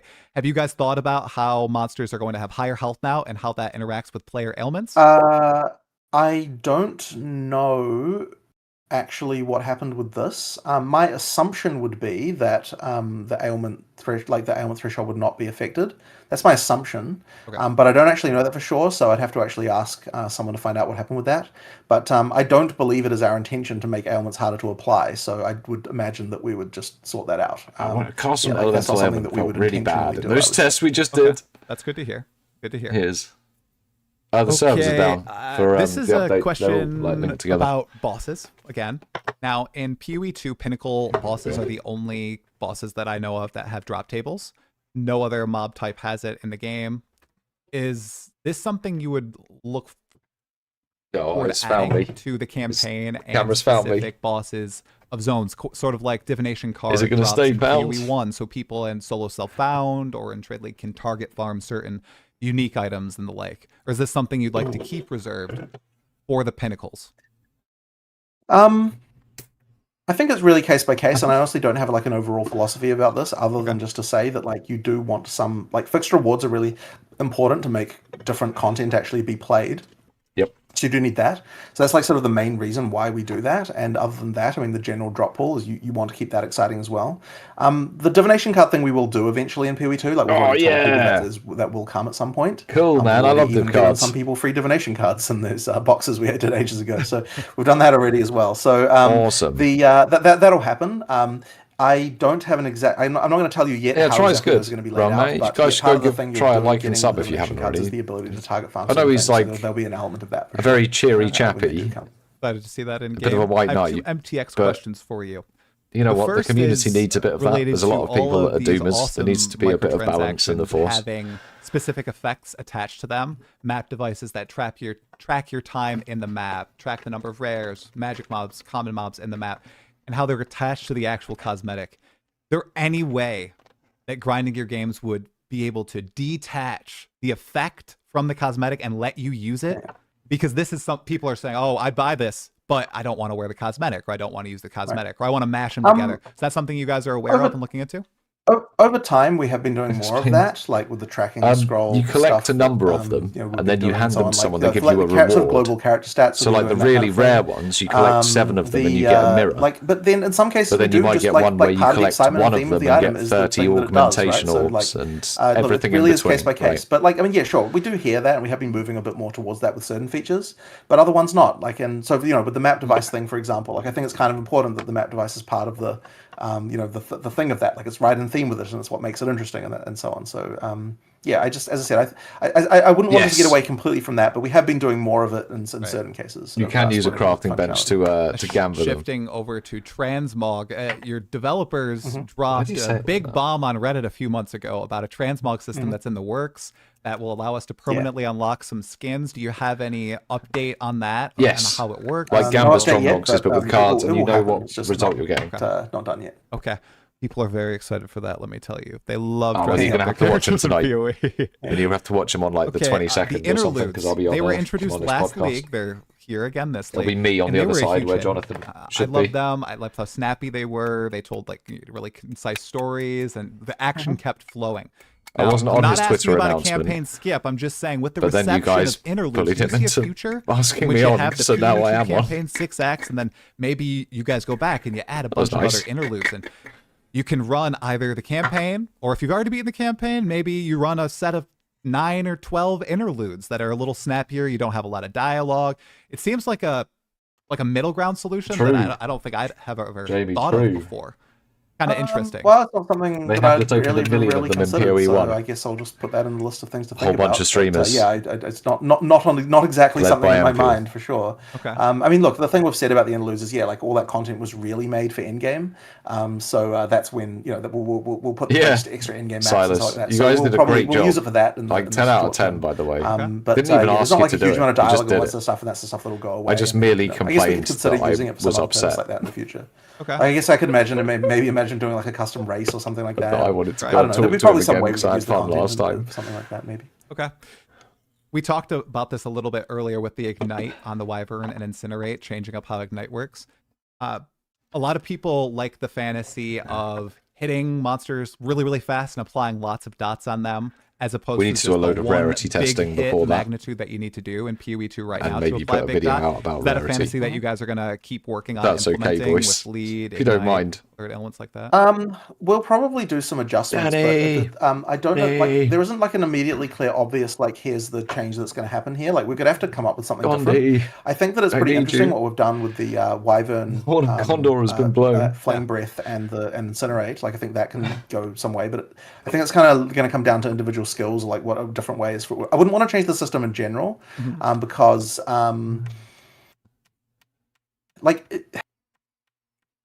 so in PoE 1 you could kind of do this, but like the lost track specking of the was just kind of a question, few different random multiplicative scalars that didn't really make sense. Sorry, I kind of didn't love it. You need like a thematically sensical way for it to happen, that also can't be taken advantage of, and like in a negative way. So like it's kind of a little bit tricky. I do understand that like that is a fantasy, but yeah, like it's I think it's going to come down to individual skills and uniques and stuff like that to sort of enable that. Maybe even a keystone. Like there was some discussion of like a keystone to change ignite into more of a different way to apply it, but we didn't quite work out exactly how that could work yet. But yeah, I don't think it's going to be like the core way it works. It'll be more just like unlocked by other mechanics, I would say. Okay. Unlocked by being cool. You were talking about builds that Well, you guys need were designing fuel. for the druid. You're going to release Maybe, them in a because few can't you videos eat leading up to corpses as the launch. wyvern? So you have to eat the For corpses any to be able to patch breathe in the fire. past, was there a build that you guys discovered or thought about that maybe it's no longer viable, maybe it is, that you guys were really excited for, but nobody discovered it? Is there anything you can think of? Don't know if I can really remember anything particularly. The players usually find much more stuff than what we find, quite frankly. Okay. There's just so many more of them, so it's kind of hard to hide things, I would say, as far as mechanics go, because yeah, people uncover them for sure. The much more likely scenario would be that there was something we thought was viable that ended up not being, but nothing comes to mind about that. Oh, okay. I was going to ask, is there anything that you were like, oh man, this is going to be so Nothing busted, comes and to then mind, unfortunately. then Are you the sure? players are What like, about wow, parry, this is Jonathan? What so about parry? Jonathan, we don't want You're to play fucking this at big all. on parry. Okay. I feel like he heard Question me. about the future of PoE 2 and PoE 1. I know a few interviews ago you mentioned that you guys are you're looking to hire some producers for the team to help with like the project management loads. Long term, in an ideal world, are you looking I think they're attack at skills, by the way, having Chris. grinding your games Wyvern. with a Path of Exile 1 Skills. team, I think a they're Path of attacks, Exile 2 not team, and spells. some people that work between the teams, or do you really like the atmosphere that you've curated where people are, working on PoE 1, working on PoE 2, they swap between them constantly every 2 months? We have been splitting people up a little bit more, and that's mostly because like having to deliver something every 2 months is really quite hard. Right. Like just mentally in terms of people, Burnout. trying to. That's trying to like work on fucking this stuff. 3 So, sprints, like, man. we've actually been doing that a little bit more. And I mean, look, eventually it'll be good if like most people can only have to worry about a Does seem a bit format goofy, rather doesn't than 2. So that would kind of be Easy the now, goal. Yoshi. But yeah, it requires like having 2 of Cheers. everything, right? It's Like, you have to have democracy. people that can do every single job, but twice, Right. which isn't always necessarily easy. So yeah, we'll move towards that, but it's just going to take time. Okay. With your Path of Exile 1 and Path of Exile 2 leagues, I've noticed, especially the past 2, I'd say Keepers of the Flame and Abyss, you guys have really gone in to adding more story flourishes. And this is something I kind of care about, like Aelith's story. I guess I won't spoil it for people who haven't played it yet, but Aelith and the whole Keepers of the Flame story was really, really interesting. Is that something your narrative team is really keen on like evolving as each patch comes out? Now we have interactive dialogue, we have these cool Easter eggs and all that. Is that something that they're like, they have more bandwidth to do now, or? We've hired a lot more narrative people recently. Like the team's much bigger, so that's why that's sort of starting to happen. Oh, really? In fact, we just had another one start on Monday. So yeah, like the team's expanding in that regard, and yeah, that's why we're now able to do a lot of the stuff that we previously just weren't really able to do. So yeah, it's definitely something that we've improved a lot. Okay. Yeah, I really appreciate those extra little touches too. So as a lore enjoyer myself. Okay, I have a bunch of rapid fire questions for you, Jonathan. I maybe they'll inspire some discussion, but they might be simple as well. And then I have one thing to close out everything with. Okay. So first, we were planned to get a pathing import for the passive skill tree in PoE 2. Is there any status on that? Is that still coming? I don't know the status for it, but it still is planned. Okay. So I still want to get that. Okay.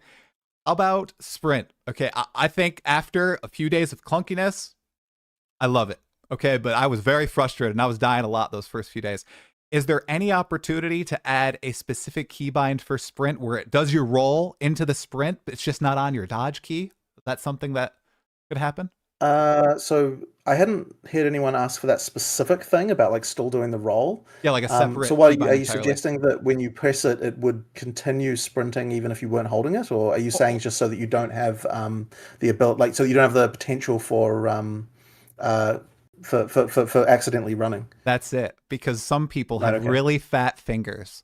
And Right. they mean to dodge, they go into the sprint, and bam, they get stunned out of it. Right. So, I guess we could do that. Like we could have it so that you can like separate the two out, but they're by default combined. I suppose that would be an option. Okay. I'll ask about that. That might be something we can do. okay, yeah, that'd be great for people with fat fingers like myself. All right, this one I know has been done to death as well, but I think it would help a lot of new players. Death recap, even a simple Yeah, one. Is that death something recap. you Oh my guys God, please. wanna add I mean, eventually? at some point probably, but Okay. unfortunately, not really on the cards in the near future. Okay. Oh. So for map modifiers and for items, is there the possibility to add Druid in is going to be an color coding for insane two-handed prefixes and mace suffixes user, and man. certain You wait. modifiers in PoE2? I'd actually prefer not because I don't like items to turn into a rainbow. Like I think it really hurts how they look. So it's just one of those things that I don't really love. He's doing his no homo again. Like a hotkey? Yeah, so I'm Like not a fan of it personally. Not a fan of it. How about map modifiers? Like being able to highlight certain map modifiers, or is that I suppose it's similar where it Or just like crossbow turns into user. a rainbow in the end, which is I'm not a huge fan of. okay? All right, for all my acolyte of Chayula lovers out there, all 1% of them, are you planning on adding like chaos attacks to the quarterstaff anytime soon? Do to it, Jonathan. maybe build out the I don't acolytes? have a specific thing. They're probably one of the major things we need to do is just work and just rework chaos generally. Like I would say that it needs like some kind of ailment or something. Like we need something for it to do more than what it's doing. I think So, chaos yeah, should like, have a we chance need to to do a full chaos inflict a rework, really, I random would say. ailment. Okay. Performance improvements for opening the I think it Atlas. should I know you randomly mentioned do this. Are we any still gonna ailment get the because it's black fucking screen when we chaos, open the right? Atlas That's how it should right work. now? It should only work at I like need to check on that. I haven't 33% like of the looked at that value of specific thing application of the personally. specific ailment. But it should be able yeah, to like, apply the any reason why it does ailment. that is because it's loading shaders in the That background. would be and kind of so, cool. That would be at least some flavour to chaos. There isn't a huge amount and we the can do fact that about it that. is the because we're kind mixture at of the whim all the of display like the driver. fucking magic One thing I elements will just together. say That'd be generally is fucking if you cool, have problems man. with black screens in general, deleting And I your could shader make it work cache for some can builds. improve it potentially if you've got a full shader cache. So just like do that from No, time no, to no. time. Chaos should be able to apply anything. It should be able to reinstall your chill, graphics shock, driver as or well. That could inflame help. because it's Yeah, if chaos. you get a man. really It's long scene there, uncontrolled magic. it It's can gonna be do. because It of can that. do fucking But yeah, anything. like unfortunately, it's just shaders need to load, but you also don't want to load them before you open the Atlas because that would just be wasting your memory. What do So, you mean? yeah, that's the reason why it's like that. Okay, so clean your keyboard, clean your monitor, and clear your shader cache before And Friday. clear your night. That's browser what you wanna history do. because Jonathan's coming Okay, knocking. the slash passives command we have in PoE1 that shows us which passives we missed. You've got it on the tree, man. You've Possibility got it in of the getting Atlas that in tree. It's in PoE2 the so we Atlas can tree. see It's in all the one Atlas tree. place It's in the instead of, Atlas like, tree. Scrolling over all the map icons. I think a better solution to that would be to integrate it somehow into the world screen. No, it's 'cause, in the like, Atlas that's kind of tree. what's You go showing to your Atlas you, like- passives. It tells you. So, for example, like maybe say there should be, 20 for 2 out example, of maybe there should be 24. like a Just say pop-down it thing there. that says like 0 out of Why does it 3 need to be any more passive complex than things that? done or something. Like something like that. Like there'd be some way to integrate it there probably. I but tried to think make I'd a prefer chaos to hollow just a palm, man. Chat We're- command. I like You know, that. like We'll go that's chaos probably flicker the way to bomber. do that, I reckon. Yeah, I like that. All right, this one, people going permanent crazy shaded asking ca- about I mean, it. that's I how don't they think do it's ever most gonna of their happen. performance Auto stuff, sort inventory, Jonathan. What is your philosophy on this? Is that ever going to happen? Well, I mean, if I ever do that, see then what, Chris will Daniel? come rolling out of his grave to kill me. So, like I gotta be, I've got to bear that in mind as a downside. True. He's still Yeah, it's in the New whole Zealand. item weight thing, right? Yeah. It's the whole item weight thing. It's very, it's one of those things of like, it goes down the road of like items not even mattering and like you never actually see them, you never interact with them, like that kind of stuff, right? That's the concern and it always has been about that stuff. So I mean, even the stuff we do have around like item affinities and so on made Chris pretty uneasy. That was still really important. That was one that I actually came up with as like a way to sort of make it so that you still interact with stuff, but you still have some level of automation with regard to the stash. Like that kind of thing, has been good. But the auto sort I think might be a little bit of a bridge too far. No, But fucking auto sort. Maybe there could be a QOL, world, as I said, like with QOL, opponents against QOL. that, and not necessarily as loud as they were before. So I suppose maybe, but I'm not a fan. Is he saying personally. Chris I mean, was how loud? fast did the call come? Is he from having a Chris when pop at async Chris? trade was implemented into the game? Well, he certainly was concerned about it. I'll tell you that. He was certainly very concerned about it. But I managed to sell him in the end. I sold him in the did? end, and then he was on board. So, Okay, well, that's good to hear. I'm glad you guys are on good terms with that. Okay, Now, this one. I don't think they are. This I don't one think here. they are on good terms. Profanity filter on console. Apparently, there's no profanity filter. Is that something you guys could implement? That means you can say naughty words. Yeah, I don't know if that's Wasn't you or on my Sony. radar. Maybe. It wasn't on my radar at all. Is there normally an option in the game for that? I don't know. Yeah, because you guys can't say naughty words. I'm like completely. I actually know nothing about this whatsoever. I'm like just zero understanding of the Yoshi, situation. your names get blanked out and turned into they don't like stars all the things where I time. guess they're like me. Sure, I mean, it was not even a thing anyone's ever mentioned to me before. Okay. Shapeshift MTX when? Why was there not a Druid supporter pack, Jonathan? What is this? Come on. Well, there are going to be some MTX for Druid, but I just think they're not in the packs, so therefore you didn't announce them. Cool. That's because the packs that we sell like that, they generally we try not to make them specific to a class, right? Because those are the kind of like the real money, like things that get you the points. So the stuff you spend the points on, those are the ones that are going to be specific to classes, and therefore that's where all the different bear forms and things like that are going to be. In fact, I think that there are all the skills have something for the Druid. What we're going to do now that there's no league? It's something I don't think play we've managed to do before. I'll show you Could you why. leak a bear form MTX? Is there like a panda? Unfortunately, I'm not really my department, so I'm not going to do that. But there's some. This is not being dealt with. There. Okay. 2 more quick questions, Jonathan. One, I don't know if you're aware of this. I hope I'm not getting you in trouble or anyone in GGG in trouble. There was a Twitch drop where somebody was adjusting their glasses, the Exile's Treasurer decoration. It was really interesting. It stood out to me. How did you feel about GGG immortalizing you in game? I wasn't made aware of that one before it happened, so whatever. It's just whatever. It's good. It's really good. Okay. Right. Okay. It is right next to my stash. I have it there. He talks about how poor I am. Unfortunately, I'm not bringing enough gold in, but it's a good MTX. I noticed it immediately. It's a good little Easter egg. Okay.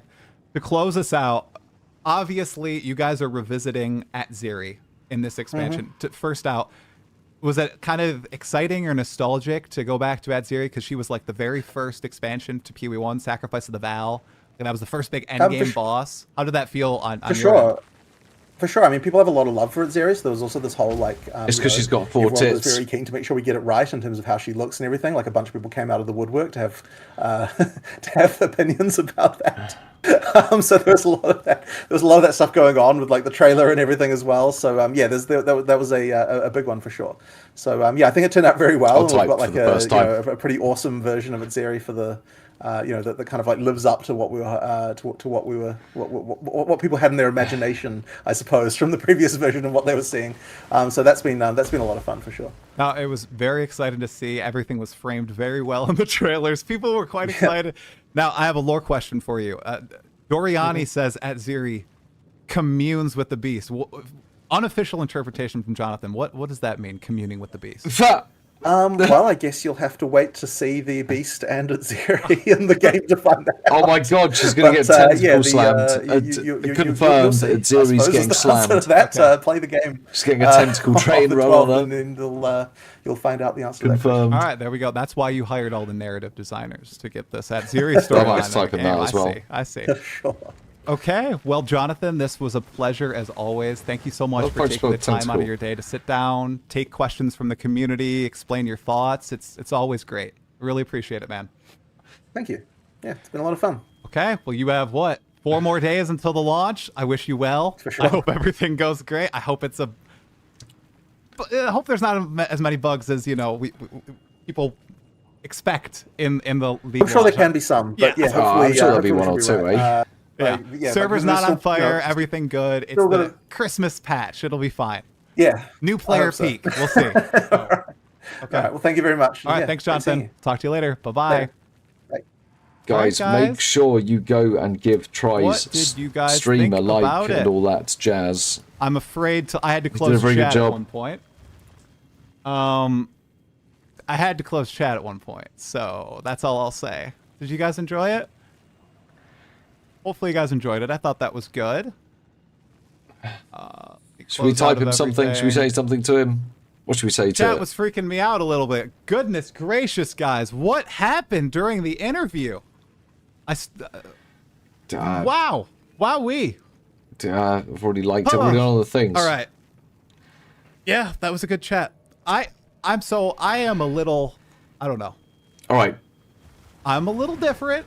We'll let we'll let Try do his stream now. If you want to go check out Try's stream, then check out Try's stream. I think that was a good interview from Try. He asked some questions, like he asked the rarity. I mean, Jonathan gave the stock standard response again. So I'm kind of getting butthurt with just tell me how it fucking works, or we're going to have to keep goddamn testing it. But that's what he wants. He wants us to keep testing it. He wants us to keep playing. It's one of the dark patterns. It's a Jonathan dark pattern. I have to give it the old Scouts honour. I think this is a perfectly cromulent build for early endgame. I think the one thing I'd change is Reaper's Invocation for the Castle Ailment. And I don't know if I'd switch out Charge Staff for something that can just hold the... Oh, well, actually saying that, we can stuff a ton on.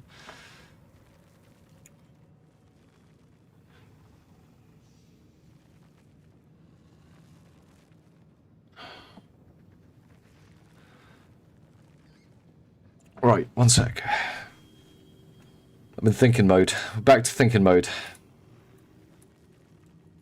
Here be build. This is why we're in thinking mode. We've got to... I want to get this sorted. Do you know what I think we can do? I think we can... Now that... I took these notes more for my own benefit. I think we can take these. Above words, minor changes. Transitions to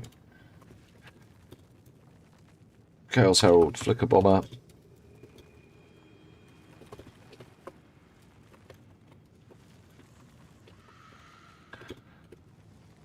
High investment option.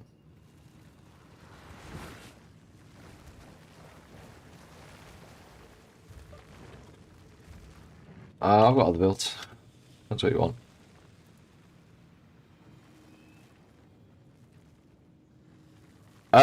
I fixed the freezing issues at some point. I can't remember how.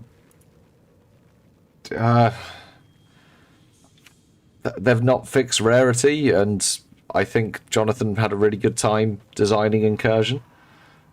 Yeah, I've got other builds. Anyway, I've got obviously the League Star Invoker, Rarity Bot, End League Invoker, Curse Support, End League Rarity Bot, Gemling, two-handed mazes, and then I've got a bunch that I've unpublished because they wouldn't work on the current league.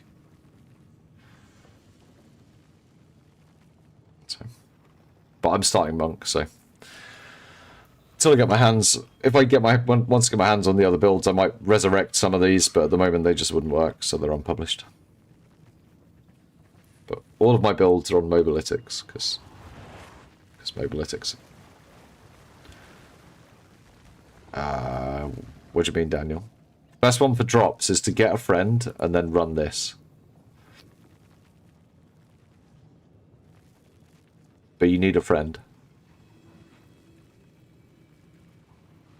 Just one. You only need one.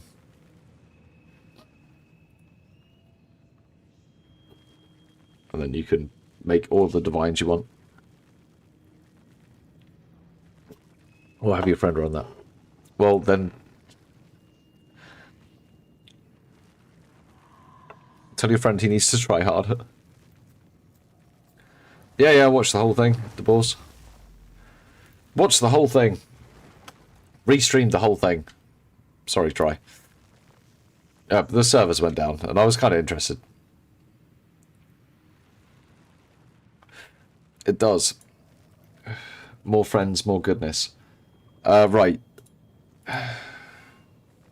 I do need to fix this up. He's a bum. On God. Jesus. Right. So, when we're in the early end game, we need to write some stuff. That's all correct. That's correct. There's nothing in particular we're doing, like, other than... at cast on ale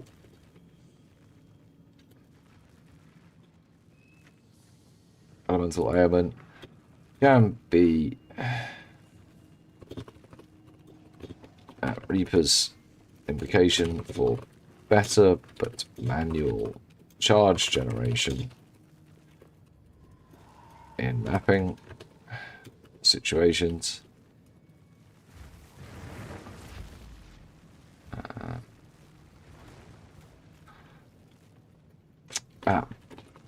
Blasphemy should be able to support at enfeeble additional defensive layer. Layer in 0.4 due to the changes to Soulsprig's Eternal.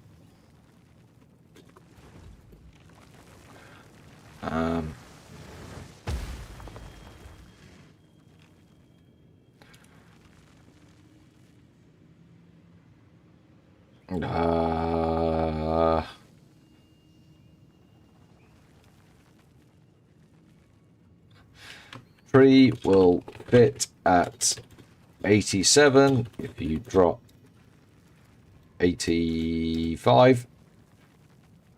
If 85 if you drop at step like mist and the 3 nodes leading to it, and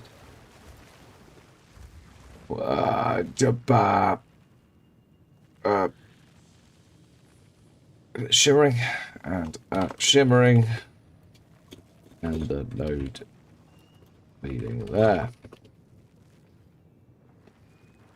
What was the comments on Rarity on the interview? That they've lowered the upper bounds and that the community's got it wrong on how it works, but that they don't know how it works, and it's something they would rather keep closely guarded so that they can sort of change it when they want, which means that randomly in the middle of a league, if a content creator tells you that something is a really good farming method, GGG might see that and they might decide that it's not a very good farming method anymore and change it.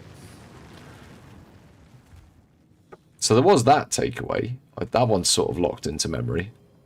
They're not going to tell us because they want to keep it so that they can tweak it without having to tell us and then tell us how it now works. Well, that says to me, well, you want to see that something's not working the way you want, be able to tweak it, have no one fucking know, have everyone then waste their goddamn time because you've tweaked it. They govern Rarity, basically. And 2 tribes go to war, you know. I know you weren't, Yoshi.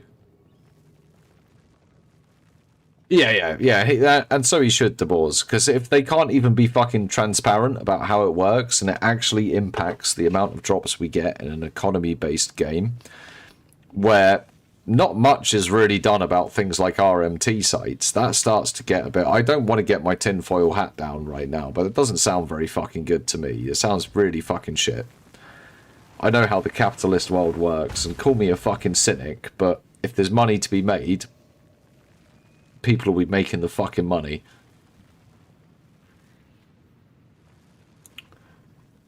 Well, I'm sure someone's making a lot of fucking money.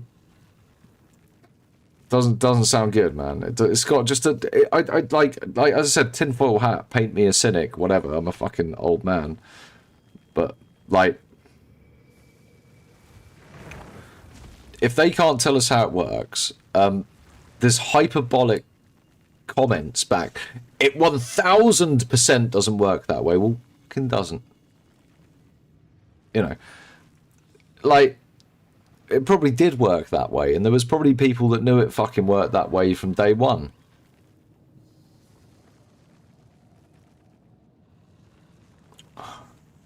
Anyway, if there's money to be made, man, there's money that's being made. Things are done differently in other parts of the world as well.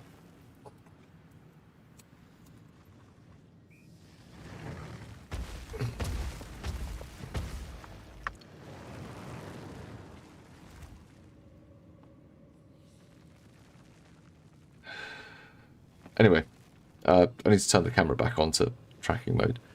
Yeah, but they can do stuff, Yoshi, because like, they can mass ban the accounts and stuff. But the problem is, it's too financially unviable to do such things because it's all too locked together. As people have made points on the Discord server, the same people that are spending a fucking £500 on a mirror each league are buying the most expensive supporter packs and things. They're the same people. They're probably the same people, right? Because money's no object. I can spend it on pixels, and it doesn't fucking matter. And I just will. And people that do that, they're, you know.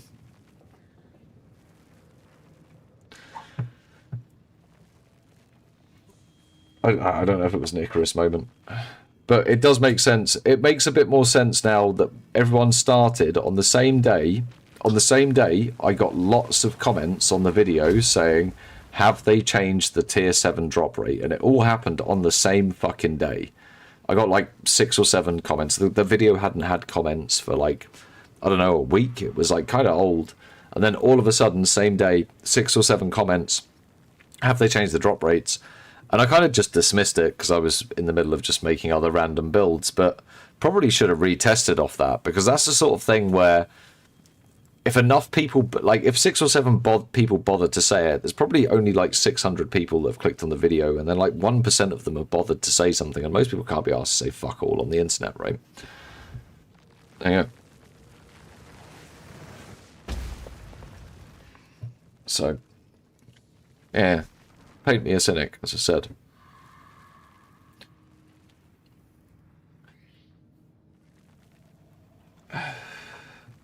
Belton got hacked. Really? He's been hacked a whole bunch of times, man. I just think he's been silly with his personal details. Did you know that Yoshi figured out where I live from a picture outside of my front window? Hacked. I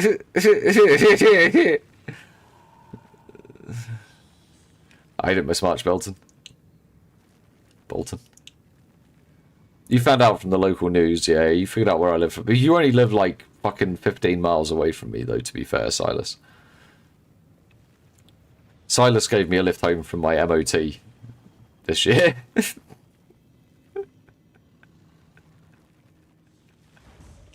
That's a... 1, I didn't give the correct distance, and 2, that's a pretty big circle.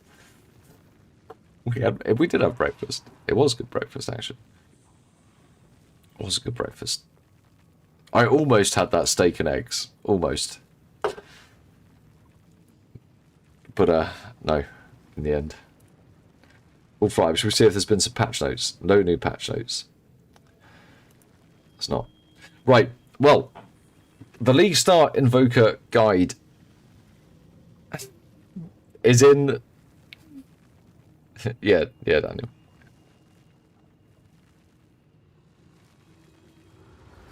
Oh yeah, I saw that. I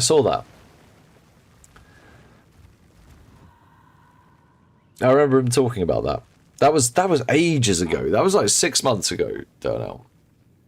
That was a real long time ago.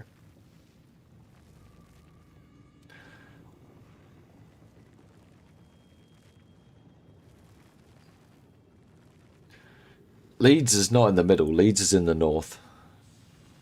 And no, I'm not. I think it was worse than that, what he had posted up. It was pretty disturbing shit. Guys, I'm going to be releasing a couple of videos this week. There's going to be one now about this finalized build guide for getting us into maps. Like, it's capable of killing some tier 2s. I'll record some content and stuff. And then I've got an idea about what's going to be a really good low investment farm at the start that could yield some pretty good pennies a bit later on. That is actually the right build for where we're going with the full end game. But if you want the one that's if you want this one, I'll give you it. Now, that is fully up to date with what my League Start plan is, all the way from Act 1 through to red maps and filling out the atlases. tested it with the gear that's on here. We brought the gear that's on here. Like, it's fucking bullshit gear. We brought this for like pennies. You could craft this yourself. It's pretty tanky. Does everything you need. Like, uses hollow palm, so you have to fucking worry about sorting out a weapon all the way through campaign. Just stick through the campaign. Does all that stuff. But it has been an absolute pleasure. I'm off to the office tomorrow, so I might either be late or, depending on how long it takes me to record the video, I might not be able to stream tomorrow. But if I can't, I'll be back Wednesday, and it's been an absolute pleasure. I'll catch you soon. Have a good one.